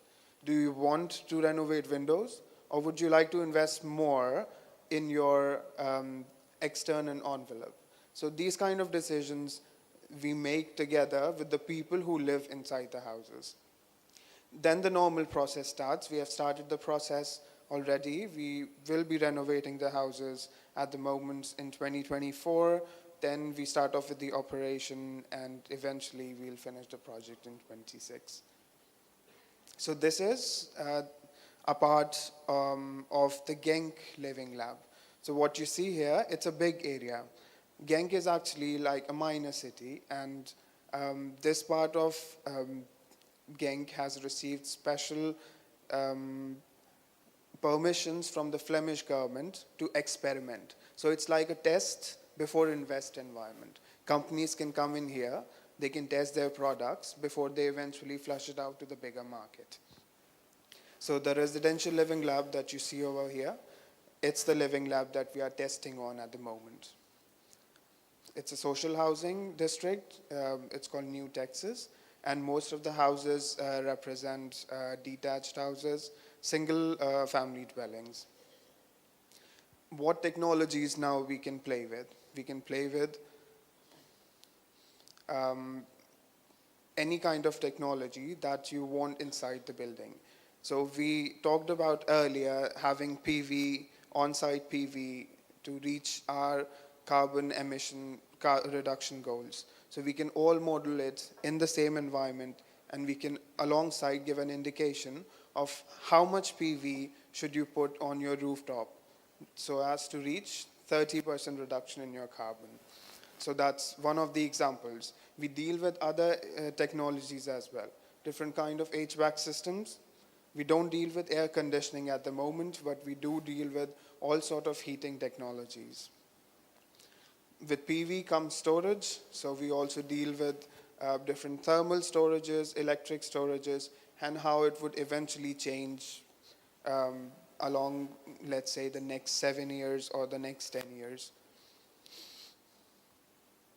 We have different settings. So some houses have a common control system.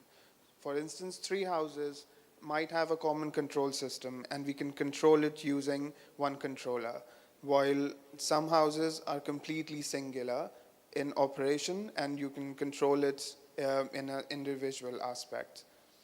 Again, different technologies are present so as to have like different combinations here and there.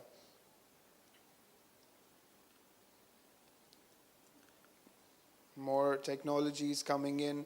As we make more combinations, we have more permutations to deal out with all the aspects that come in here. So this is the entire technical playground. And if you haven't heard about digital twins, have you heard about ChatGPT? Yes. So what is ChatGPT at the moment? It's like an artificial intelligence that learns from data that has been there since internet came in. We do the same here. We take the data, what has been collected from the past year, we develop a framework that can do artificial intelligence-driven control algorithms, and that can tell you exactly when to turn off your AC. Earlier this morning, there was the mention that we crank up our ACs to 16 degrees Celsius, and then we use blankets. So can this artificial intelligence system give you an indication? Change your set point to 21, don't use a blanket, or whatever. So we deal with these kind of technologies in urban digital twins. So how do we do it? Simple process. We do measure and calculate. We simulate and then analyze. So all the simulations that you have seen today, they are mostly outside what happens outside the building. But what happens inside the building? How do we interact with it? So we all simulate it in a digital twin. Again, what we do is, so a digital twin in itself is nothing. You have to interact with it. People have to actually see what's happening in the digital twin. So there comes in the reporting and monitoring period. So this is exactly what a digital twin should look like. You have so many models running around you. You have cost models, you have land use planning, you have your energy models, everything that comes in alongside the carbon emission reduction targets or embodied carbon, everything goes into the digital twin.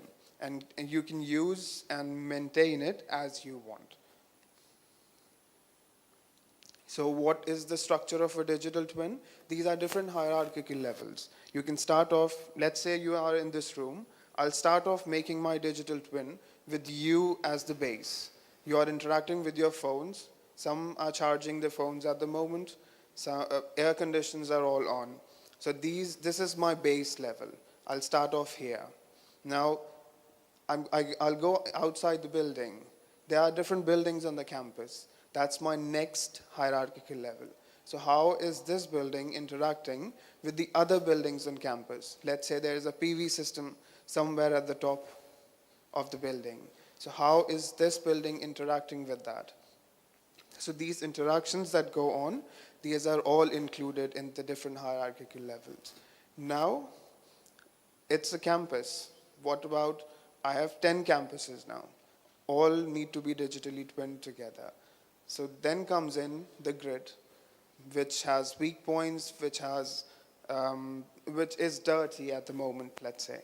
But a digital twin can help minimize that kind of, or make it more clean, make it more flexible in terms of giving suggestions when to use your air conditioner, turn off your air conditioner, turn off your washing machine. So things like that. We also do like different kinds of technological system again.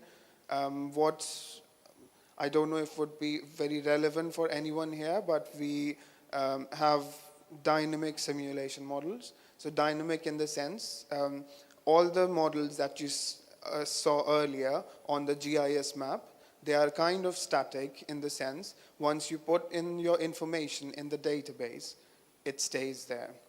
You're not going to change your land use planning, or the water coverage is not going to change in one day, but your energy is going to be. So we deal with all kind of digital twins and all the models that would potentially be there.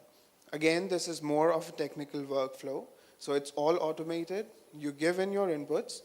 If this is a building and I have some information, like a data information model, I'll give in. It will convert it into a simulation model, and then you can have your simulations coming out of the digital twin.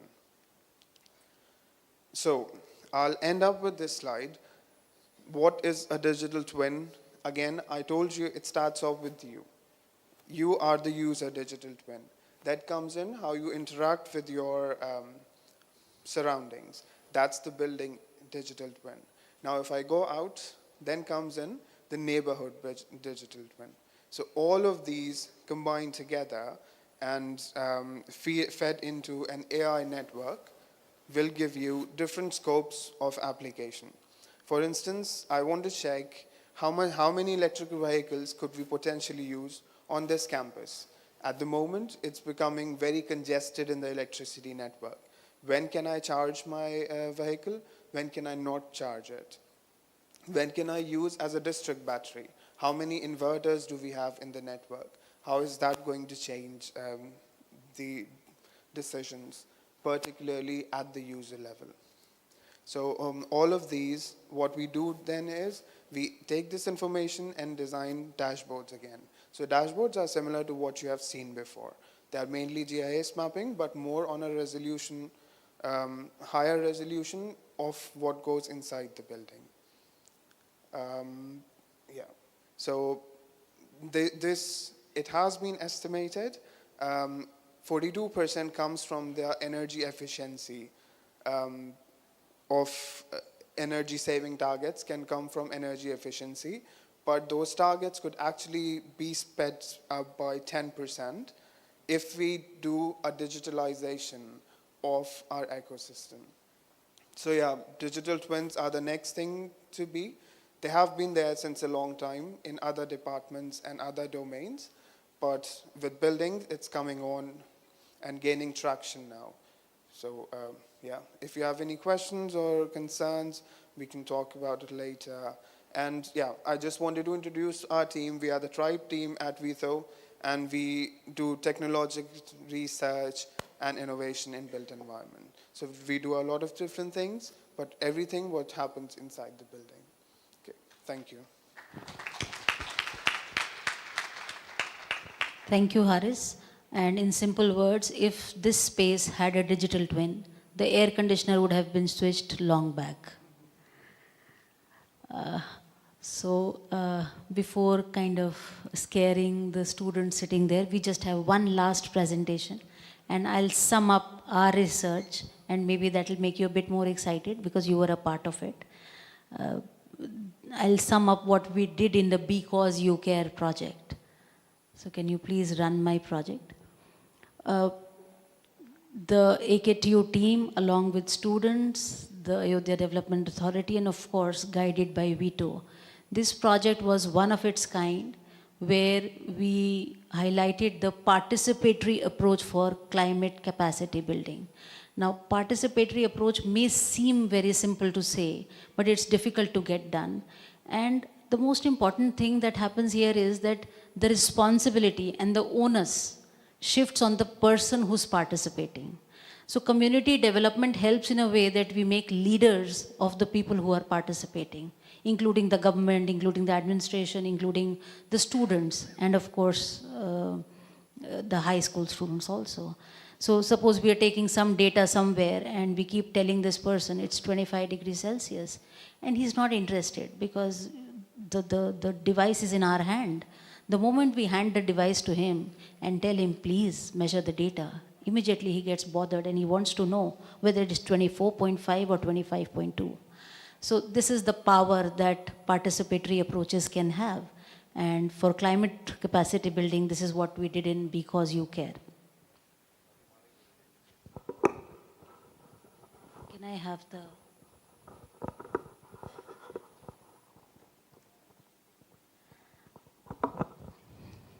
I'll go quickly because a lot of this has already been repeated. Sorry. So what we did here was that we had the government and the administration, we had the community, and we connected the youth together. And they all became urban stakeholders of the project. The project was essentially to look at the data mapping in Ayodhya, collect the building forms, the morphologies, and the conditions there, and measure the conditions, and use that data to create some type of simulative models which may be used in the Indian context.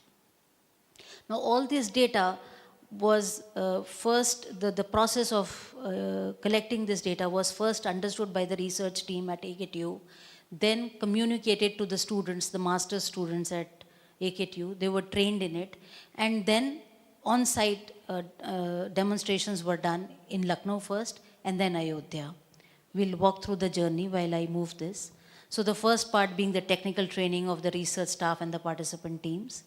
The second was carrying this information forward in form of educating the authorities, the community, because community was involved while we were collecting the data, and also taking this to the students because they become the carriers of this information. A very simple example is that my son, when he was 5 years old, was going with his grandmother. And the grandmother being, of course, used to her own tactics, threw the garbage somewhere. And she says, Dadi, how can you throw this here? So a very small thing, but children are the biggest carriers, even if they are 5-year-olds. They know exactly when to stop and make others also think. This education helped also in making this climatic data and scientific analysis happen. And so it was almost like a cyclic process. The data that was collected on the site was analyzed with the help of students, and the students also interpreted the effect of this data on the site. So the first part, Raf has already kind of discussed it earlier, that we were establishing this technical awareness in training at AKTU with the faculty first, the researchers associated, and the students. And there were some pilot exercises that we did first for Lucknow, then we did the part of training missions which were scheduled by Vito, and there were certain online sessions also to append and augment the information that was already there. So this is how the exercise happened. We'd taken Ayodhya as a site, and there was some climate data that was to be gathered from there, and 2 weather stations were installed in different parts of the city. One was towards the open area, and the second was towards the denser part of the city. The first module was to have the trained student participants, which were around 74 in number. This exercise started in June 22 and ended in June 23. It had to be an year-long thing because all the climate types and the months were to be included in this exercise. After October, we were able to do some photographic documentation of the entire place. There was post-processing, then some orthographic drone survey was added to it. And in May, we validated this data by handheld wet bulb globe thermometers with the help of student participation. I'll show you the detail in the next slides. So this entire thing happened in about an year. So this urban 3D data collection was done. Now everybody has mobile phones nowadays and it's easy to operate them. So the students were empowered by these mobile phones on the site in Ayodhya, and they collected this modeling data and the on-site spatial mapping data using the QGIS ecosystem. And then these images were stitched together to form a larger profile. Trainings were also conducted for this urban data collection, and this happened in 2 days. And this was done first in the institute, and then the students were taken to the site. And it was shown as to how they could stitch the data together. And they went in June, which was absolutely blistering in Ayodhya, but they did a good job, and we were able to get the desired data expected. The urban 3D data collection was of the urban fabric, the built form, the surface textures, I'm sorry, I'm not able to read from here, I'll stand. Sorry. This was of, yeah, that'll be nice, thank you. So this was of the built form, the surfaces, the natural features, the services, amenities, and further divisions included building typologies, ground levels, horizontal surfaces. The natural features included all the water features that were there in and around that site selected, the vegetation, the trees, drainage slopes, waste collection. So it was done very minutely and microscopically because the resolution of the data that was going to be plotted was 1 meter by 1 meter. And the 3D urban mapping area was 6.5 square kilometers in the temple town precinct of Ayodhya. There were initially 7 teams with 7 team leads, and each had 10 to 12 members.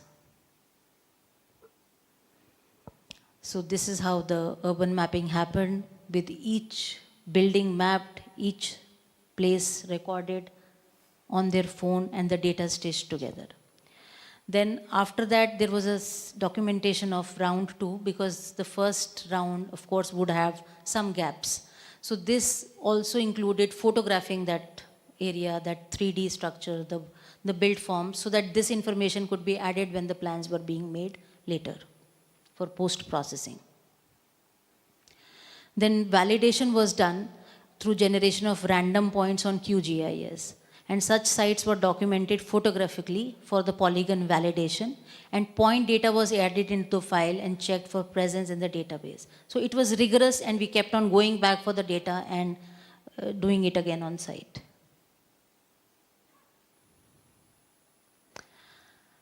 So, and when the validation was done, and when we compared it to the initial data collected, we realized that the 3D mapping accuracy after post-processing was 87%, which was really commendable. Then we did numerous thematic map extractions from the same data that we had. After this, we did the wet bulb globe temperature data collection on the site, and we were trying to understand as to what the differences between the weather stations and the on-site data were, so that they could help calibrate the simulations that were happening for the entire city. In this, community participation was extremely important. They were supposed to be educated. People were living in these houses. They were supposed to be told that this is what it is going to entail and this is how it's going to help. And this also meant that they were also getting aware of this entire exercise of recording the temperatures and how hot it was and how cool it was. Meanwhile, these automated weather stations were regularly recording the data all through the seasons, and this data was also being calibrated and collected together. Like I discussed, there was already a lot of community involvement and education happening. Our research associate here, Avirbhav, has put in a lot of effort in the last 1.5 years, along with the faculty who accompanied him to that place and the students. Then, before, of course, we went to the site, a lot of training had to be done so that the data we were collecting was relevant. We just did not want a lot of data which would be of no use. So training had to be done, and this was conducted by hands-on mock-ups, and these devices and zones were first assigned in Lucknow and in the institute, slightly outside, and then to the city. And then there were, of course, benchmarks to be developed. The instruments had to be calibrated, and that is why they were all kept at similar places to check the recordings, whether they were in tune, and then the bench levels were marked. And the connections with the automatic weather stations were also mapped.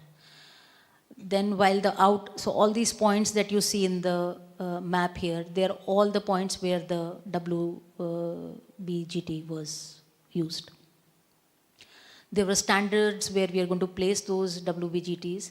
There were and simultaneously we were also supposed to record the data there. So the surface material, color, the surface temperature, peripheral pictures, they were all recorded, and 10 points were given to one person.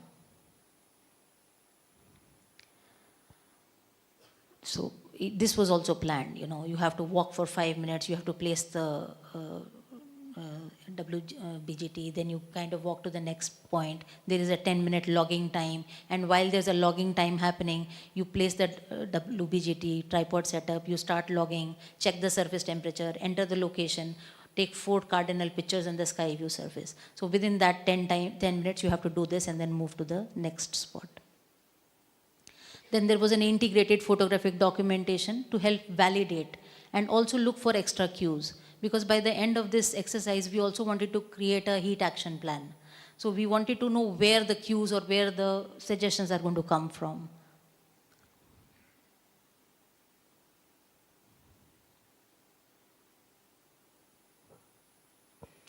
So when we look at the WBGT data set, there were 3 sets a day. This was done for 3 days by 10 student participants, and we had 1,000 plus sample points.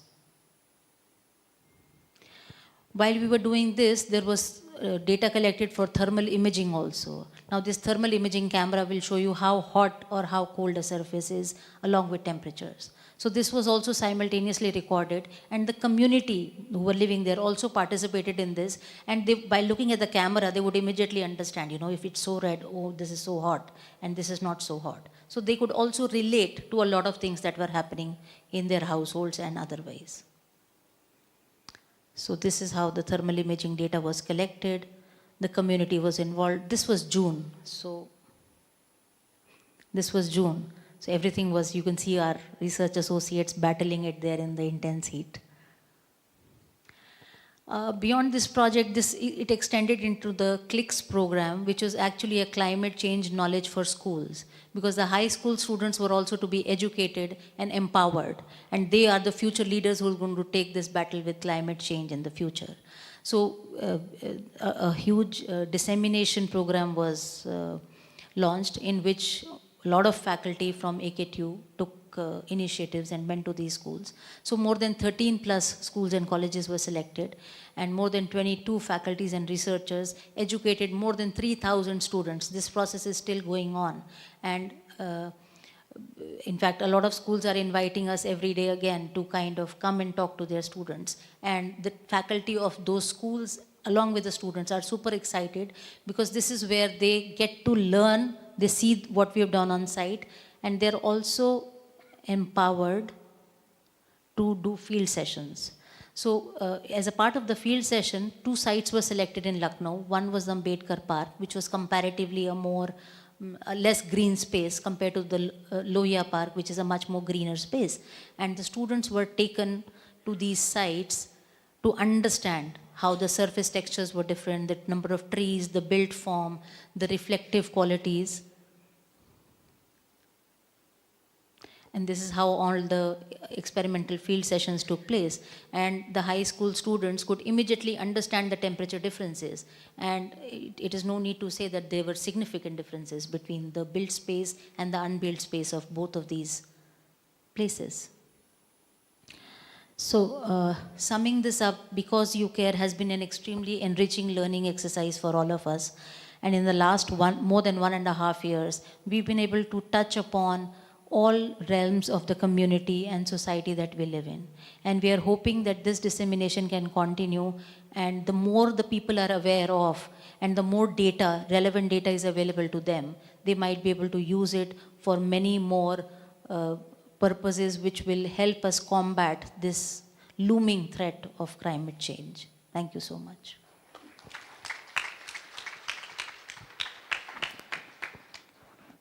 We now open the panel for questions from the audience. Can we please give the mics to them?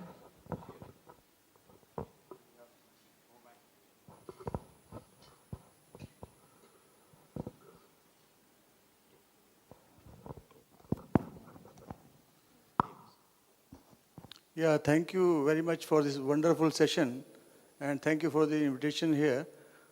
I am very much impressed with Vishalji for your Ayodhya.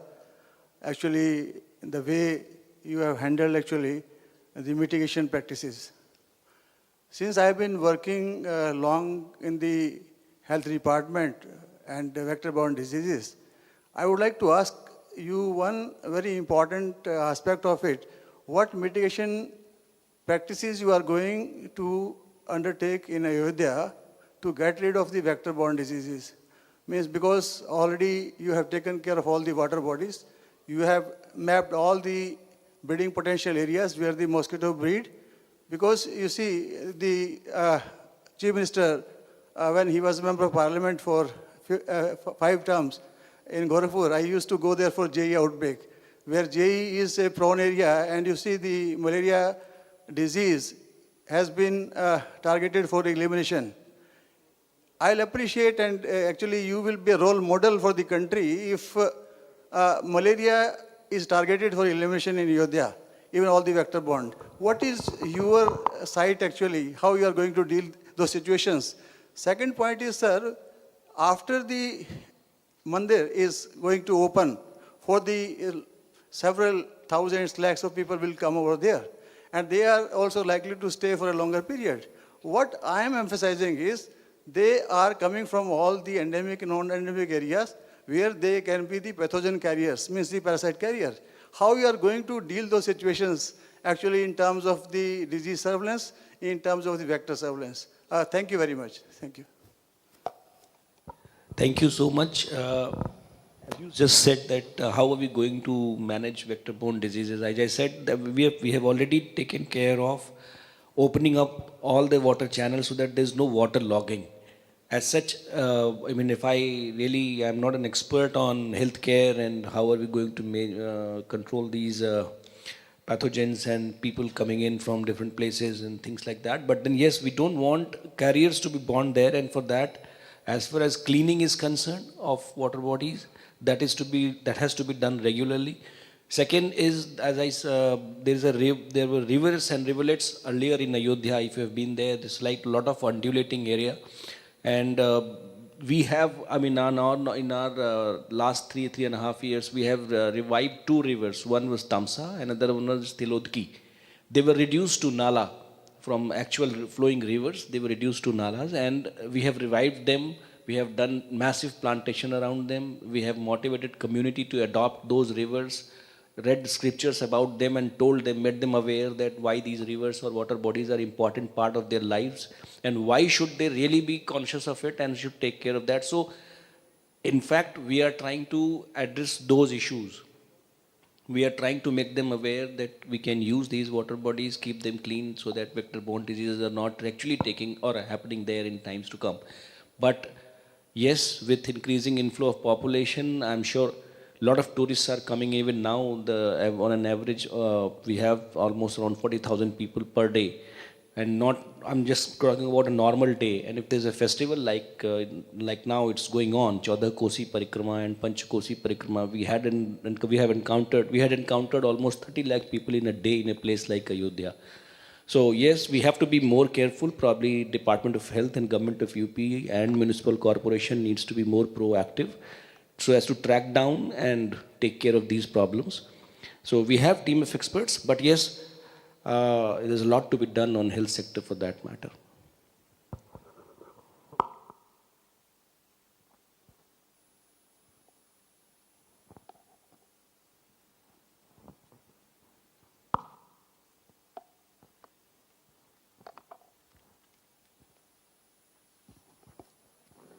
Good evening, sir. Myself, architect Gaurav Gupta. I'm an architect and urban planner. I'm practicing in mostly some of heritage Havelis in Ayodhya and some of townships, upcoming townships in Ayodhya. I'm just asking about that. I'm not worried about it because I'm happy to doing that kind of projects. But as a urban care, if I'm considering any kind of projects from Lucknow to Ayodhya, because every builders, every land owners, everybody is trying to convert their land into the townships, and many of the 4 kilometers away from there, everybody is taking land to convert as a resort and wellness resort. I think, in my knowledge, 50 projects upcoming in for that kind of properties. Everybody is saying about urban care and health and climatic changes. How do you proceed for that as part of urban development? Because in every cities, when government is involved, they took land pooling and any kind of land development along with the regional context and urban texture and urban fabrics. How do you proceed for as an Ayodhyan sector? Well, you have been conservative when you said that 30 projects. That's more than 30,000 crore of rupees are being spent right as of now when we're talking here. And the number of projects that are going on in Ayodhya is more than 2,000 from different departments, be it railway station, be it airport, be it highways, be it hotels, accommodation, and layout, colonies, and everything. I mean, it's like, that's what I'm saying. I mean, when I was listening to everything here, the concepts that are being talked about, I was overwhelmed that what should I talk about, and that's how I actually was not able to deliver. We as a part of a development authority, we are coming up with two big layout plans. One is Navya Ayodhya, that is new Ayodhya that we're planning.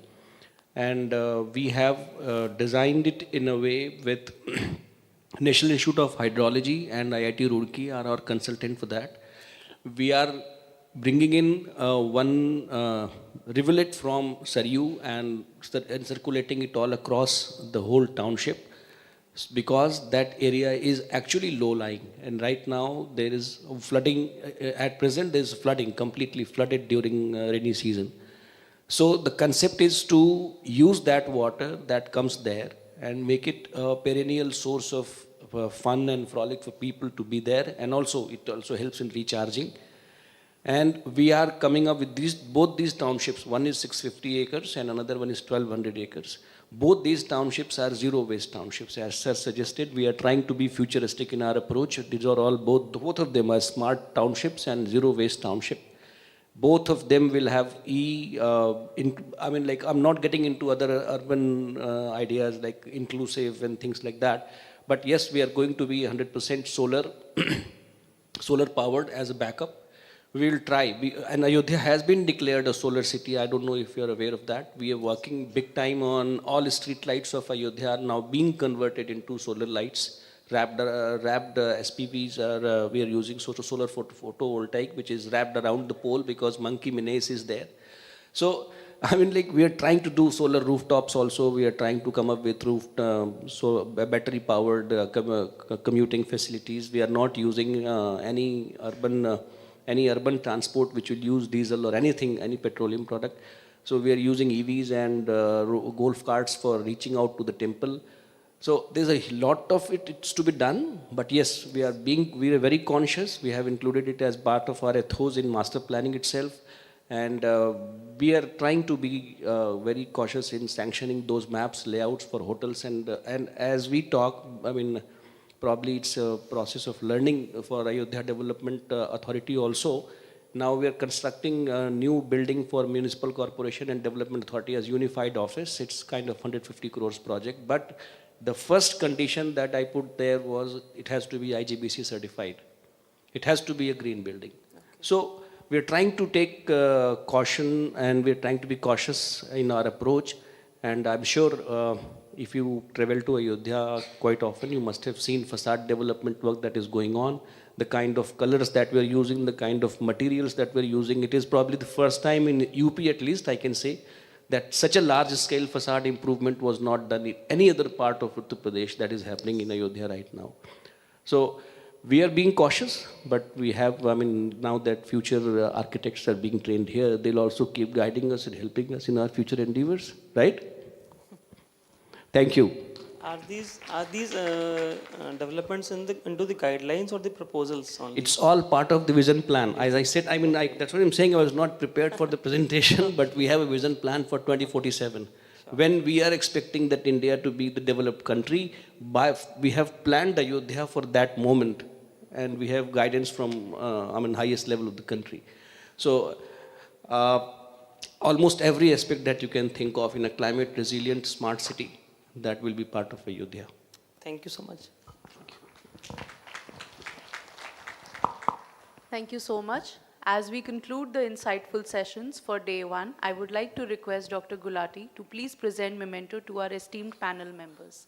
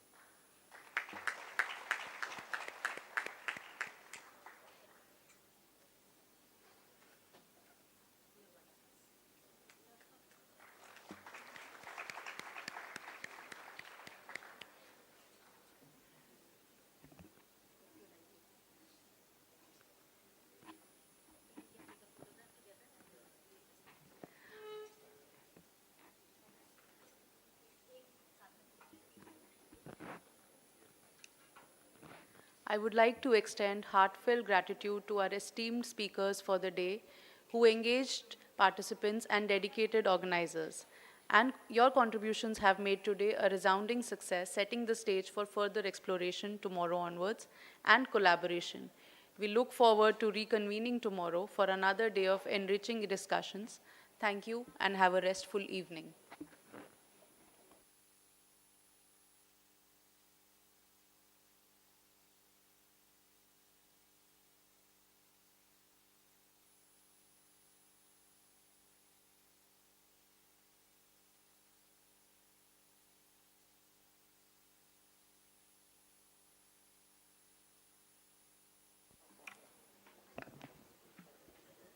Thank you all for gracing the occasion. Thank you.